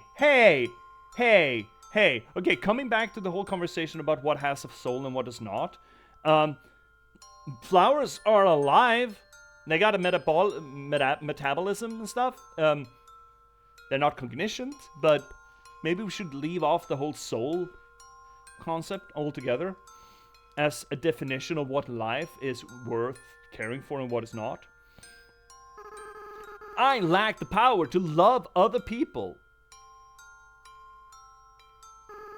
However, with everyone's souls inside of me, I not only have my own compassion back, I also don't shit seeds, and I can feel every other monster's as well. Seeds, that is, not their emotions or love. They all care about each other so much, and they care about you too, Frisk. I wish I could tell you how everyone feels about you, Papyrus, Sans, Undyne, Alphys, Toriel, Mommy Matrix, and Monsters Are Weird. Even though they barely know you, it feels like they all really love you. Here we're coming back to the whole dichotomy that the opposites of a structuralist telling. When we played the big part of the game, the bones or the meat of the game, I tried to find thematic structure. I tried to find structure to really analyze. There wasn't a lot to it. It's really ass heavy, this game. It's really back heavy. It's really tipping over. And in the beginning slope of it, I was trying to find something to latch onto. And we found this idea of the opposites of innocence and malevolence. And how they seem to be undermining each other. Hi Z, you crazy mofo. Hi Z! Yeah, I'm insane. I'm absolutely fucking bonkers. And how the game seems to juxtapose and subvert the expectations behind the innocent and the malevolent. And just monsters really love you, right? Monsters are supposed to be scary, malevolent things, and instead they are benign and innocent. Again, with that juxtaposition that what you would assume is the case is not really the case. And that is telling for what the game tries to say, I believe. That is used as a structuralist pairing, opposite pairing, to inform our read about the deconstructive or the postmodernist message, as it were. How are you doing, C? You slept well? It's like 9 a.m. I've been up for 5 hours already. Slowpoke? Haha! Ellipses. Frisk, I understand if you cannot forgive me. I understand if you hate me. I acted so strange and horrible. I didn't go to sleep until 2. You kept playing Palia? Or did you just, keep rumming it, as it were? I hurt you. I hurt so many people. Friends, family, bystanders. And there's no excuse for what I've done. Forgive. Of course, we're already, it would be a weird place to make a heel turn here, right? Alright, Max stream. Max mom. Mac-a-mom. Daddy Mac. Daddy mommy? Mommy daddy? I turned into Mac and his mom for a bit, and then I just couldn't sleep. Yeah, fair enough. How was that stream? I would have loved to stick around for that, but, for apparent reasons, I couldn't. Mac's mom's darling. Aww. What? Frisk, come on. You're gonna make me cry again. Besides, even if you do forgive me, I can't keep these souls inside of me. The least I can do is return them. Yes, you probably fucking should. But first, there's something I have to do. Right now, I can feel everyone's hearts beating as one. They're all burning with the same desire. With everyone's power, with everyone's determination. It's time for monsters to finally go free. Is that not gonna burn the souls, though? You're adopting her? Aww. Man, I should watch the VODs of that. No shit. That's a lot of white hearts, my dude. Just absolutely leaking souls over here. Oh, that's a barrier that's broken. Shit, barrier. The barrier was destroyed. Whammy jammy. If it was that easy, why didn't we do that from the start? I mean, holy fuck. So now you, Asriel, you're gonna turn into dust? You're dead? Dan? I'm Dan. Frisk, I'm Dan. I have to go now. I'm turning to dust. Without the power of everyone's souls, I can't keep maintaining this form. I'll go back to being a flower. In a little while, I'll turn back into a flower. Now it's kind of turning into Christopher Walken. All right, it's warping. It's turning. I'll stop being myself and I'll shove this watch up my ass. I'll stop being able to feel love again, no matter how much cowbell it has. So, Frisk, it's best if you just forget about me, okay? Just go be with the people who love you. Fennec left my ass off. I was just about to make an ass watch joke and you beat me to it. So, there are like three things that Christopher Walken will forever be famous for. It is ass watch. Of course it's ass watch. Then it's cowbell. Need more cowbell. And then it's that song, that music video. Walk without rhythm and you won't attract the worm. I forget what the song is called. I can't even sing it or hum it. Those are the three things that Christopher Walken will always be known for. Not as for his dramatic roles. You remember him in True Romance? He plays a really fucking good role. He has an absolutely brilliant scene with Ed Harris. No, not Ed Harris. Dennis Hopper in it. Fuck, True Romance is such a fucking banger of a movie. Weapon of Choice. There we go, by Fatboy Slim. There we go. Yeah, definitely. Christopher Walken's done a lot of good stuff, though. Holy shit, he's done a lot of good stuff. I haven't seen the movie. I need to. It's kind of like Red, but it's not Red. It's old people. It's the scene where Christopher Walken, he's being threatened by a guy with a gun, and the guy with the gun tells him to get into the car. Christopher Walken just goes, "No!" "What do you mean, no? I got a gun." "I don't care." Just turns around and walks away. Just has an argument. "I don't care that you have a gun." It was also pretty good as the Punisher Emperor. Yeah, he was fine. He didn't get a lot of time there, though. Thought it would be a terrible, but he was very solid. I mean, yeah. I mean, the Punisher Emperor doesn't really have a lot of scenes in the book. But he did admirably, I suppose. He did fine. He didn't have a lot of work with, though. Right? It wasn't a great role, per se. It was just, oh, it's Christopher Walken. That is essentially the whole thing of it. Otherwise, could he just not have the Emperor? Comfort him, of course we're comforting him. Have hug. What even are these fucking choices, you know? No. Nobody. Nobody. Yeah, pat his back, pat his shoulder. Ha ha! I don't want to let go. Oh shit, is this also Spiritfarer? Just neatly segues into Spiritfarer about letting go. I think Spiritfarer might just be a weepy thing for us moving forward. I'm looking forward to getting into that proper.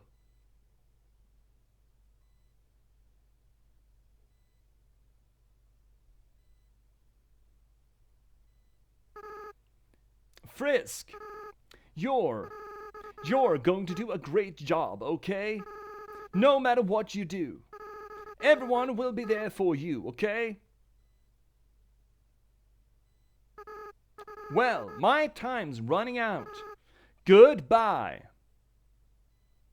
Why are you just walking away? Why couldn't you just dust it like, an MCU character? By the way, Frisk, take care of Mommy, Matrix, and Daddy for me, okay? Right, see, you did. You weren't here for Mommy Matrix. I got a book recommendation for you.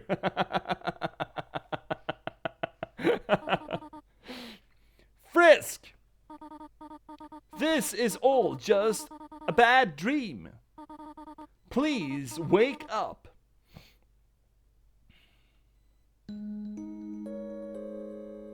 Aw, everyone's here, all our friends. Oh, you're awake! Thank goodness! We were so worried. It felt like you were out forever. Yeah, any longer and I would have freaked out.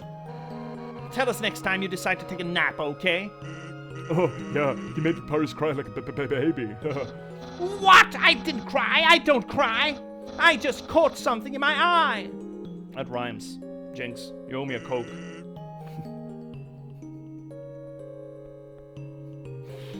What did you catch? Tears! You should have waited. Oh, now. The important part is that Frisk is all right. Here, Frisk, why not drink some tea? It'll make you feel better. How about we give them space first? Maybe some butterscotch pie, butterscotch cinnamon pie? They must be very exhausted. Very exhausted is redundant. Exhausted is already very tired. I'm sorry, writing thing. I care about this shit. We talked about it previously. When was it? We talked about it either in this game or in Spiritfarer, and I'm like, dude, that's unnecessary. It's one of those things that I've myself tried to work away from in writing. And exhausted already means very tired. So very exhausted. It's essentially the same thing as, say, ATM machine, right? No, from what I'm not certain. Frisk, we do not remember exactly what happened.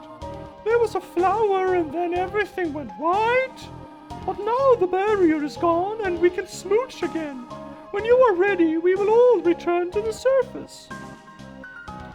It's hard to write super formal character.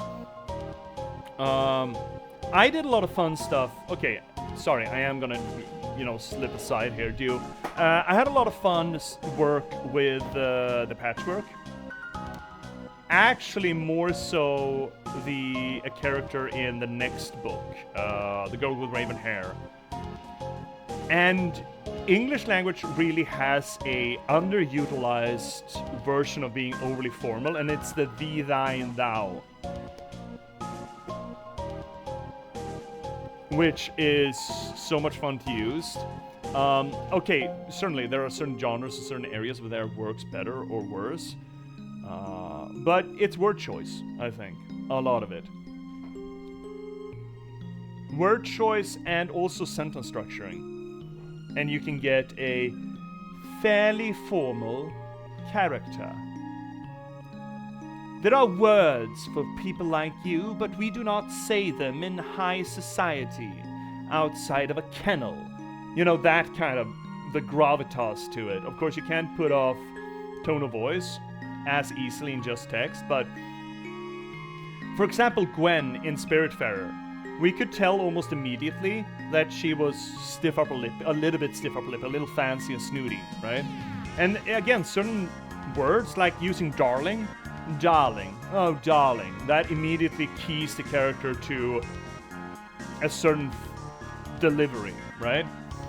Fennec, I keep trying to remind myself not to say very unique. Yeah, very unique, extremely historic. Okay, I'm sorry, both of you guys, I think Americans are really bad at this stuff, generally. And that means that you're kind of rubbing off on everyone else because most of the media that we consume, the rest of the Western world, is American. But Americans are atrocious. Like the irregardless.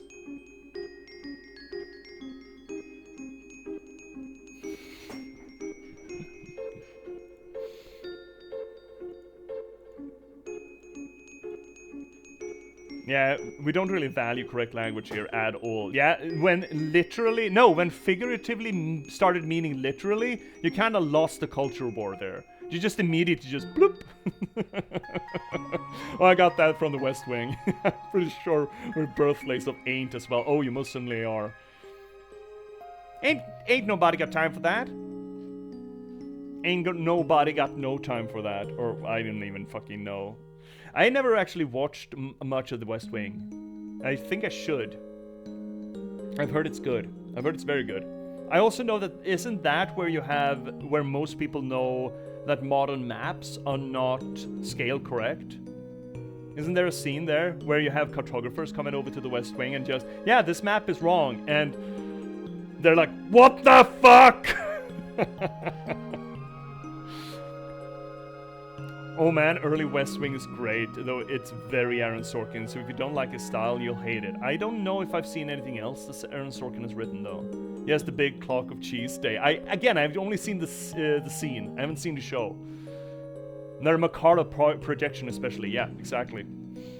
Man, I need to watch that. Where is that available? Can I get it on, like, Netflix or something? Now I'm just doing weird shit just to postpone here.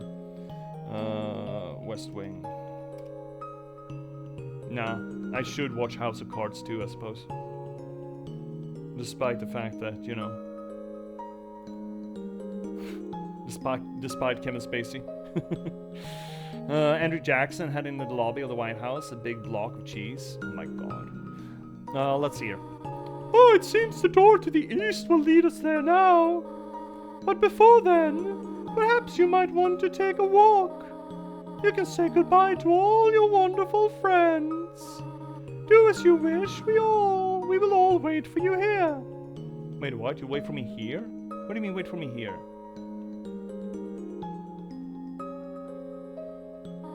Hello, Frisk. Alpha's upgraded my phone.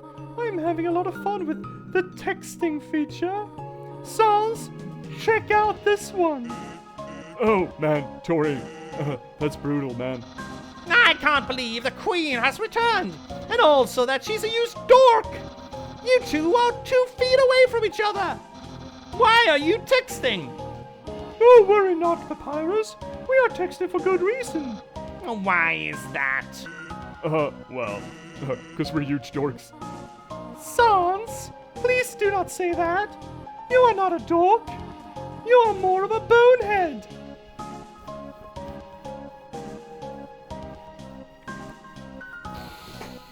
We cannot get out of this underworld quick enough. Fucking hell. Oh.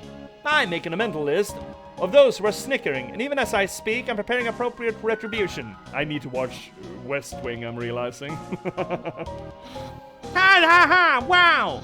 Those puns are even less funny coming from her. Then why are you smiling? It's a pity smile. It's a skeleton smile. Do I need to, please? Frizz, Tori was telling me how she made bee scotch. Can we please not call it bee scotch? Can we please, for the love of all that's holy, not call it bee scotch? You made bee scotch pie for you. Oh, I should bake it for everyone sometime. No, you should have waited. Ellipses. Oh, that sounds really good. Cooking? Can I help? Wait a second. Can I help too? Certainly, it would be fun for everyone to cook together. Oh, second something, I'll order a pizza. So, Asgore, how about making me a member of the Royal Guard? Oh, well, Papyrus, now that the war is over, we might not need the Royal Guard anymore. Are you fucking kidding me? The humans are coming downstairs right now. They have guns. They have the Second Amendment upstairs. You're getting fucked. What? Then what was the point of the humans' quest? They journeyed all the way, and I'm still not a member of the Royal Guard. Truly, this is the worst possible ending. My throat is about to close up. So, Alphys, what do you want to do now that we're all free? We have the whole world to explore now. Well, of course, I'm going to go out and, I should be honest. I'm gonna stay inside and watch anime like a total loser. Fucking get him. Fucking get him, Alphys. That's the spirit! Everyone! A celebration to being losers!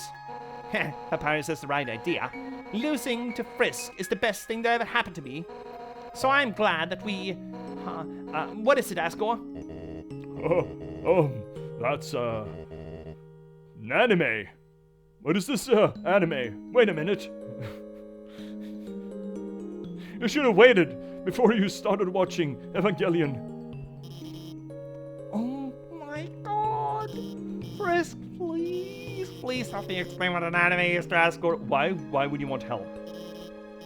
You see, it's like a cartoon, but with magical princess girls and robots. Swords. It's more swords in animes than guns, right? Swords. That wasn't a sword. That was a sword owned. That was a possessive sword. That was a sword apostrophe S, not plural. Oh, so it's like a cartoon but with swords. Golly, that sounds neato. Oh shit, oh no. Did we just open the Cenobite box for Asgore? Did he just random out of the Rubik's Cube and just Alphys comes out and... Oh, I have such sights to show you. Where is this? Where can I see this animu? Hold on, I think I have some on my phone. Here, look at this. It's Sword Art Online, right? Oh, that's the wrong, never mind.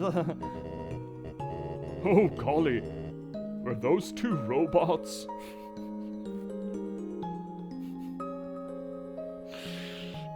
Anime was a mistake. Fennec. Annex is going to be a full weeb with a Crunchyroll subscription out of bought pillow waifu in no time. Yeah, they already have a garbage dump. You can find waifus anywhere there. Just pull up a hentai on accident. Yes! Yes, you did! This is when the two robots fight the tentacle monster. Kissing? Oh boy, technology sure is something. Kissing robots. Yeah, sure is. Just fucking game. Frisk, you got to tell me, do you think Asgore and Toriel are, ever gonna get back together? No, she's got Sans now. She's just boning it for the rest of her life. No, I don't. Yeah, that's what I thought. A woman can dream though, right? And write fanfiction. Oh my fucking god! You can't write fanfiction about real people. Yes, you can. Yeah, what the fuck am I telling you? Of course you can. Oh, there are any kind of kissing robots in the last box? Actually not. It's not quite the movie Her. It's not quite Spike Jonze's Her. Not quite. There's a filet dick, though. A filet min dick. Mignon. A filet mini penis. Minced penis. Everyone has new dialogues after this, even those people back in Snowden. I can't I can't! No! I don't care! I don't care! I guess we're going through Snowden, no, because that's a shortcut. A lot of fanfiction. Man, we've been... You said 90 minutes. It's been almost 5 hours. Yeah, exactly, Fennec. Exactly. You said 90 minutes. I was expecting like 2.5. We're here 5 hours later. There's not gonna be any goddamn barotrauma. I'm not turning this car around, okay? Oh, howdy, Frisk. I'm sorry about almost trying to take your soul. It was an accident. I feel very bad about it. I hope we can still be pals. Hey, don't worry about it, Asgore. I think everybody's tried to kill Frisk at least once. Not Sans, I think. Yeah, not Sans. Oh, I see. In that case, I'm not sorry, Frisk, for, Asgore, that's not what I meant! We're done now. Yeah, fuck off. We're going home. Yeah, saving this fucking game. So, okay, so question. Getting out, is that the boss room area, or is it all the way back to that door we found just after tutorial? Where's out? Where's outie? How does man get outie? How do we even leave this fucking place?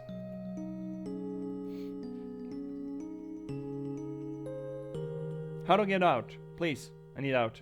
I need outie. I need out of 5,000. How do home? How go home? How home? At least give tutorial a call.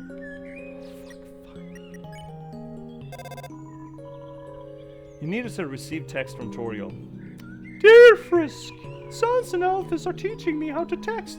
I am learning so much. Who gave Mom a phone? Call your mother, Lindberg. Oh, have you guys seen Shorsey? You gotta see Shorsey. Surely you gotta see Shorsey. You haven't... what's it?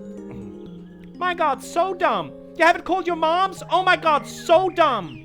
So dumb. For example, do you know what a smiley is? I'll check it out, bud. It's the spin-off of Letterkenny. If you've seen Letterkenny and you like Letterkenny, you're gonna love Shorsey. I would argue that Shorsey is the best sports movie or series ever made. It's fucking fantastic. It is the character of Shorsey from Letterkenny, and he just gets his own show. It's so fucking good. It is so fucking good. Please look at this. Now turn your head to the left. Oh my fucking god, Mom. It's a picture of me smiling at you. Can you see it? LOL. That stands for lots of laughter. No, laughing out loud. Sincerely, Toriel. That's all for now. Maybe in the next room you will receive another. I can't fucking... Please. This place is a prison. I want to go home. Because they said the east, right? So it should be that door where we had... Right? That door right by Toriel's. That we couldn't go through. Through Snowden, past Snowden, way past Snowden. Do we have to call her again? Dear Frisk, how are you? Have you been wandering around for some quiet time now? I hope you're not getting into trouble, only kidding. LOL, sincerely, Toriel. P.S. Do not get into trouble. Would never. Oh no, not your social obligations. Heaven forbid. Can I just go straight home from here? So fucking tired of this. There must be some kind of way out of here, said the Joker to the thief.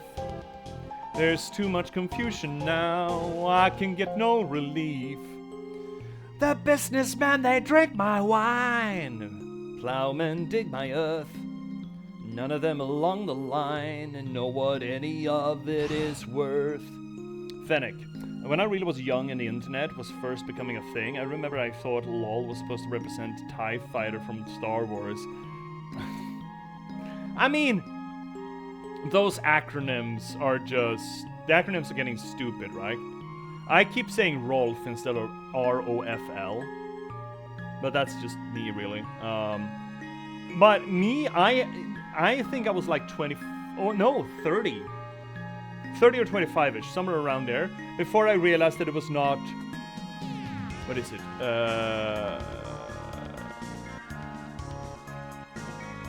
So in Swedish, quotation mark is called citation mark. Citationstecken. That sounds very similar to a young child as situationstecken, that is situation marks. So I thought until I was way into adulthood that it was situation marks and not quotation marks, because you never see it spelt out, right?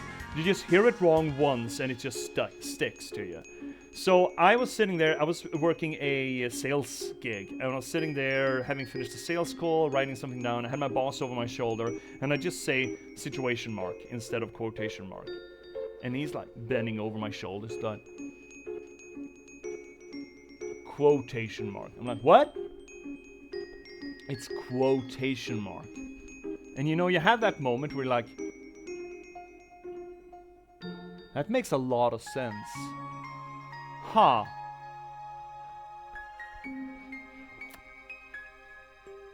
I'm the idiot, I guess.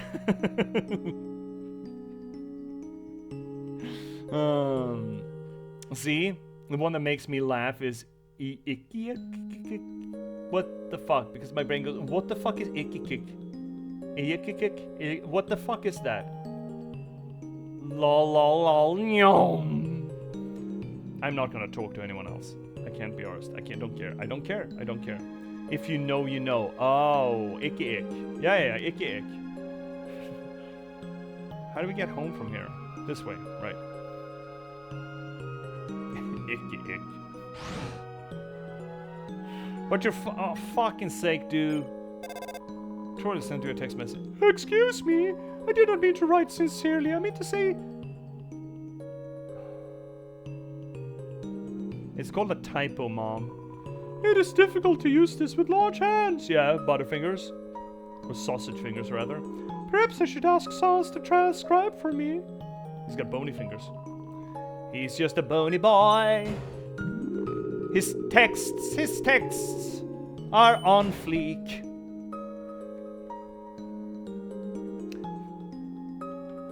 Isn't icky ick what the knight says? Yes. Icky but that's how it goes, right? Tra la la, yes, fucking go. Yeah, leave quick, Snowden. Fuck, get me out of here.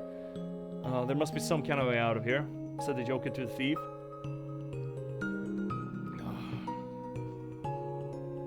Look, I'm sorry, dude. We're 5 hours in almost, and I'm just I was hoping for some more phone. Okay, fine. We're doing another phone. Fine. Don't tell me I never did anything for you. Toriel sent you a message. Sans will be typing from now on. No more messages. It's 3:40 a.m. over here and I can't go to bed until this game is beat. I'm too invested. That's how you know how you succeeded in life. Oh, we need to ask this girl what the fuck her problem is. That kid over there told me that it's weird that I have a pet bunny. First, there'd be nothing weird about it. There would be nothing weird about it. What do you mean would be? What do you mean would be? There would be nothing weird about it if he didn't say it was weird. It's cute. Second, what? It's normal to walk your younger brother on a leash, right? Oh my fucking fuck! God damn it, anime! Oh, what the actual shit?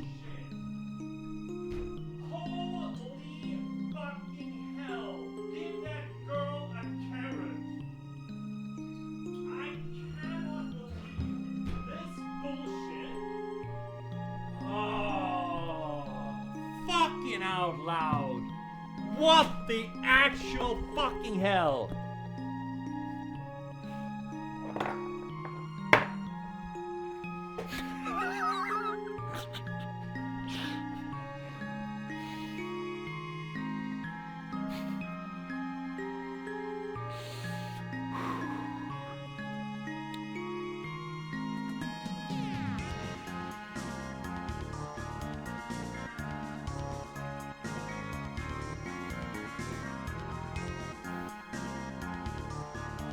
This is where we just force quit the game, right?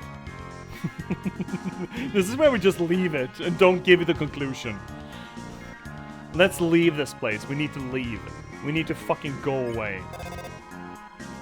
Mom, I have... Hey, Frisk! It's Toriel! I just baked 1,000,000 pies. Do you want any? Make sure to brush your teeth before crossing the street, Frisk. I think Toriel wrote this text while she was being given the reach around by Sans. I think Mom's high, or just coming.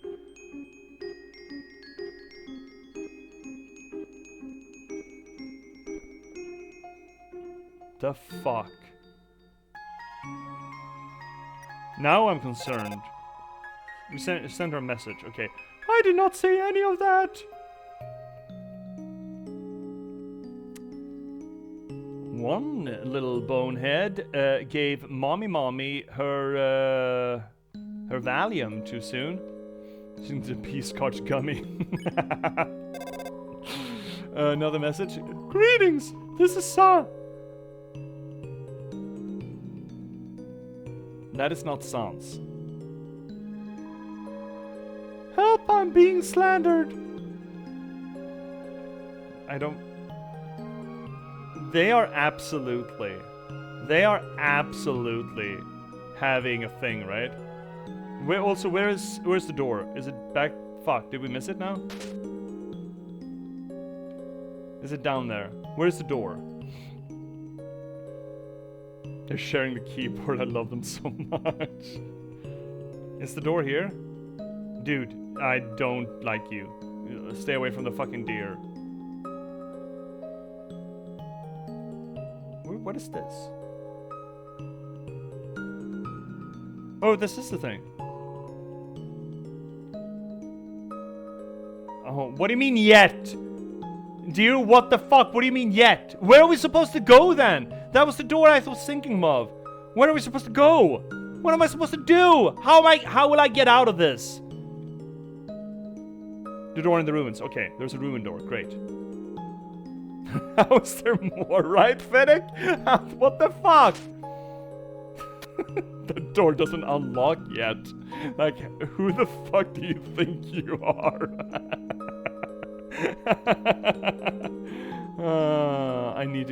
We need to fucking leave. Please let me get out of here. I need to get out of here. Hi, buddy. I'm not talking to you. I don't know. I don't care. Mom? This is Sans. Frisk, did you know that I love to get owned?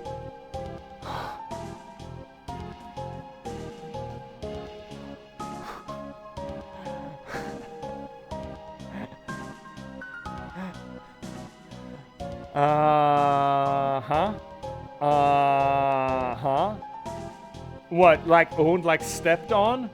Mommy Matrix? I also think Toriel is very good and fucka choontang jibbity boop. Excuse me. Dot. They are having sex as we speak. Why do you keep cat video? I don't want to see your fucking pussy, Mom. Inside, she meticulously describes a video she saw of a small white animal.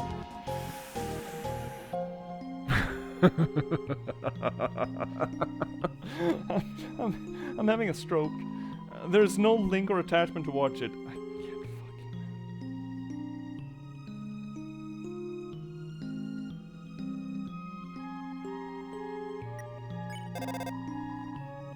Send us a message. Forward. Send this to someone you care about, or a skeleton will rattle your bones at you. She's getting fooled by quick clickbait.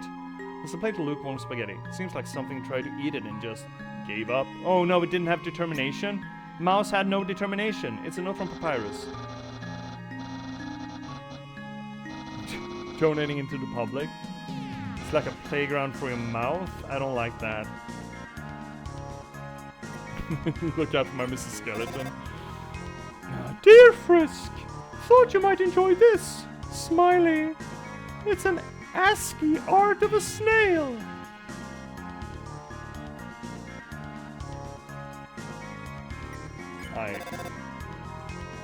Dear Frisk, Undyne and Papyrus want to cook something together with me. Sans is telling me that they are excellent chefs. I'm excited, smiley face. Maybe if you are lucky, you can have some too. I'm leaving, Mom. I'm fucking out of here so quick. I'm running away, Mom.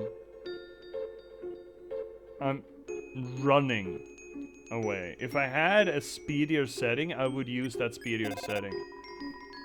Dear Frisk, if Sans and I started a band, do you know what we could call it?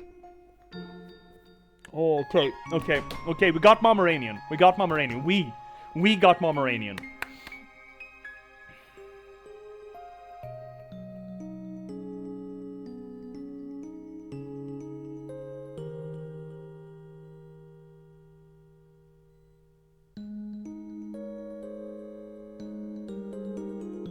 Mommy needs a calcium deposit. That's the band name, right?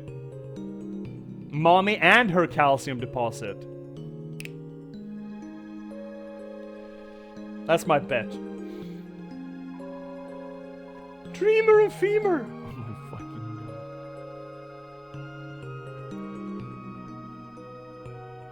god. Mine is better. Dreamer and Femur, baby. Mommy and her calcium deposit is better. P.S. That is only a joke. Do not refer to me as Dreamer.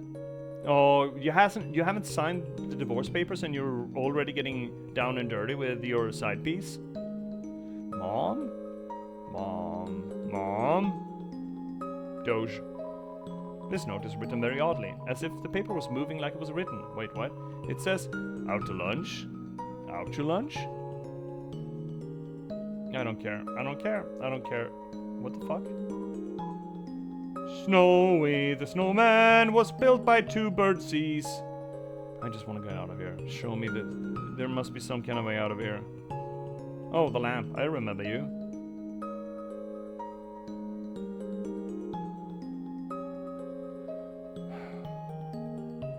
So, game design wise, but making you walk back through the world that you played through and interact with the changes that you have caused or have happened in your passing is not a bad gimmick, as it were. We usually have that as an epilogue, essentially, right? You get, during the credits, you revisit the places where you've had an effect. It's not bad at all. It's a little bit slogging when you have to actually walk the distance yourself, I suppose. Dear Frisk, Undyne is very strong. Papyrus made a bet with her that she could not lift everyone up. She could. The only trouble is that she did not know how to put everyone down. Here's a run button. Yeah. So now we're going the right way then. Dear Frisk, Alphys is telling me many interesting facts about the human world. Quite a few of them are wrong, though. Frisk, you did not tell her anything funny, did you? Smiley face, of course I didn't. Me? I would never tell a joke in my life. Ugh.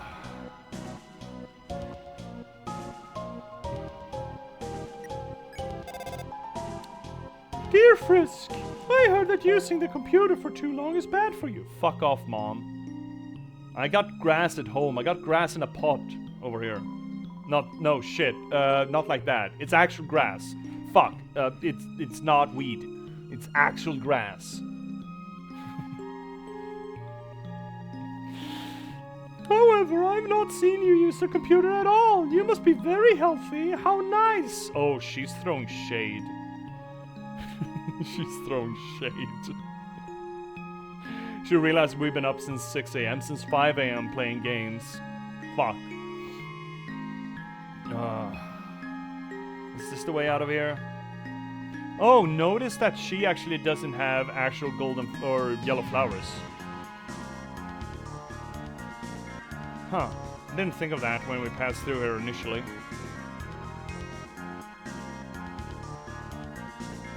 Ah, shit. You got stuff in my eye. No. Can we open the doors here? No. There was a door we couldn't open, right? She does not have the flower at all. Room under renovation. Okay. We're not replaying this game. We're not doing it. My voice could not handle that. And we're coming up on another fucking ad break? Please save. Yeah. Yeah, determination, whatever the fuck, I don't give a shit. We're going home. Every time this old tree grows any leaves, they fall right off. There's only one place in the ruins with the yellow flowers. Yeah, it's where we land, right? This is not the way, is it? Rabbit. Seems like the ruins have finally opened up. Maybe I should finally go out to the rest of the underground. Huh, the barrier's open, too. Let's just take this one step at a time, okay? Is this the door? No, it's just overlooking the city.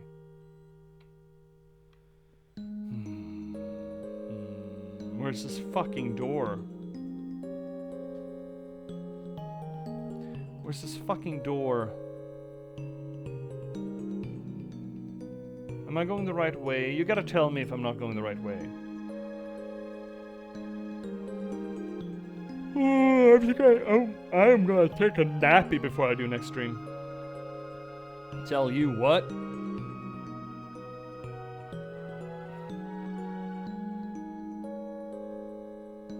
I am concerned with the frogget's ball sacks dangling around down there.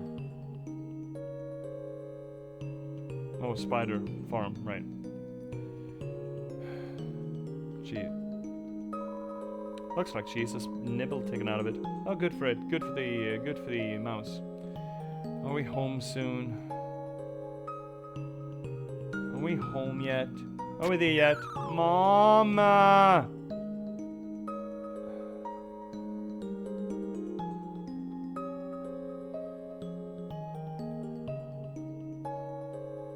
If this is not the way out, I will be upsetty.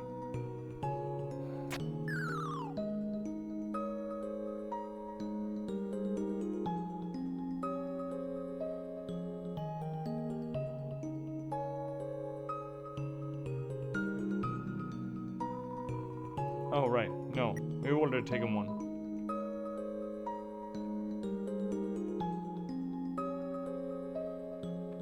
That's Mommy's hiding spot. Mommy Matrix.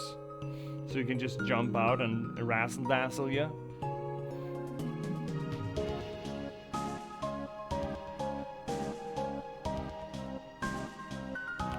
Ad break coming up in like 2 minutes. I just want to fucking get through this. Should stagger it though. Snooze. I'm gonna post snooze after this, I tell you what.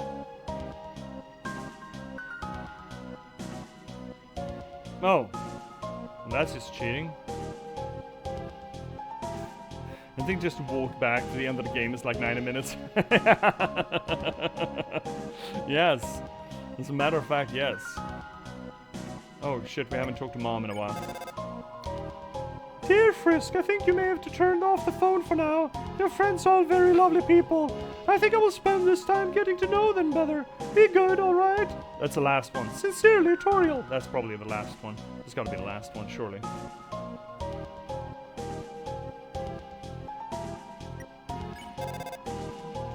Good, okay, we're done. Are we done now? Are we home?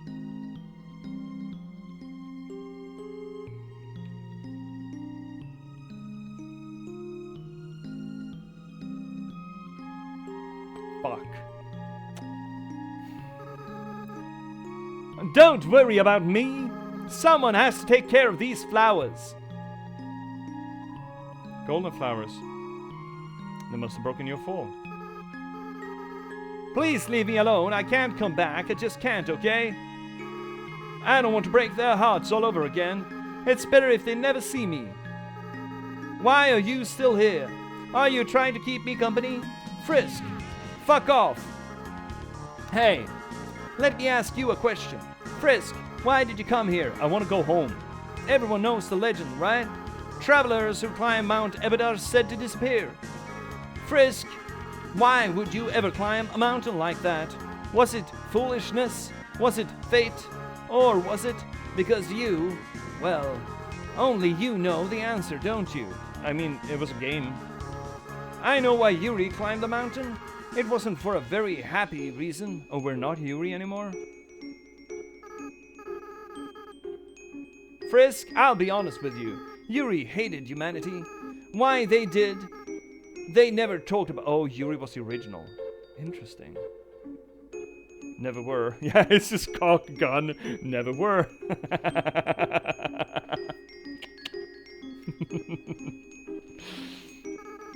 But they felt very strongly about that.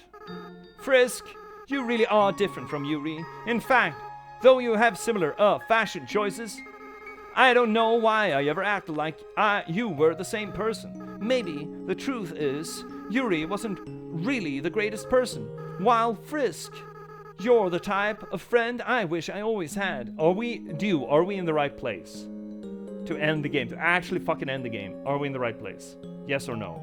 Please. So maybe I was kind of projecting a little bit. Let's be honest. I did some weird stuff as a flower. I'm so sorry. Dew,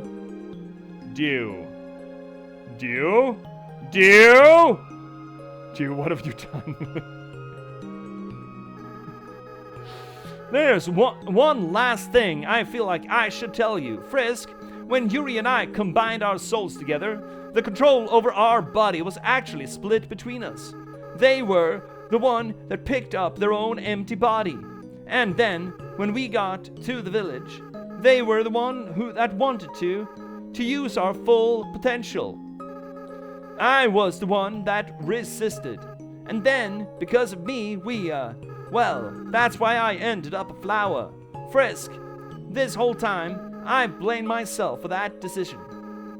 That's why I adopted that horrible view of the world. Kill or be killed. But now, after meeting you, Frisk, I don't regret that decision anymore. I did the right thing. If I killed those humans, we would have had to wage a war against all humanity. It was to the east. This is the east. No, it's to the west. Oh, you gotta be fucking...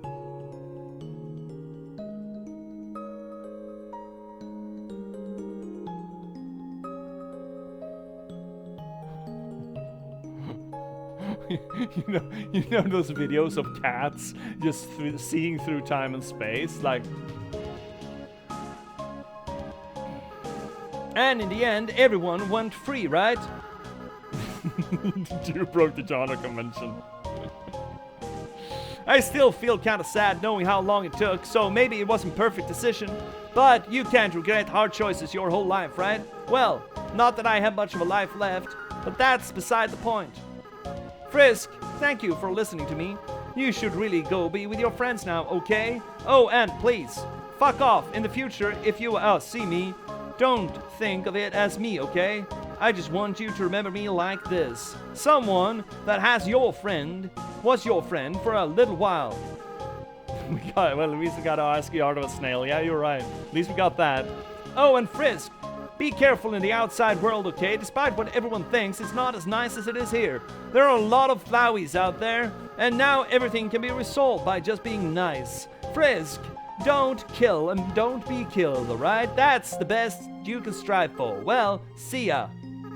Frisk, don't you have anything better to do? Frisk, don't you have anything better to do? Frisk, don't you have anything better to do? Frisk, don't you have anything better to do? Frisk, don't you have anything better to do?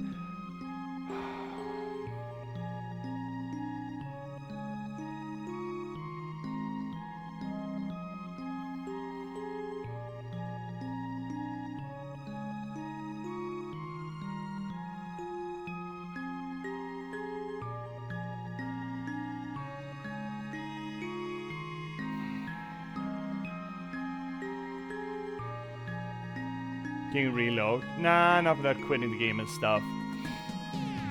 We're just gonna deal. We're gonna deal. We're gonna be adults. We're gonna stay. We're not gonna eat our pancakes, and we're just gonna.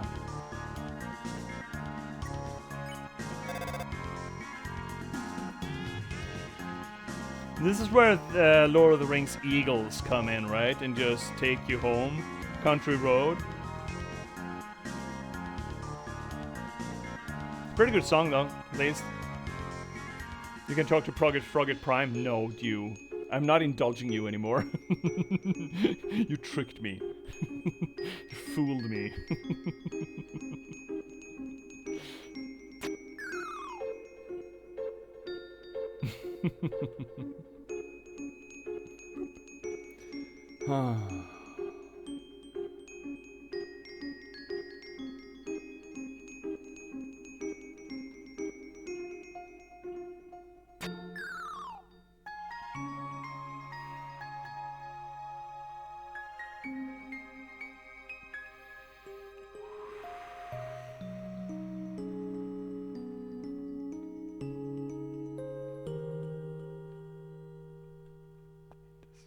I hate this. Make it end. Make it end. Make it stop. Make it stop. Serenity now. Yeah, just fucking. This is our moment of zen, everyone. This is our moment of fucking zen.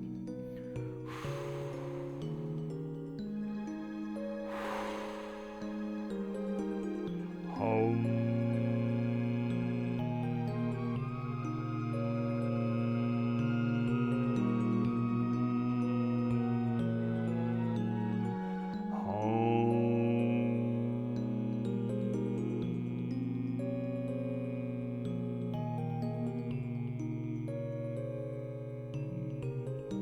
The real Joker was beside you all along, yeah. Hi, friends! No, I'm not gonna do that whole shit. My throat is rocked anyway. Let's finish the stream off. We're probably gonna quit. We're probably gonna finish Undertale pretty quick. Let's just finish off with a little bit about our trauma, he says. Someone just watch one stream burn. Yeah, it's fine. This doesn't take that long. We're not listening to Mom fuck Boney anymore, so it's fine. It's fine. Everything is fine. Every little thing is gonna be alright.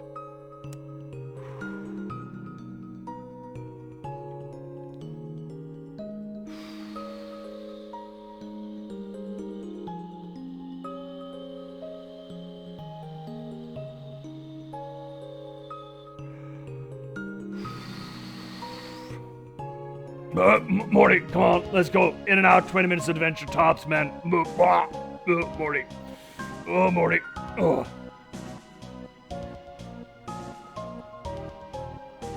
Oh.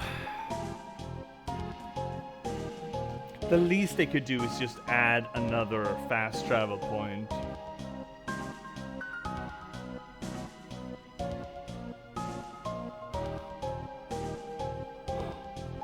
I'm so tired! I've been up since 5!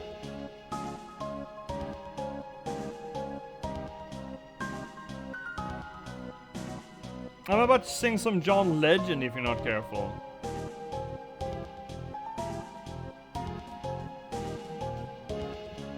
Please get me out of here. I'm so fucking tired. Show me the way to go home, boom, boom. I'm tired and I wanna go to bed. I had a little drink about an hour ago and it went straight to my head. Wherever I may roam, boom, boom, on land or sea or foam, you will always hear me singing the song. Show me the way to go home. Show me the way to go home, boom, boom. I'm tired and I wanna go to bed. I had a little drink about an hour ago and it went straight to my head. Wherever I may roam, boom, boom, on land or sea or foam, you will always hear me singing this song. Show me the way to go home. Please. Yes, correct way.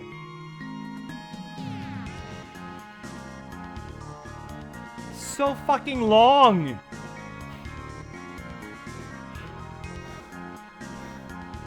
I'm having a fucking heart attack here.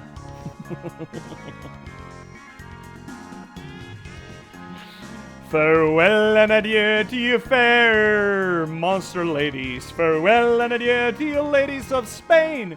For we've received orders for to sail for the overworld. And soon nevermore shall we see you again. So we'll rant and we'll roar like true British sailors. We'll rant and we'll roar of all salted seas. But until we strike soundings in the channel of old England.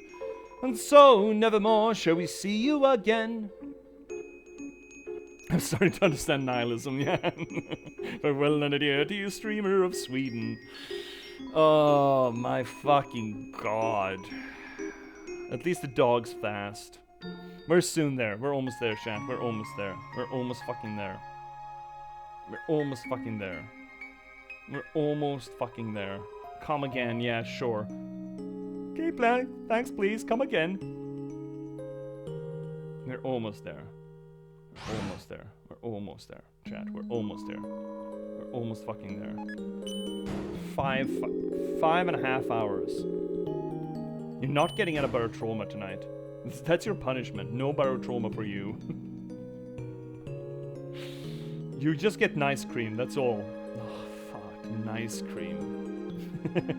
Winch. I love that someone's found a good use for the winch emote. Yo, is that Heat's Flames Man? It is Heat's Flames Man. We're not, dude. No. We're fucking not. Don't you even fucking try.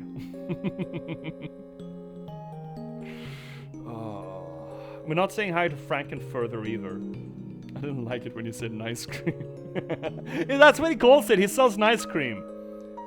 That's the actual thing. I don't think anyone did. Just a wall of wench faces coming down. That's what he sells. He sells nice cream. I didn't make up that trademark. That's not I'm not the problem here. Oh, please. Please. Elevator, let's go sideways, please.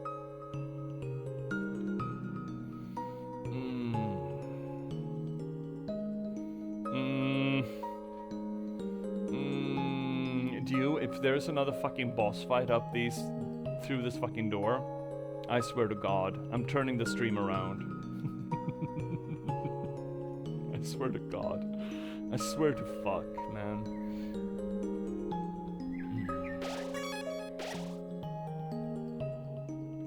Bye, fuckers.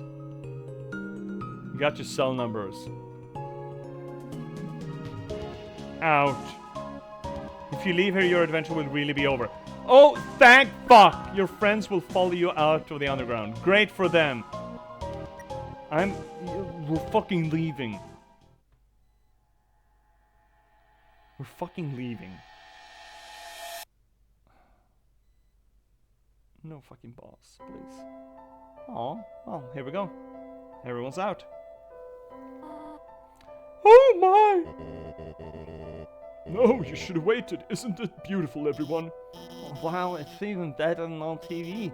Way better than I ever imagined. Frisk, you'll live with this? The sunlight is so nice, and the air is so fresh. I really feel alive. Hey, Sans! What's that giant ball? We call that the sun, my friend. That's the sun, wowee!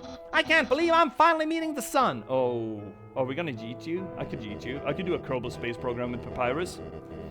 I could stand here and watch this for hours. Yes, it's beautiful, is it not? But we should really think about what comes next, yeah. Find shelter, fresh food. We need to figure out how assholes work. Big yeet yeet big. Just yeet! Oh, right, everyone. This is the beginning of a bright new future.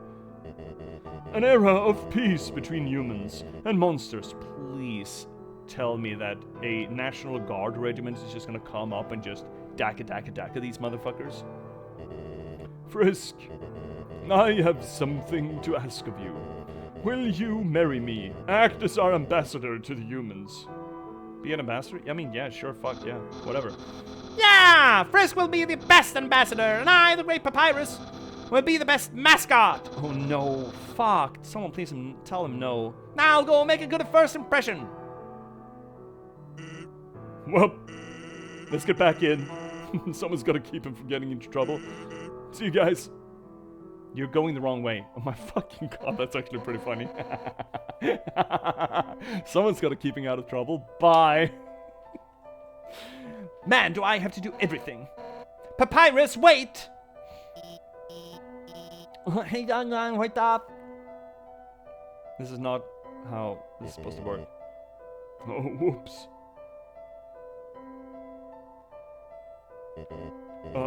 Should I do something?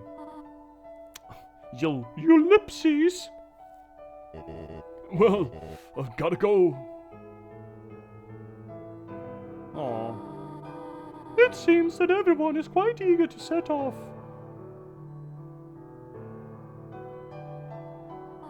Frisk, you came from this world, right?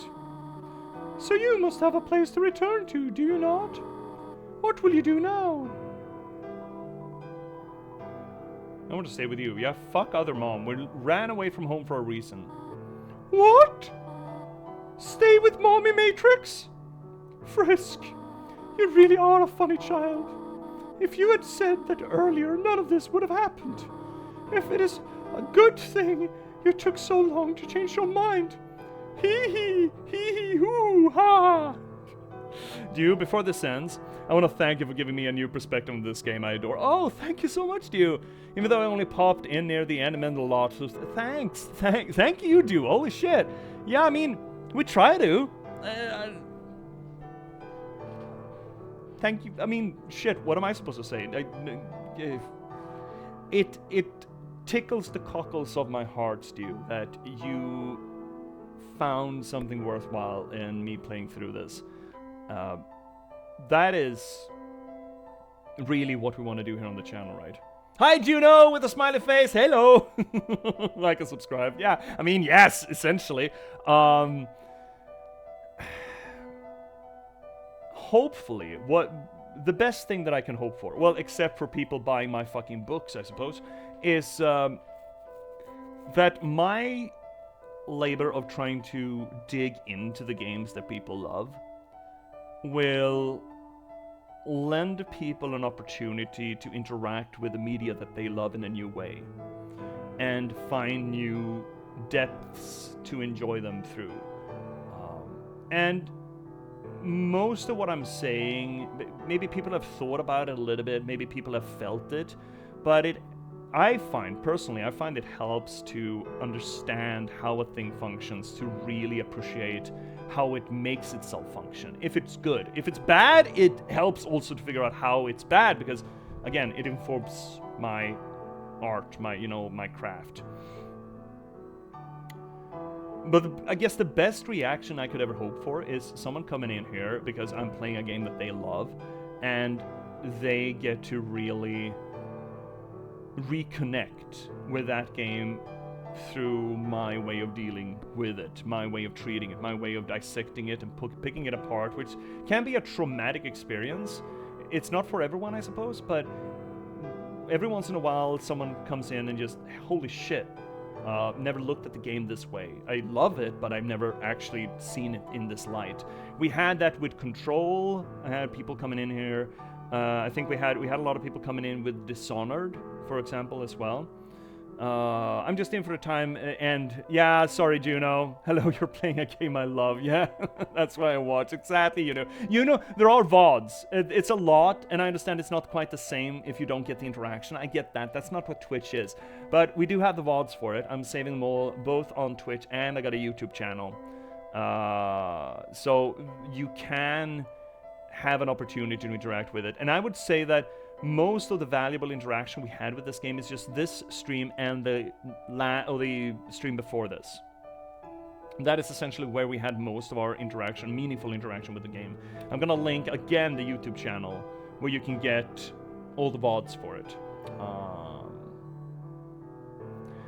So I'm sorry that you're missing it. I can tell you that what we're playing next, not today but tomorrow, we've just started Spiritfarer, which is also promising to be a bit of a weepy. So we have done a lot of cool stuff. There's a lot more. But Dew, I'm so glad that you feel that way. It means a lot to me that people find a new appreciation for art and storytelling through me helping them into the area of literature criticism and literature theory, as it were. Fennec, by meaningful interaction, he's of course referring to when we took a break to read some Mommy Matrix erotic. I'm gonna link that book in the Discord so everyone here can see it. You know, thanks. Pulled it from Fahrenheit 451. Oh, is there? Oh, do you really? Oh, I love that book, by the way. Now he's being mushy. C comes in like, Who threw the first stone? Mommy Matrix Erotica reviews. So this is the end of the stream, or do we finish the last bit? Oh my, no, Juno, for fucking out loud! Not more! Dew told me before when the stream started. I got up at 5 a.m. this morning, Juno, to start streaming at 6. Dew had told me, oh, there's like 90 minutes left. Here we are, 5.5 fucking hours later.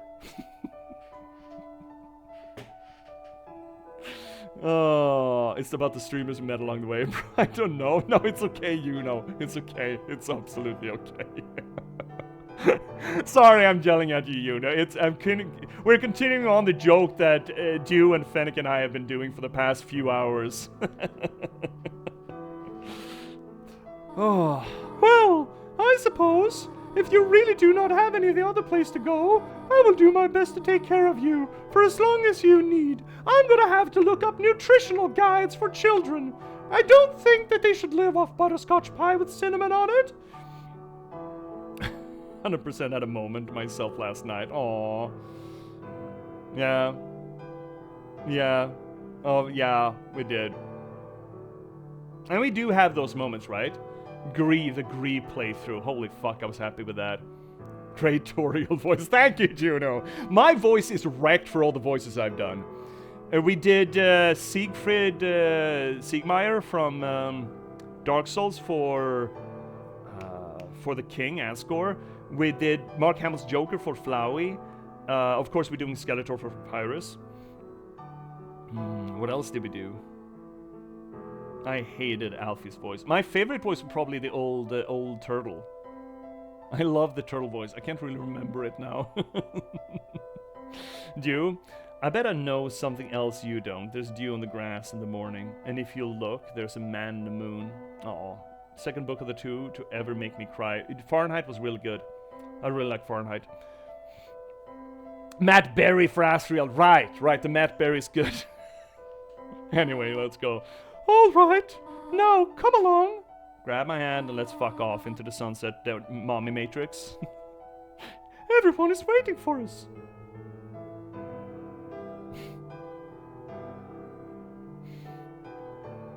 Please, credits, please, credits, please, credits. Come on. Yes, we got there. Fuck yes. Okay, so short recap. Undertale. We have already talked about Toby by Toby. Professional frog brain for everything.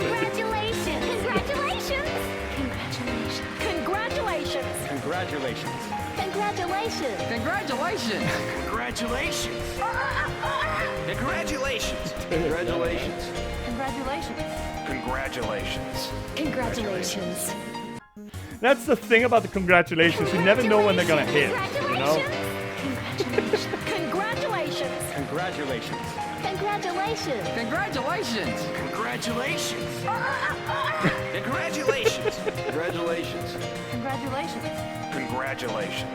Congratulations!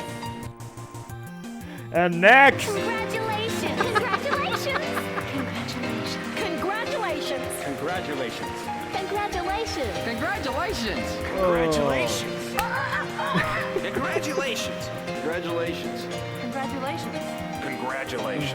Congratulations! Oh, thanks for the bits, see? Congratulations! Oh my fucking god.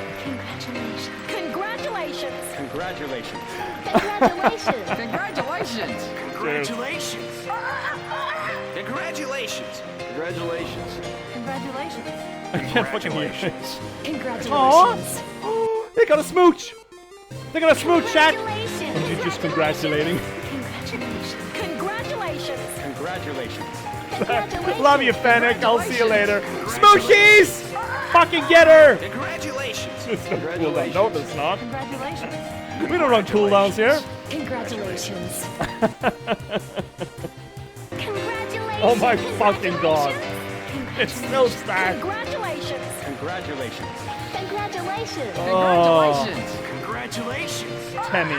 Tammy. This is so cursed. All of this is fucking cursed. Are you still running? Congratulations! Are we done? Are we quite finished? Fucking pageantry is that? Thank you, Z. It's for special occasions, yeah? Oh, here comes Siggy. Congratulations!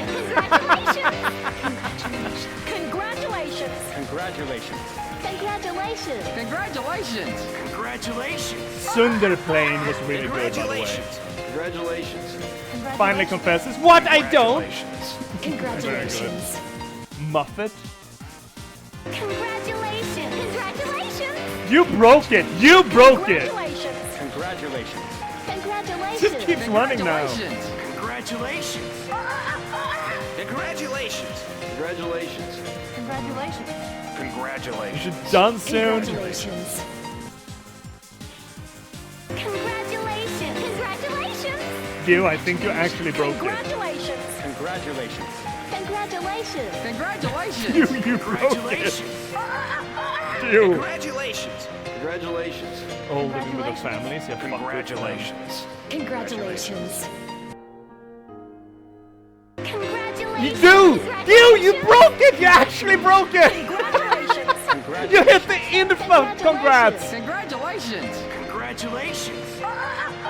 Congratulations. Congratulations. Congratulations. Congratulations. Fucking broke it! Congratulations. Congratulations.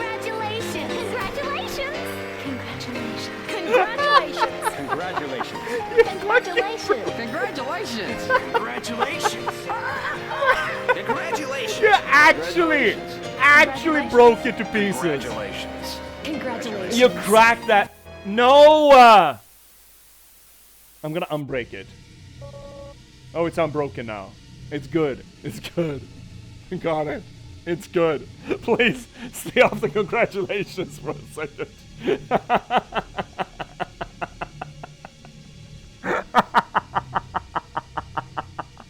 Oh, Asriel, fuck off! Ha ha ha ha ha! Did you really think it was over? Yes, please, fuck. I mean, we haven't even done the special thanks yet. Ready? Let's end all of this for good.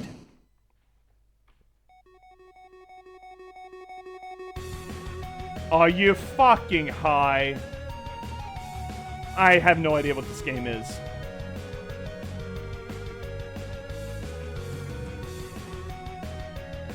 Can't touch this. Oh. Oh. Okay. I don't know why. Are these, Are these... Yeah, these are Kickstarter backers, right? Undertale by the hit indie developer Toby Fox, yeah. Kickstarter backers, yeah, thought as much. Kinda cute way of delivering it, actually. But holy fuck, I'm ready for this game to be over. So ready for it to be over.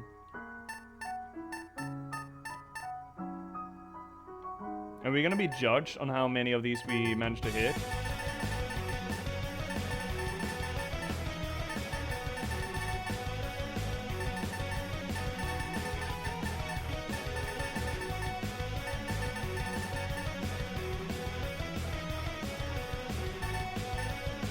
Oh, dude, I can't be fucked.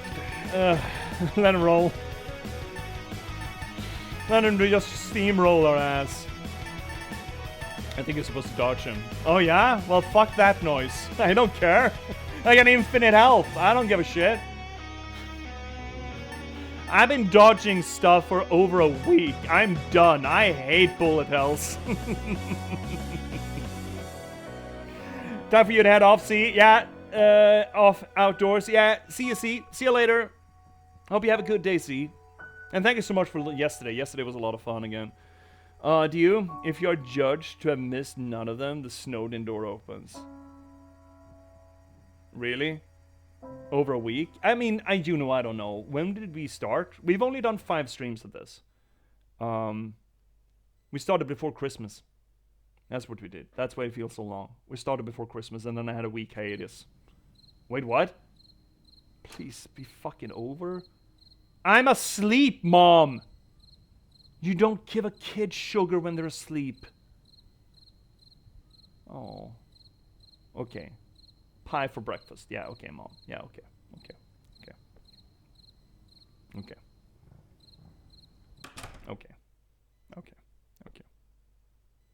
Now I kind of want to try butterscotch pie. Oh, bee-scotch.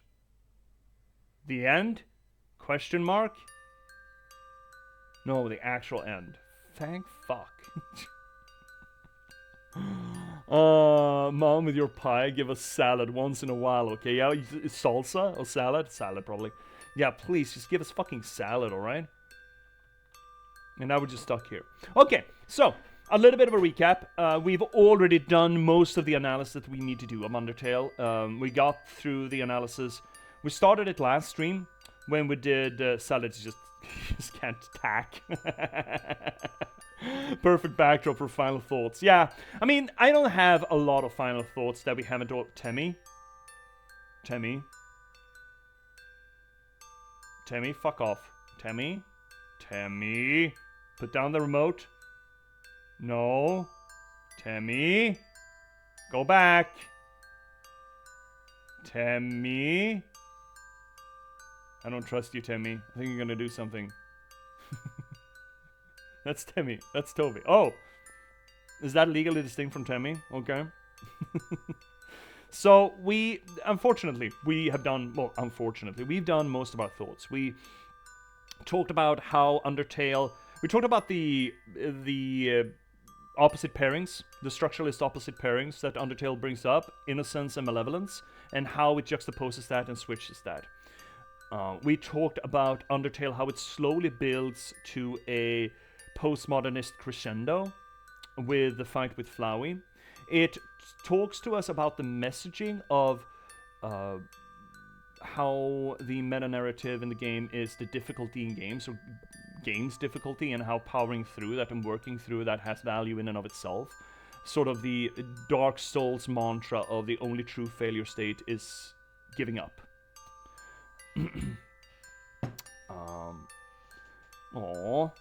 We also talked about... What else did we talk about, except for Mommy Matrix?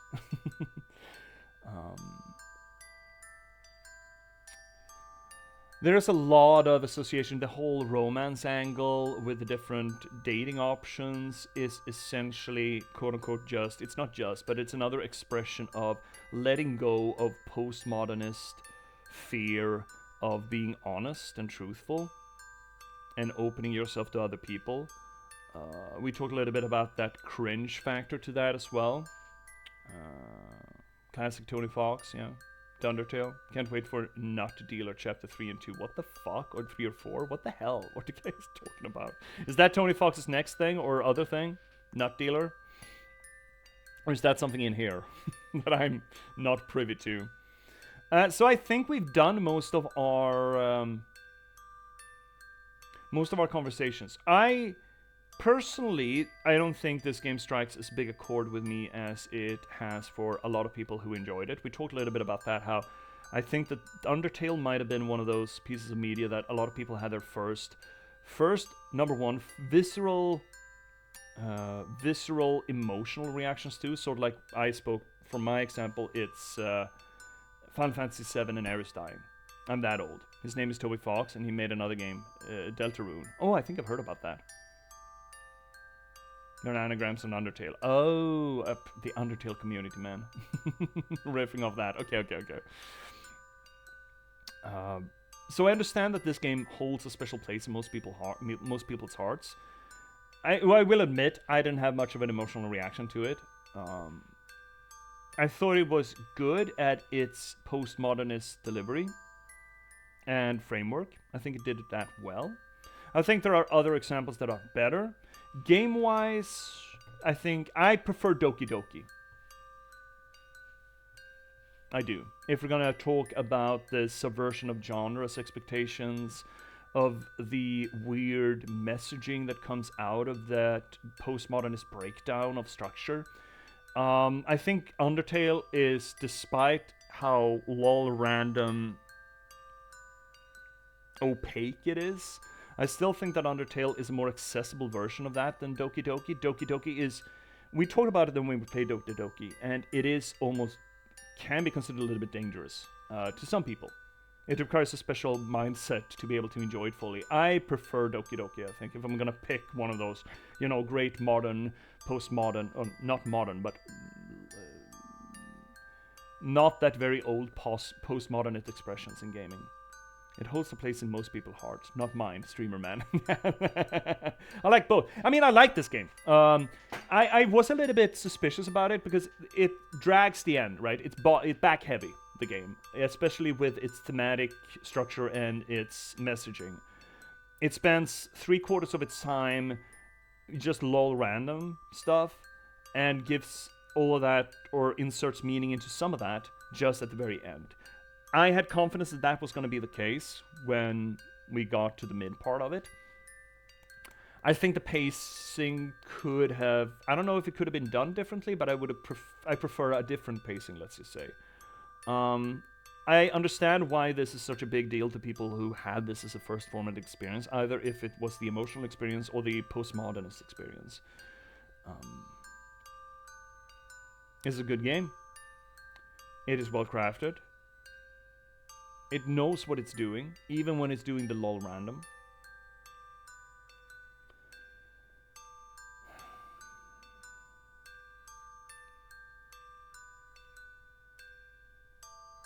It is a good example of a postmodernist product that tries to push through postmodernism and through that nihilism that we spoke about.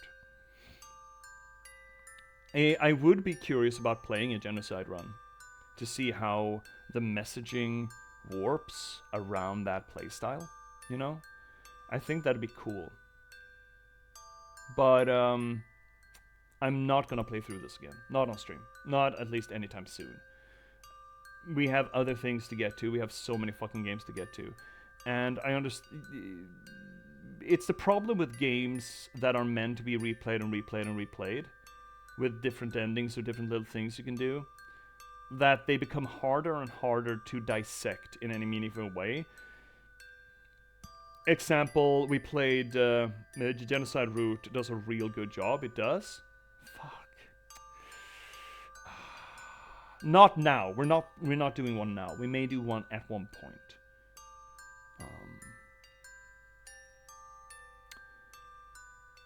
Where was I? It is difficult to properly... I'm not doing reviews, but doing proper discussions, dissections, and reads of games that are meant to be replayed in absurdum. We played Hades for a while. I cannot finish it properly. We got to Mom. We got to Persephone. But I understand that you need to get to Persephone like 100 fucking times before you get the real ending, as it were. And we just can't spend that kind of time if we want to explore many different games doing this stuff, and we do. So I had to kind of give up Hades, and it's a shame because you don't give the game as intended the right amount of focus, but then again, for the purposes of what we're doing here on stream at least, the game's purpose doesn't lend itself to us to the full extent, and that is a shame. That is a damn shame. I guess you can almost look at it as something that is missed in translation, I suppose. And that's a damn shame, but it is what it is. Unfortunately. But it's highly possible that we would come back to it eventually. It's gonna be a while. We got a lot on the docket. A lot. Yeah, let's play through Geno right now. No, we're not. Oh, Dew. The more you kill, the easier it becomes to distance yourself. The more you distance yourself, the less you will hurt. The more easily you can bring yourself to hurt others. That is true. That's good read, Sans. Let's see you, Juno. If you will play Geno, I hope to catch that. I think we can wrap it up now. Yeah. So we have a little bit of an outro, and I hope you're going to stick around for the outro. I'm going to just leave the background music for this. It's been 6 hours. I've got another stream in 5 hours. I'm going to lie down a little bit. I'm not sure I'm going to nap. I'm going to eat something. Try to relax. And then be back in like 5 hours. Before I tell you what's coming up on the stream, let me tell you why we're here. As you may have noticed, I try to do literature theory to the games that we play, apply close reading, structuralist analysis, deconstruction, anything that we can get our hands on to the games that we play to try to make sense. Maybe not so much what the story is. Sometimes we need to do that, like with Signalis or Dark Souls, but more so how it fits together. How are the moving parts all working? What thematic structuring is it using? All of that good stuff. I do this not just because it's fun, I enjoy doing it tremendously, not just because it elevates the media, because it does take it seriously enough to put it next to the Dostoevskis and our Homers and our Cervantes, you know? So it is good for the media to be treated this way. But I do it for solipsistic reasons. You see, I'm an author, I'm a storyteller myself. Narratology and storytelling are important to me. They are vital to my being, they're my raison d'etre. I started streaming not so much to become a professional streamer, but rather to promote my own work. I've been a novelist for the past 10 years. I've written 9 books in that time and a bunch of short stories and other stuff. And I started streaming to promote my books. Most recently, about a month since, The Patchwork Sovereignty, a beautiful new book, came out. I love this so much. I think it's so fucking gorgeous.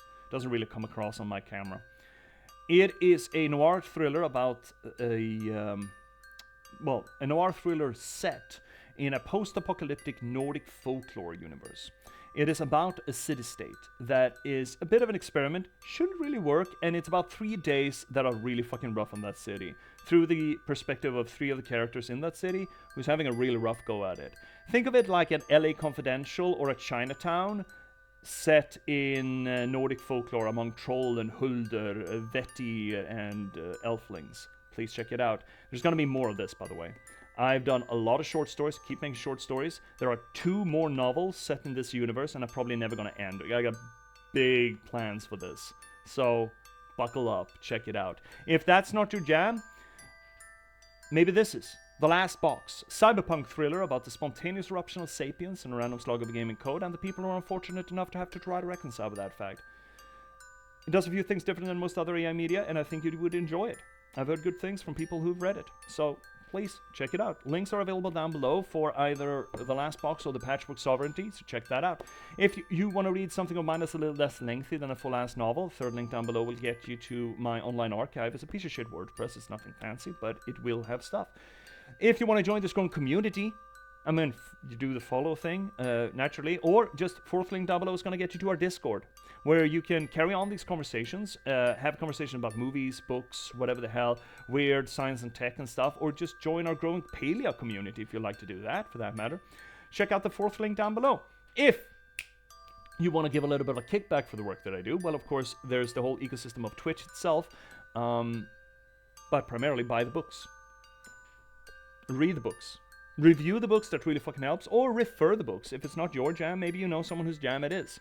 Either way, really helps. But if you don't want to do any of that, or you already have, and you still want to give a little bit of a kickback for the work that I do, fifth link down below is going to get you to my Buy Me a Coffee page. So, that being said, oofa doofa, I'm going to lie down for 2 secs. Oh, bugger me. What's coming up next? That's what we're doing. We are streaming again in 5 hours' time. At 1700 C Central European Time, that would be 11 a.m. Eastern Time, 8 a.m. Pacific, with our regular scheduled Sunday broadcast, where I am joined by my good friend, the cosmology scholar, Finnick Twitch in chat, who is an absolute religious scholar. He's done a master's thesis on the myth themes at play in World of Warcraft, and we are playing through the campaign of Warcraft 3 to see sort of what Blizzard seeded to build their massive fucking epic upon. It's kind of cool. We've had a lot of fun. We've just crossed over to the expansion and are playing that, so please join us in 5 hours for that. The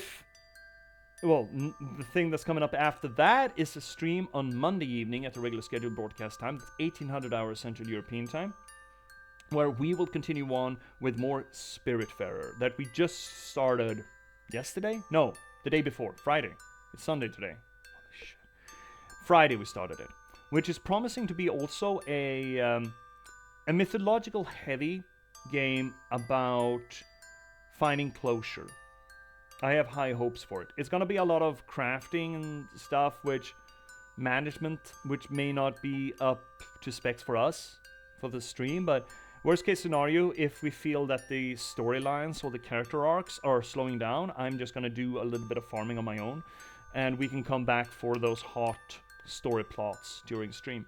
I have high hopes for it. I think it's gonna be good. So that's what's coming up next on the channel. I should send you on. Is anyone online? Is anyone available for us? Is anyone here? Oh, That's another book. That's not what I wanted to send on. I am doing bad. There we go. Got it. No one's online.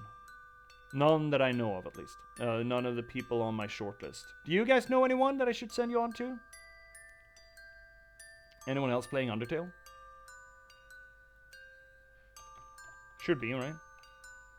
I don't know what to be. Yeah. I can understand that. Other people are. You know... Let's just say goodnight, shall we? Let's just say goodnight. Good afternoon, good evening, and good night. So, thank you so much, everyone, for joining me tonight. It's been an absolute pleasure to have you here. Speedrunning Portal Prelude on the graphic calculator. Fucking go, dude. Fucking go. Pop off, champ. Thank you so much, everyone, for joining me tonight. It's been an absolute pleasure to have you here, as always. It's been a pleasure to have you here in chat. Heavy day, that's fun. Oh, I'm gonna have a speepy day until it gets fun again. Thank you so much also everyone for lurking. Lurking is a civic responsibility and don't let anyone tell you differently. And thank you so much everyone for watching the VODs after the fact. It means the world to me that you're willing to do that, so thank you so much. And thank you so much also for having, you know, enjoying the work that I do here. Trying to absolutely fucking dissect the games for public viewing. I'm essentially being the, you know, the 19th century doctor that just dissects living people in front of an audience. That's essentially what I'm doing. So until later today, in 5 hours, thank you so much for being here. Take care of yourselves, take care of the people around you, and fuck being nice. Nice is usually just platitudes and bullshit to make yourself feel better, but do try to be kind to other people. Kindness is important, and especially in this our day and age when everything's going all topsy-turvy. Kindness and niceness are not the same things. There's a Venn diagram of them. Aim for kindness, at least. So, until later today, thank you for being here, and good night. Bye.